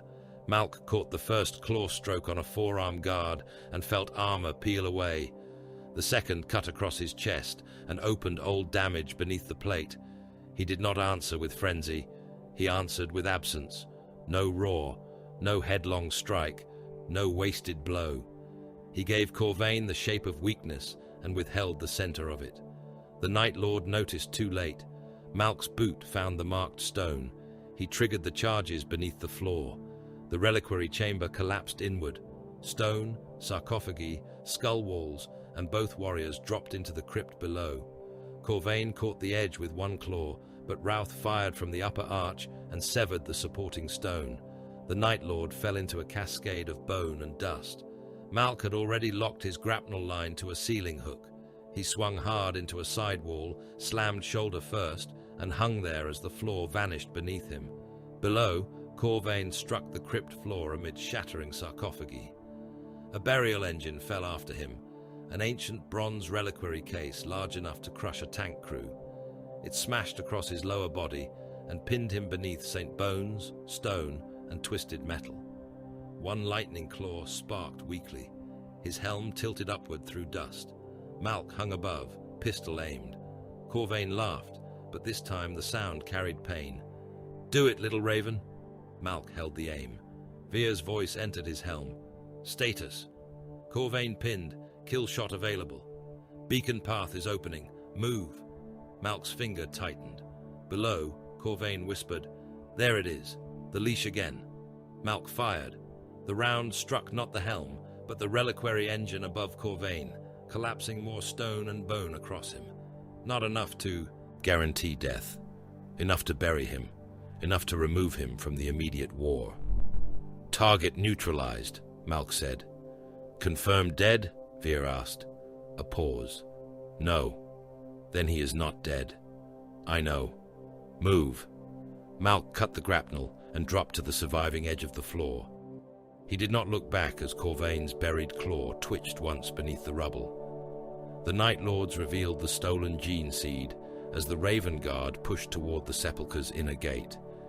Every active picked surface in the necropolis flickered.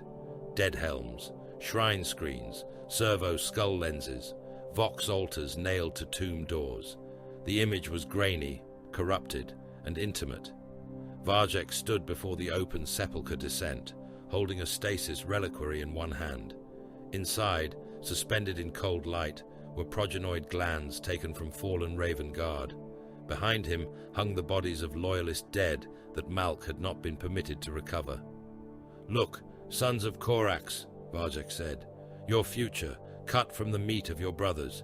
Shall I corrupt it? Shall I feed it to the beacon? Shall I hang it above the broadcast so every world knows even your dead can be made useful to us?" Across the Raven Guard channels, silence deepened until it became almost physical. Vir felt the anger move through his force, not shouted, not uncontrolled. Worse, a pressure in the battle cant.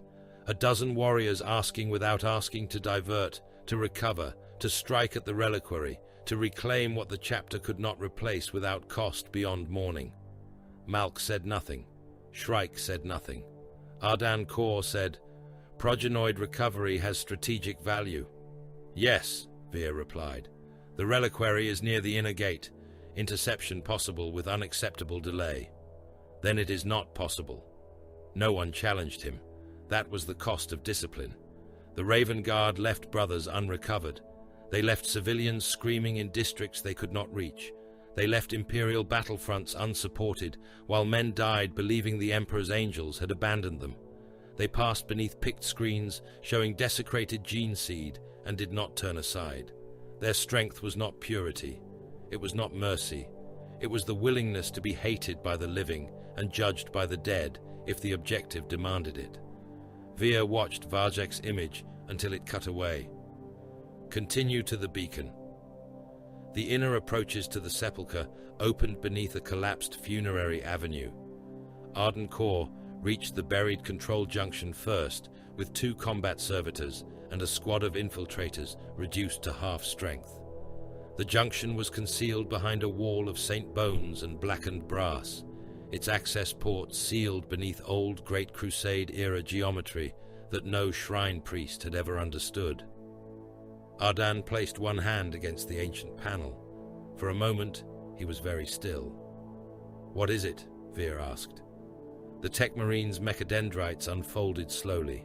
His augmetic eye pulsed as buried data climbed through the interface. "The beacon cannot be disabled externally." Vir moved through smoke toward him. "Explain." "The external systems are regulators, not the core. Drajkul has fused the Terra architecture to the primary engine, but the ancient machine's heart remains below.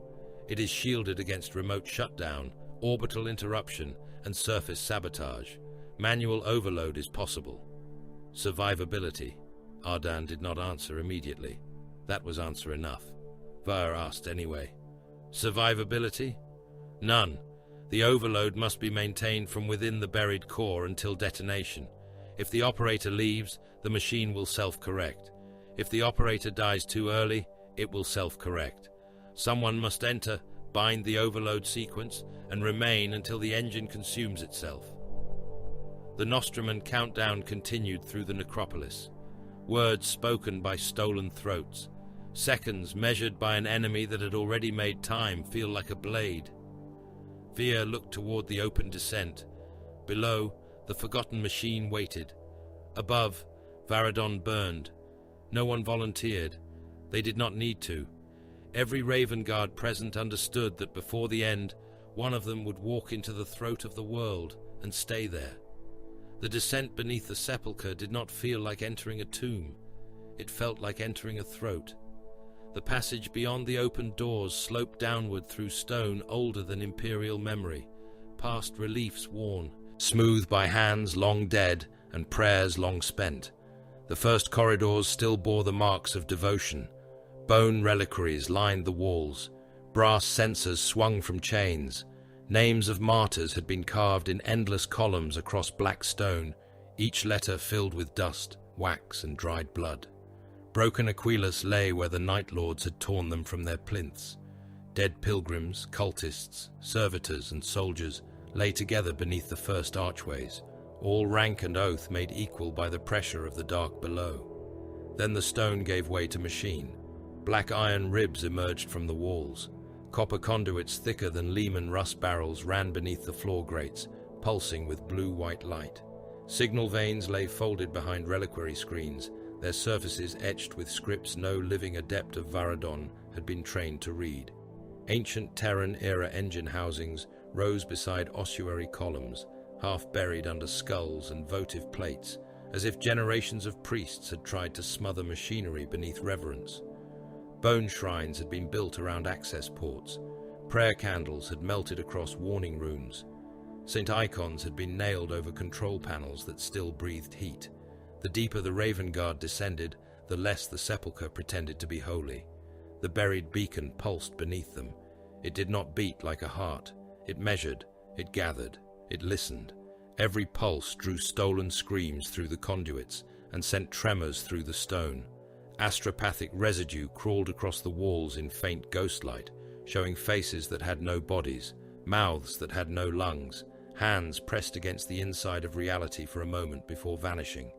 The air tasted of metal, incense, ozone, fear, and old psychic ash. Voices came and went inside the Vox, not transmitted from any one source, but breathed by the machine itself as it learned the shape of what the Night Lords had fed it. Shadow Captain Kalen Veer led the descent with his bolter lowered and his eyes on the path ahead. Around him moved the remnants of Strike Force Moritat. Vanguard veterans stalked in black plate, their blades held ready, jump packs inactive in the narrow depths. Infiltrators guarded the flanks with disciplined sweeps of their carbines. Incursors placed Auspex tags on each side passage. Tech Marine Ardan Corps walked near the center of the column with servo arms extended, mechadendrites tasting the air, a train of servo skulls drifting around him like iron carrion birds.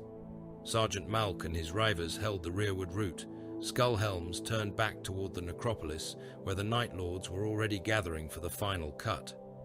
Shrike was not with the main column. His signal had separated at the upper crypts, then thinned into a trace too faint for most systems to notice. He had gone toward Vajek Karan's command echo. No one had asked whether he needed support. No one had offered it. Some wars required a spear. Some required a blade slipped between plates. Shrike had chosen his path, and the rest of the Raven Guard advanced as if his absence were another weapon placed correctly. Above and behind them, Vajek gathered the survivors of his warband. He had lost the orbital synchronization. He had lost the choir spires. He had lost Malkarian Voss and many of the raptors who had made the air a slaughter ground. He had lost machines, slaves, cult mobs, signal engines, gunships, and the timing of his grandest terror. But the Night Lords did not require clean victory. Clean victories belonged to generals who wished to hold maps. Vajek required memory. If the buried beacon screamed even once beyond Varadon, if nearby systems received fragments of Raven Guard failure, priestly begging, imperial panic, and the image of a loyal world made helpless, then he had wounded more than one planet. He stood before the throne transmitter built in the sepulchre's inner nave, surrounded by broken Aquilas, severed banners, stolen Raven Guard armor plates, corpse-chained picked drones, and kneeling prisoners with their mouths wired open for later use. The transmitter's frame had been made from shrine brass and flayed machine conduits.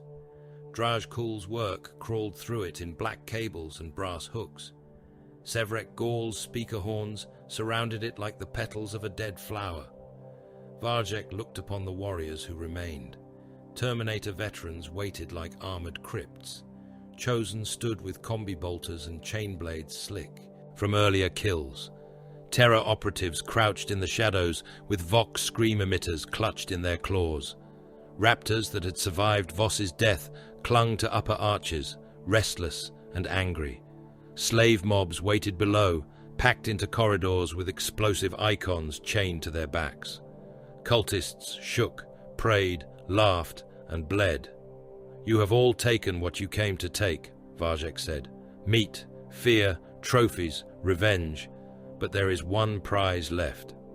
His red lenses turned toward the dark descent. The Ravens believe duty makes them clean. They believe silence makes them different from us. They believe if they kill without laughter, their hands are lighter. A murmur passed through the Night Lords. "Teach them wait," Vajek said. "Make every step cost them. Make every corpse accuse them. If they reach the heart, make them reach it over their own dead." The warband answered with soft, hungry laughter. Ave Dominus Nox moved through the nave like a drawn blade. Far below, the first machine horrors attacked. They came from the walls. Corrupted servitors dropped from maintenance niches, their bodies incomplete and their augmetics overgrown with black cable. Some had gun barrels grafted through their sternums. Some dragged saw limbs behind them. Some had human heads replaced by vox horns that screamed in voices taken from Raven Guard dead. Gun platforms unfolded from reliquary alcoves, their targeters infected by scrap code that painted loyal armor with false allegiance marks. Servo skulls packed with explosives poured from side vents in a chattering swarm, each little skull whispering a different name as it rushed toward the column. "Forward shield," Veer ordered. The front rank fired. Suppressed bolt carbines cracked in controlled rhythm. Explosive skulls burst in the air, showering the corridor with bone fragments and burning wire. A gun platform opened with rotary fire and stitched sparks across a Vanguard veteran's chest before Ardan Kor's servo arm punched through its housing and tore out the ammunition feed. A half-living relay engine dragged itself across the ceiling on brass limbs, its underside lined with human eyes wired open. It opened its mouth through a dozen speakers and spoke in Brother Tarek's voice.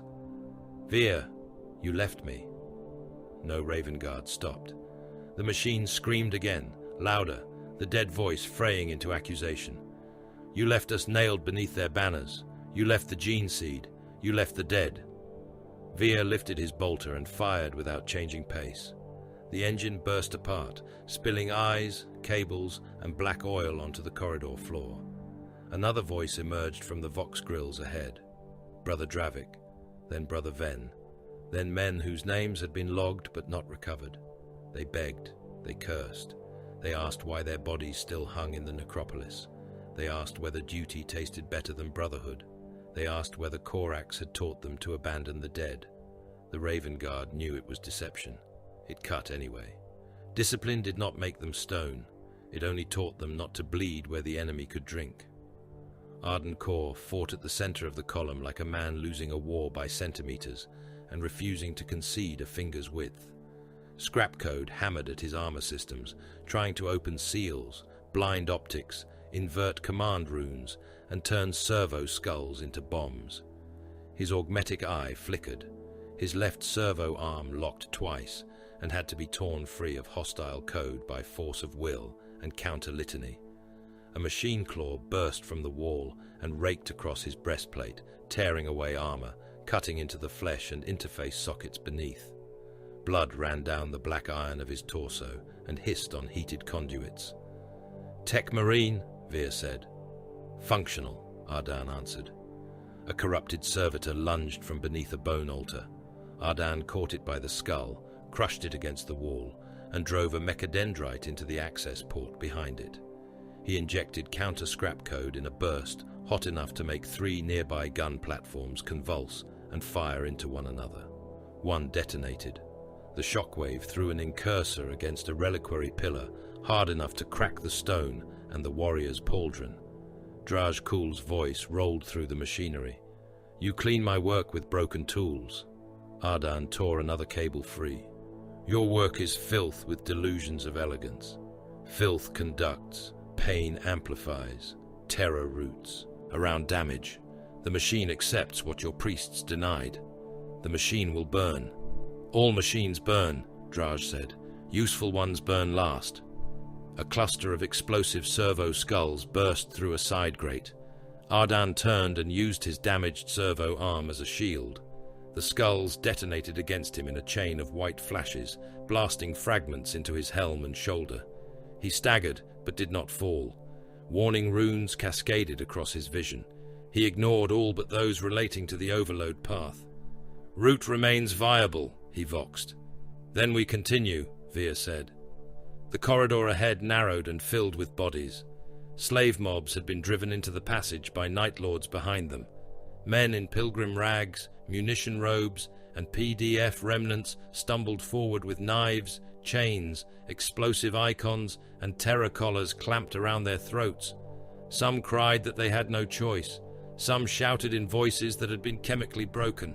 Some repeated Night Lord's commands without understanding the words. Behind them, Vox screamers began to charge. Veer saw no route around. "Flamers," he said. A Vanguard veteran turned his helm toward him for one fraction of a second. There might have been prisoners among the mob. There were certainly loyal subjects, men with fear in their faces rather than treason, men who would have knelt if given time, men who might have lived had the battlefield been merciful enough to separate guilt from utility. There was no such battlefield. Prometheum roared down the sealed corridor. The front ranks became fire. Men shrieked as burning fuel wrapped them, filled their mouths, cooked their eyes, and drove them backward into the crowd behind. Explosive icons detonated inside the mob, blasting apart bodies and throwing burning limbs against the walls. The Raven Guard advanced through the heat shimmer, firing into shapes still moving, not because they hated them, but because anything living might still carry a trigger. Behind the slave mob, the Night Lords charged too late. Vanguard veterans met them amid smoke and screaming fuel. Lightning claws tore through midnight ceramite. Power swords punched through throat seals and belly plates. Chain blades chewed against Raven Guard armor and bit deep. A Night Lord drove a plasma pistol into a loyalist's chest and fired, hollowing him in a burst of sun-bright heat. The dying Vanguard wrapped both arms around the traitor and held him in place while another brother took the Night Lord's head with one clean stroke. Vire fired, reloaded, and fired again. A terror operative reached for a scream array mounted in his backpack. Malk appeared from the rearward dark, drove a combat knife through the traitor's elbow, and then another through the side of his helm. The Night Lord spasmed and fell. Malk crushed the scream array beneath his boot before it triggered. "Rear pressure increasing," Malk voxed. "How many?" Veer asked. "Enough. Hold the extraction route." "Already chosen." Malk's last stand began in a narrowing crypt passage lined with sealed saints and cracked ammunition reliquaries. The passage bent twice before opening onto the main descent, making it an ugly place for attackers and a worse place for defenders who could not afford retreat. Malk placed his remaining reavers in the angles. Routh took the left sarcophagus wall. Brother Senek set charges along the ceiling ribs. Brother Call checked his ammunition and found too little. Malk did the same and did not bother naming the count aloud. The Night Lords came first as cultists. They rushed through the passage with blades, shotguns, and explosive chains. The Rivers killed them in controlled bursts, letting bodies pile where bodies would slow the next wave. Bolt pistols cracked. Combat knives opened throats. Shock grenades threw men into convulsions beneath the feet of those behind them. A cultist with a mining saw reached Malk and slammed the blade against his chest. Malk caught the tool, twisted it into the man beside him, and broke the wielder's face with one punch. Then came raptors, too constrained to fly, but not too constrained to kill. They hurled themselves through the smoke with jump packs firing in brutal spurts, smashing into walls and ceilings, using thrust as impact rather than flight. One took Routh off his feet and drove him into a sarcophagus, hard enough to break the lid and the bones within. Routh shoved a grenade into the raptor's gorget and kicked him away. The blast removed the traitor's head and Routh's left hand. Chosen followed. They moved behind the bodies, patient, firing through gaps, waiting for the Rivers to run dry. Their chain blades were notched. Their armor bore fresh Raven Guard marks. One shouted Malk's name through a stolen Vox channel. Another spoke in Brother Tarek's voice. "Sergeant, you left me." Malk fired into the speaker grill until the voice ended. His bolt pistol clicked empty. He drew his knife. The next Night Lord came in laughing and left with Malk's blade through his eye lens. Another struck Malk in the side where Corvain had wounded him, and pain made the world flash white. Malk bit down until blood filled his mouth, slammed his helm into the traitor's faceplate, and used the broken edge of his own damaged chest plate to tear open the enemy's throat seal. The Night Lord spat blood and tried to bite him. Malk bit back through the exposed flesh of the traitor's face and tore free enough to make the enemy recoil. Then Routh stabbed the Night Lord in the spine. "Extraction route holds," Malk voxed. His voice sounded like gravel under a tank tread. Veer heard him while descending the final machine nave. "Continue holding." Malk looked down the passage at the next wave forming in smoke. "Until I cannot." Shrike reached Varjek's throne transmitter without killing everyone before it.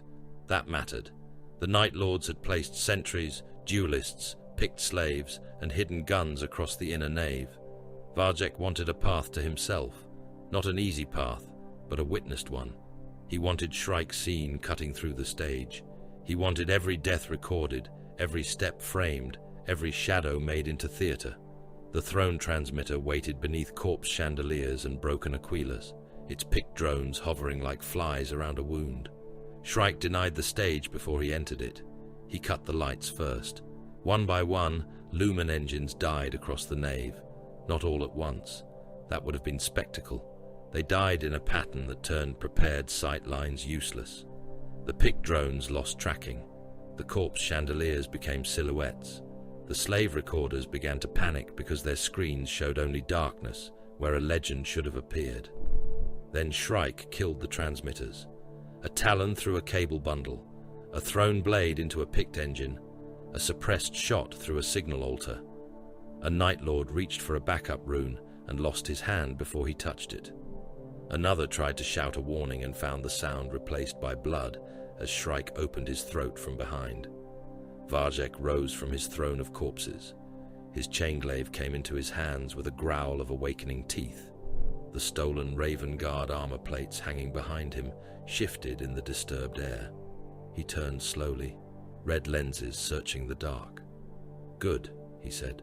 "You understand manners after all." No answer. Varjek's voice sharpened. "Come then, let them see what the Raven Lord's butcher does when there is no one left to save." Still no answer. The last escape hatch behind the transmitter, sealed with a black Raven Guard clamp. Varjek heard it lock. Only then did Shrike step from the dark. He had given the Night Lord what he deserved. Not a broadcast, not an audience, a room with no exits. Far below, Veer reached the beacon heart. The chamber was impossible in scale. It opened beneath the sepulchre like the interior of a buried moon, its vaulted ceiling lost in darkness and signal storm. Black iron pillars rose around a central engine that pulsed with blue-white fire. Bone reliquaries had been fused to ancient signal housings. Psychic conduits ran in rings across the floor, each one filled with light that moved like trapped lightning through veins. Machine faces carved in forgotten styles stared from the walls. Some had been covered with Imperial saints. Some had been uncovered by Night Lord's tools. All seemed to be listening. The beacon heart hung above a pit without visible bottom.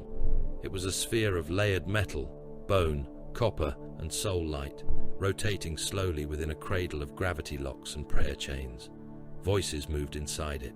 Varadon's dead. Varadon's living. Astropaths from the choir spires. Officers whose voices had been stolen. Raven Guard dead. Night Lord's laughter. Varjek's words. Kelk's orders. Malrek's plea. The machine had taken them all and made them components of one coming scream. Arden Kor staggered to the primary control dais. His armor was torn open in 3 places. One servo arm hung broken. Blood darkened his side. Still, his mechadendrites moved, connecting, cutting, translating, fighting Drajkul's scrap code as it writhed through the ancient systems. "Manual overload confirmed," he said. Veer stood beside him. "Procedure. Bind the overload through the central governance shrine. Maintain pressure against corrective logic until thermal and psychic collapse. Can it be delayed after activation? No. Can it be triggered remotely? No.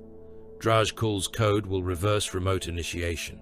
The core must be held open from within until detonation. Can you do it?" Ardan's augmetic eye fixed on the controls. Yes. You are needed to guide the route out. So are you. Veer looked at the beacon heart. Every scream in the chamber seemed to lean toward him. The answer formed without drama. No prophecy, no heroic revelation, no soft voice of a Primarch from the dark. Only arithmetic, only the war. Arden Kor had to carry the machine rights back through the withdrawing force. Shrike was committed to Varzek. Malk held the passage. The remaining squads required command long enough to escape the blast radius and prevent the Night Lords from reversing the work. Veer was the piece that could be spent. He removed his helm. The air tasted like lightning and graves. Arden looked at him. Shadow Captain. Begin the rite. My lord, once bound, you will not be able to leave. I understood before you said it. Names will be logged. Veer placed one gauntleted hand on the governance shrine.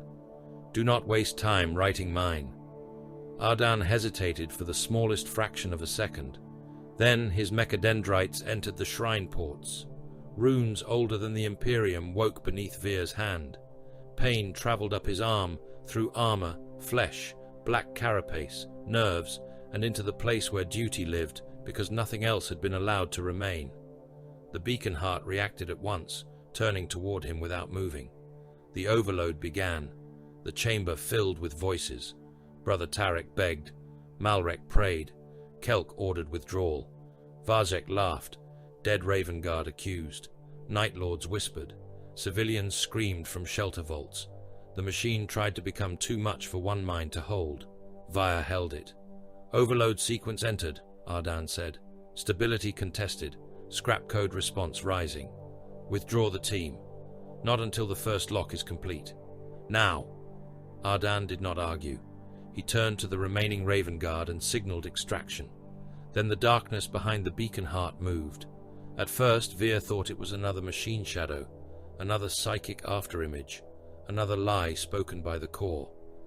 Then the figure stepped into the blue-white light, dragging one ruined leg, armor cracked, helm broken across one side, lightning claws sparking unevenly where reliquary stone and Malk's collapse had maimed their housings. Telosian Corvain had crawled out of the grave Malk had made for him. In one bloody claw, he held a stasis reliquary.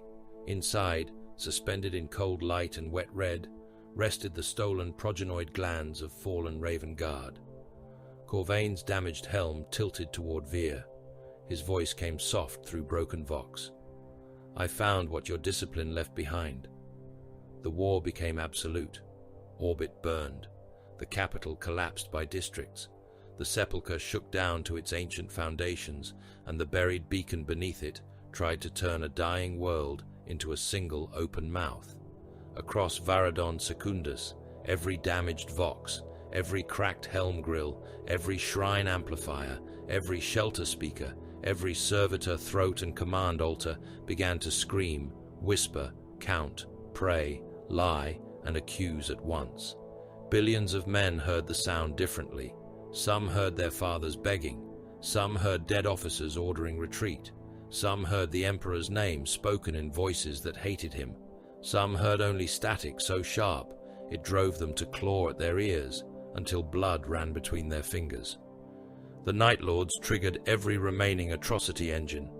There was no longer a need for patience, no need for careful rationing of terror.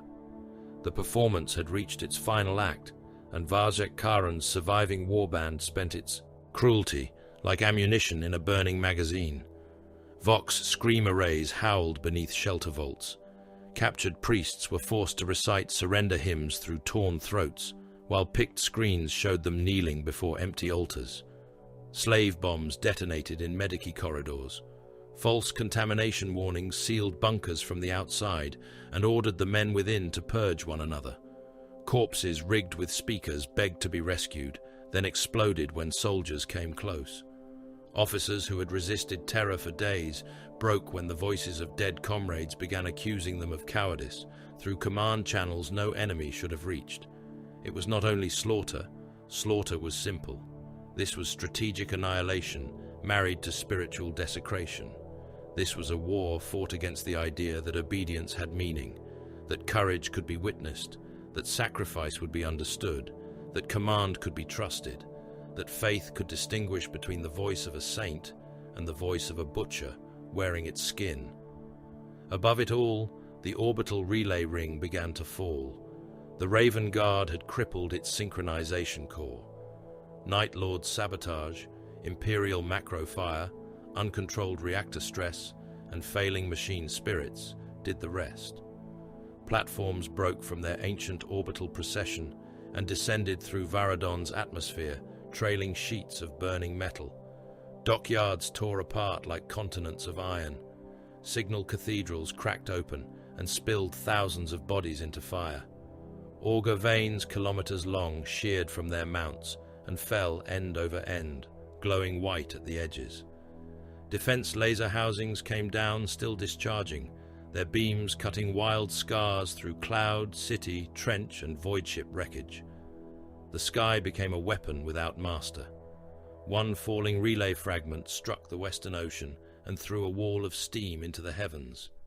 Another hit the outer manufacturing belt and erased a district already marked for evacuation, turning Habstacks, workers, Night Lords saboteurs, PDF stragglers, and shrine pilgrims into a crater full of molten steel and boiling meat. A burning dock spine fell across the eastern shrine approaches, crushing Imperial armor and Night Lords' positions alike beneath a mountain of screaming metal. A platform reactor detonated before impact, and its fire rained across both armies in shards of sun-bright wreckage. Men looked upward and died. Men looked downward and died. Men who prayed died with prayers unfinished. Men who ran died under the tracks of vehicles that had nowhere left to go. At Bastion Enoch, Lord Marshal Odrin Kelk received the final coherent report of his life. The Eastern Reserve was shattered. The Sepulchre approaches were compromised. Raven Guard assets were beneath the shrine. Night Lord's reinforcements were converging on the inner descent. The orbital ring was collapsing. No central relay remained trustworthy. No evacuation order could be guaranteed clean. No victory condition remained that a mortal commander could properly name. Kelk stood in the ruins of his command nave, with blood running from his ruined organic eye and sparks crawling from the bionic one. The cracked statue of the Emperor still loomed over him, its stone face blackened by smoke. Around him, officers shouted into failing vox altars. Servitors burned in their sockets. Colonel Hulk lay dead across a tactical station, half his torso opened by shrapnel when a sabotaged cogitator bank had exploded. The command floor was littered with glass, brass, parchment, shell casings, and men who had given orders until their throats failed. Kelk placed one hand on Hulk's shoulder, then removed the colonel's command seal. "My lord," rasped an adjutant, his face wrapped in bloody bandages. "There are no reserves left to commit." Kelk turned toward the armored lift. "There are always reserves." The last coherent armored force of Varadon rolled from Bastion Enoch under a sky falling in flames. It was not an army fit for parade or record. It was a broken fist. Lehman Russ tanks with missing sponsons. Chimeras with shrine doors welded over hull breaches. Hellhounds leaking promethium from patched seams. Sentinels limping on damaged legs. Militia trucks crammed with wounded men who refused to remain behind. Penal squads whose collars no longer had officers to command them. Artillery tractors dragging guns with cracked barrels. Survivors from regiments that had ceased to exist as administrative bodies, but still had men able to carry lasguns. Kelk rode in the open hatch of a command Baneblade, whose original name had been lost beneath fresh ash and old devotional plates. Its main cannon fired as it advanced, not always at targets that could be seen, but at routes through which Night Lord's reinforcements had to pass. The Lord Marshal knew almost nothing of what the Raven Guard were doing below the Sepulchre. He did not need to know. Black-armored transhumans had moved through his war like knives. If they had gone beneath the oldest shrine, then something there needed time. Kelk would buy it. The final armored reserve struck the Sepulchre approaches at an angle no sane tactician would have chosen, and no Night Lord expected a dying command staff to attempt. Basilisks fired until breaches burst, and crews vanished in their own explosions. Lehman Russ squadrons drove through corpse-thick avenues, heavy bolters chewing cult mobs into red mist. Hellhounds bathed shrine steps in promethium, burning slave mobs and terror operatives alike.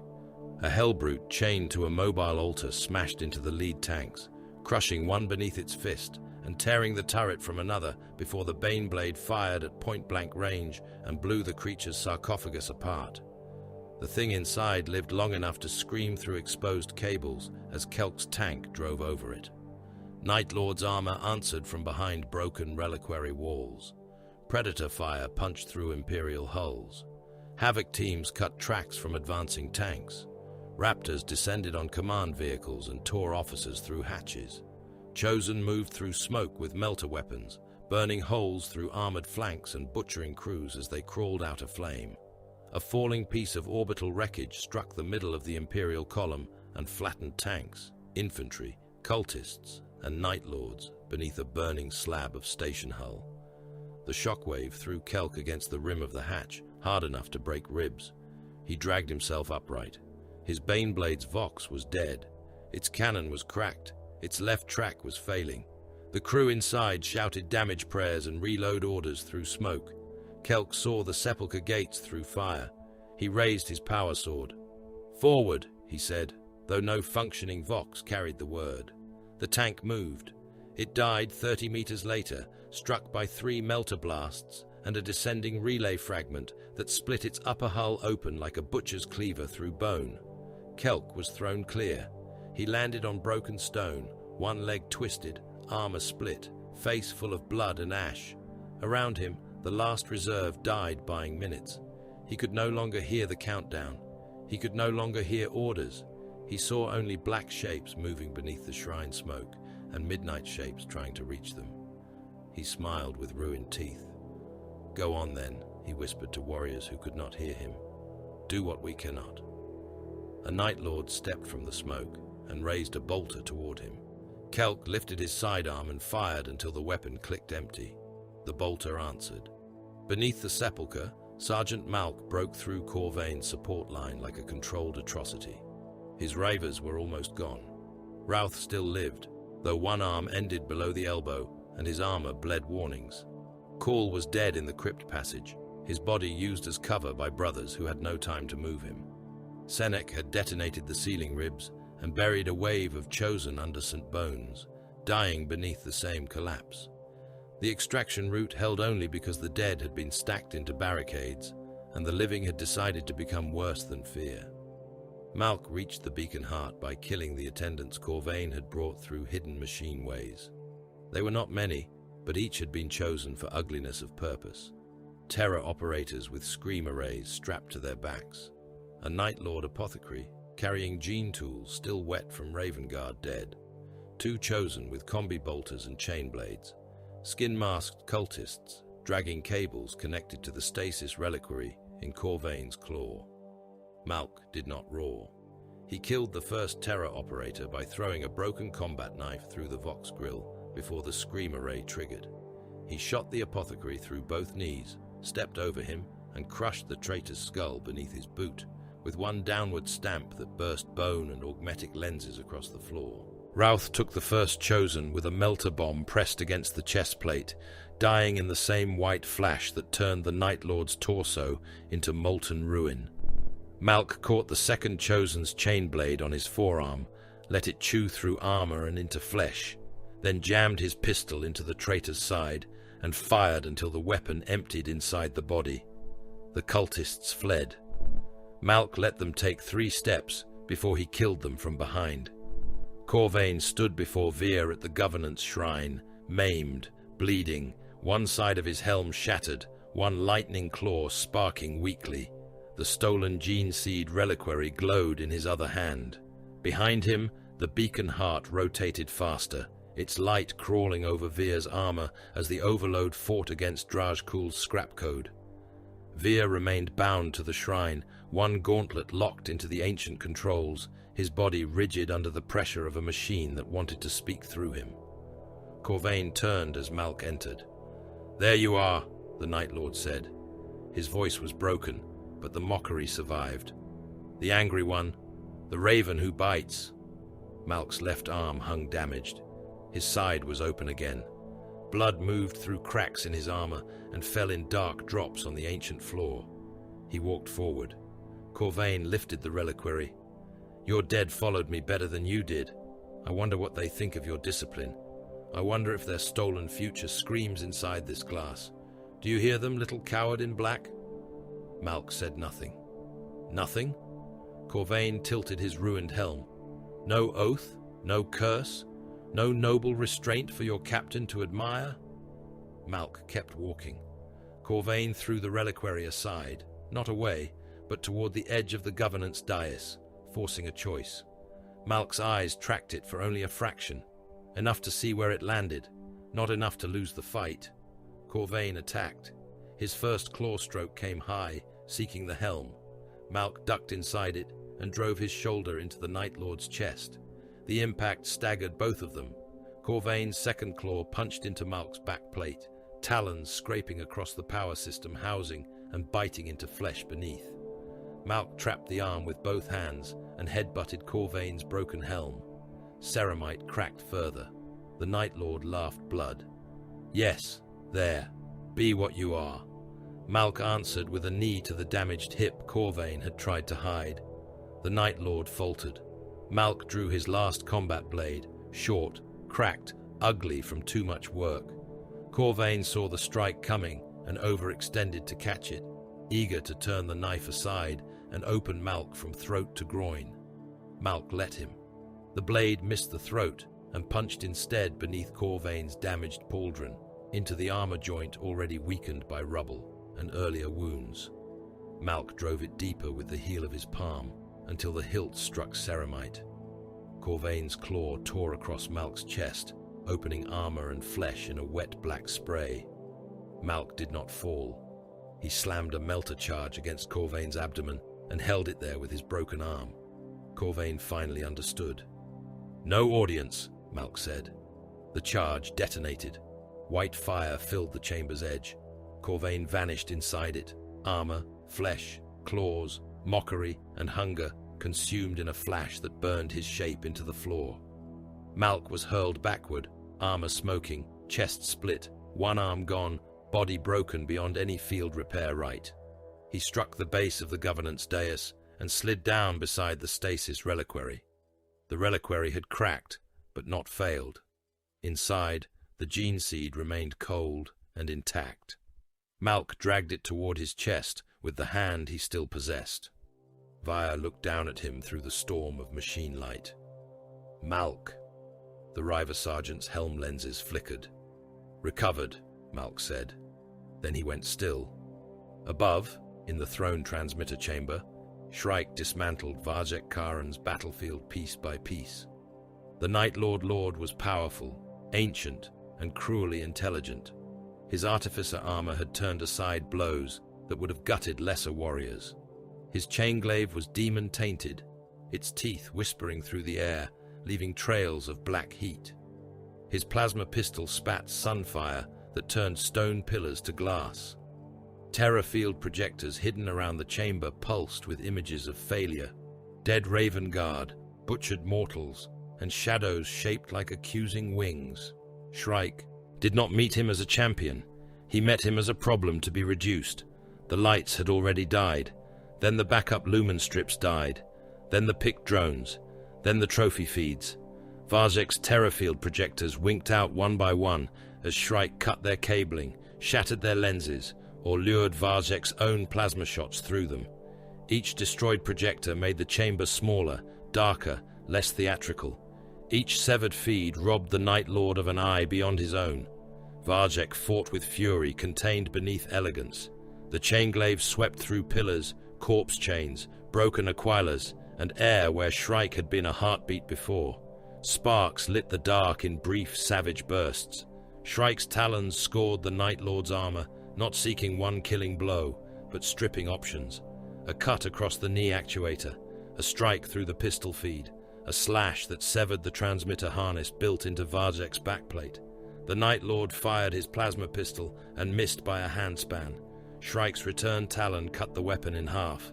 Varjek hurled the ruined pistol aside. "At last," he snarled. "A private murder. Is this what you call virtue?" Shrike moved in the dark. Varjek turned with him. "You know I am right. Raven Guard, Night Lords. Two truths in black armor. We murder from darkness. We terrify weaker men. We leave bodies behind and call the fear useful. You do it with oaths. I do it without lies." Shrike did not answer. Varjek's chainglaive came down and struck sparks from the floor. Shrike slid inside the ark, talons scraping across the Night Lord's chest and cutting through the lightning sigils carved there.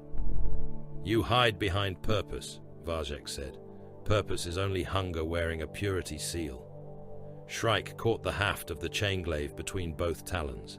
The demon teeth screamed against the raven's talons. For one breath, both warriors strained in the dark, helm to helm, red lenses against black. Shrike spoke. "The difference is purpose."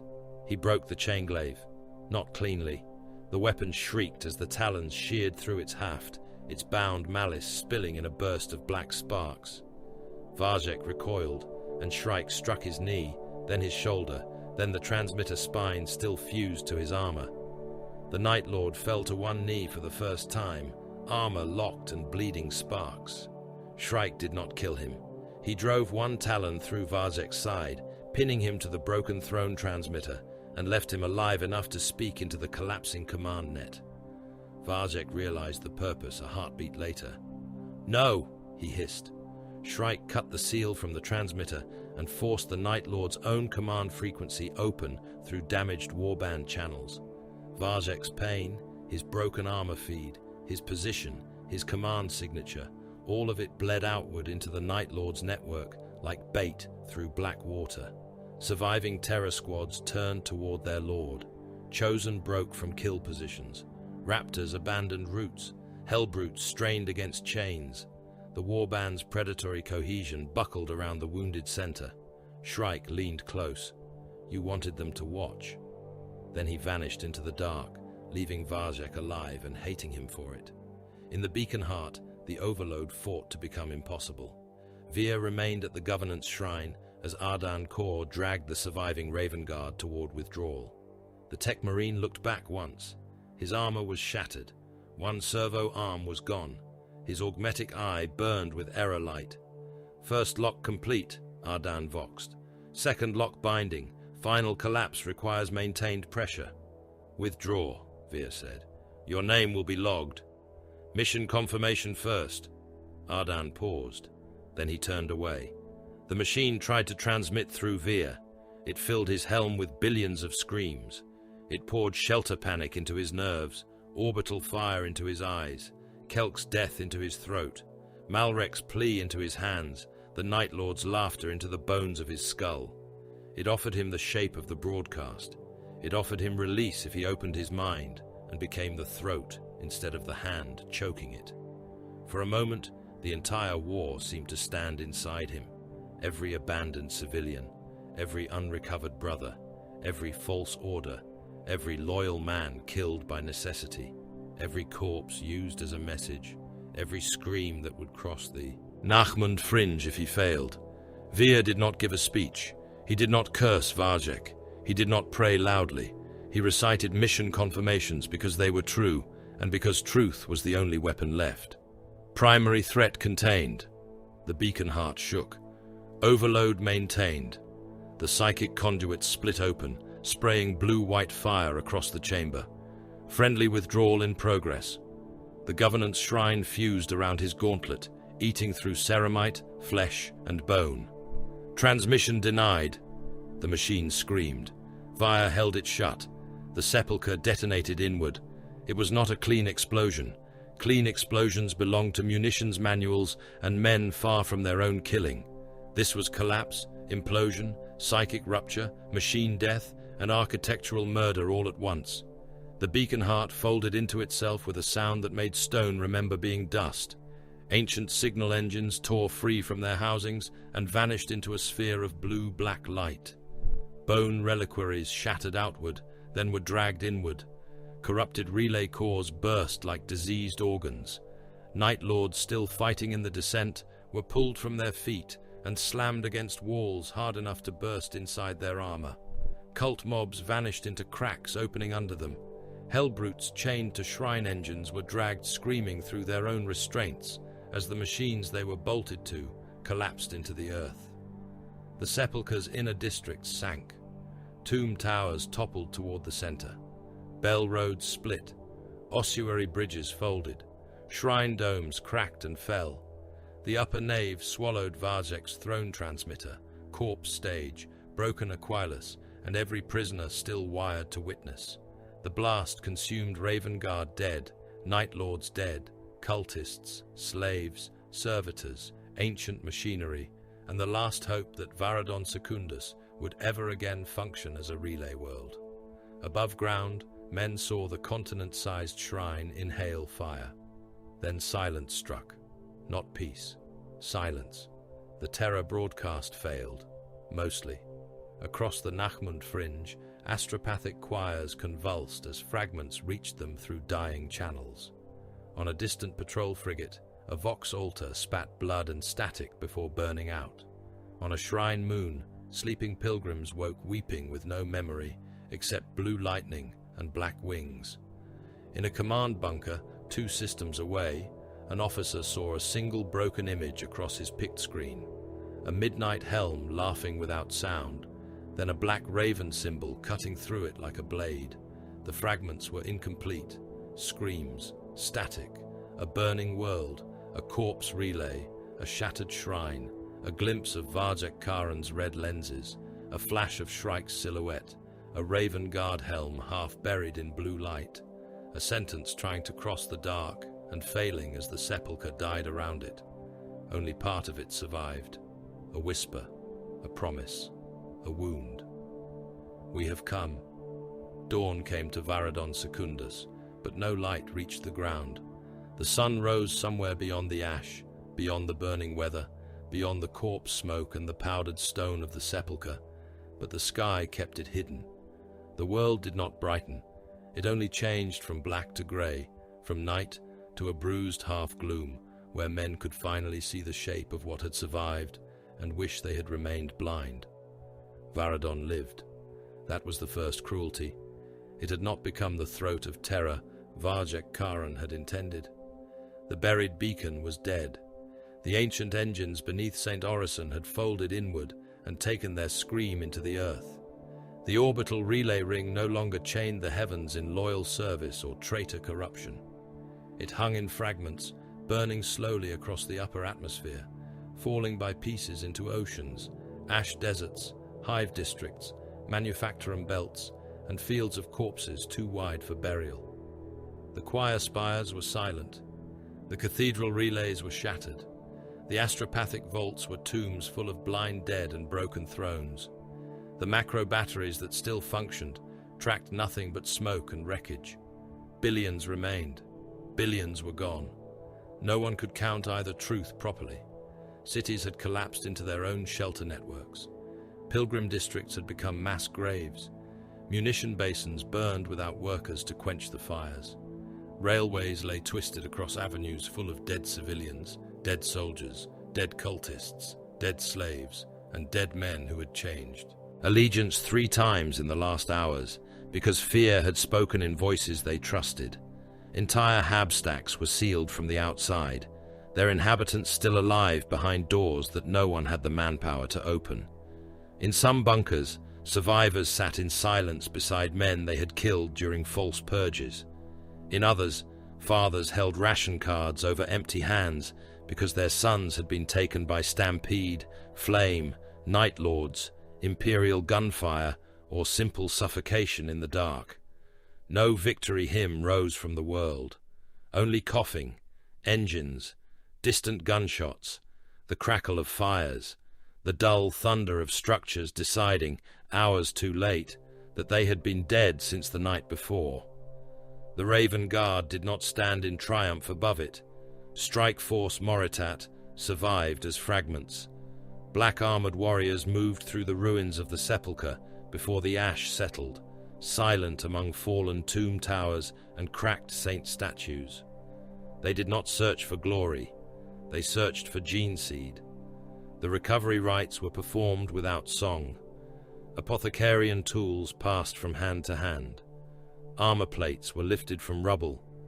Dead brothers were identified by fractured helm marks, damaged war gear, blackened bones, and the stubborn machine spirits of their war plate. Some bodies were intact enough to be carried. Some were pieces. Some were only names logged against coordinates that would be buried beneath collapsing stone before the next hour ended. Ardan Kor lived. The tech marine had been dragged from the lower descent by two infiltrators whose own armor was split and bleeding warning runes. One of his servo arms was gone. Another hung limp, torn from its mount and locked in a dead claw around a bundle of corrupted cable it had ripped from the beacon systems during withdrawal. His chest plate had been opened in 3 places. His augmetic eye flickered between green, red, and darkness. Still he stood when the first recovery teams reached the outer nave, refusing a stretcher until the machine rites over the recovered progenoid reliquary were complete. He held the stasis case taken from beside Malk's body. The case was cracked but functional. The gene seed within remained pure. For that, no one spoke thanks. Thanks was too small and too human a thing for the price. Veteran Sergeant Corvin Malk was found beneath the Governance descent, half buried in blue-black glass made from vitrified machine stone. His armor was ruined. One arm was gone. His chest had been split open by claw and blast. His skull helm had fused across one side, where melter fire and beacon heat had kissed it. His remaining hand was still locked around the stasis reliquary. No heartbeat showed on first scan. Then, one of Ardan Kor's servo skulls, damaged and half-blind, detected a faint bioelectric refusal deep inside the black carapace. Not life in any merciful sense, not death in any useful one. Ardan looked down at him for a long moment. "Log Sergeant Malk as unrecovered from death," he said. The apothecary beside him turned his helm slightly. "Designation unclear." "Then write it clearly. He has not finished being used." Malk was taken into the dark belly of a thunderhawk, beneath a shroud of black cloth and damaged cables. Whether he would wake as a warrior entombed in a dreadnought sarcophagus, whether he would dream in iron, whether his hatred would be given armor vast enough to hold it, no warrior present asked aloud. The future would decide what remained of him. The chapter would decide how much of that remainder was weapon. Shadow Captain Kalen Veer was not recovered. The beacon heart had taken him with it. Where he had stood, the Governance Shrine was gone, replaced by a crater of glass, bone ash, melted black iron, and psychic residue that made Auspex lenses bleed static. Ardan Kor knelt there once, despite the pain doing so caused him, and placed a Raven Guard helm fragment at the edge of the fused stone. It was not Veer's. Veer's armor had not been found. The fragment was simply black, marked with soot and silence. "Name logged," Ardan said. No one answered. Far above the ruin, Kavan Shrike returned from the inner nave alone. His armor bore fresh cuts. One talon was scored by demon taint that still smoked faintly where it met the cold air. He carried no trophy. He gave no account until Ardan Kor approached him through the ash. "Vajek Karan," Ardan said. "Not confirmed dead." The tech marines. Damaged eye pulsed. Evidence? Blood trails. Severed armor plating. 3 butchered slaves near a collapsed extraction throat. Raptor claw marks in the upper smoke vents. A damaged gunship launched during the sepulchre collapse and vanished behind orbital debris before Auspex could lock. Survival probability? Shrike looked across the broken shrine continent. Too high to bury. That was all the judgment Vajek received. The Night Lords had been beaten, but not broken. Their terror engine was gone. The buried beacon was dead. The choir spires were ruined. Malkarian Voss lay beneath a collapsed basilica, denied the audience he had wanted more than breath. Sevrek Gaul's underhive engines had been destroyed or buried, though no body wearing his armor had yet been found. Draj Kul's relay works had been crippled, his machine horrors scattered, his corrupted logic chains cut in enough places that the surviving network convulsed and died. Telosian Corvain was ash in the lower dark. His final mockery burned from him before it could be witnessed. But the 8th Legion did not need a conquered world to remain dangerous. Scattered ships fled the system edge under false transponders and cold engines. A captured escort broke from a debris field carrying slaves chained in its holds. A crippled raider limped toward the warp storm with half its crew dead and its hull still rich with stolen munitions. A slave hauler vanished after jettisoning bodies to confuse pursuit. Fragments of the failed broadcast went with them, copied into damaged Vox recorders, etched into memory coils, carried by surviving terror operatives, whispered by slaves who had heard too much and would later be forced to speak it again. The Night Lords had lost the grand scream. They kept the echoes. The Imperium answered ruin with order, and order came wearing execution masks. By the second ash dawn, surviving officials declared exposure protocols across the capital districts. Any shelter vault that had received Night Lords transmissions was sealed, catalogued, and opened under armed guard. Entire populations were marched beneath lumen rigs, while priests, Medicae adepts, and commissariat officers searched for corruption, panic residue, false command obedience, warp exposure, and signs no mortal eye could reliably judge. Men were branded with purity marks. Men were conscripted on the spot. Men were dragged aside because they remembered too clearly what the terror voices had said. Men who had killed under false orders were executed. Men who had refused correct orders were executed. Men who had survived too near Night Lord's staging grounds were executed because suspicion was cheaper than investigation. The Raven Guard did not stop it. They watched only where the purges threatened strategic stability. When an execution column blocked a working evacuation route, an infiltrator officer appeared from the smoke and ordered it moved. When a commissar attempted to seize recovered chapter dead as evidence of contamination, he was found later with his pistol still holstered and his neck broken. When a priest demanded the names of the black-armored warriors who had destroyed sacred choir spires, no answer came. The Imperium could have its rage, its forms, its cleansing fires, its purity ledgers, its mass graves marked as necessary. The Raven Guard had already paid in another currency. On the Nihilist Talon, the operation report was transmitted through channels so narrow and encrypted that even surviving Imperial command would never know the whole shape of its own deliverance. The message crossed the dark to the wider strategic net of the chapter. Ethan Shan received it without ceremony. The chapter master of the Raven Guard stood beneath cold light, far from Varadon's ash, surrounded by maps of wars still unfolding along the broken routes of the Imperium. The report named the world, named the enemy, named the cost, named the failure of the relay infrastructure, named the partial contamination of neighboring systems by fragments of the terror broadcast, named the dead of Strike Force Moritat, named Shadow Captain Kalen Veer as fallen in successful denial of strategic transmission, named Sergeant Corvin Malk as critically recovered, status pending, named Arden Core as operationally diminished but alive, named Shrike as active, pursuing confirmation of enemy warlord survival. Shan did not praise loudly. He did not curse the cost. He added Veer's name to the rolls. He authorized reinforcement of adjacent relay corridors. He ordered shadow listening posts to widen their nets across the Nachmund fringe. He directed kill teams towards systems that had received fragments of the failed broadcast. He marked Night Lord's splinter routes for future interdiction.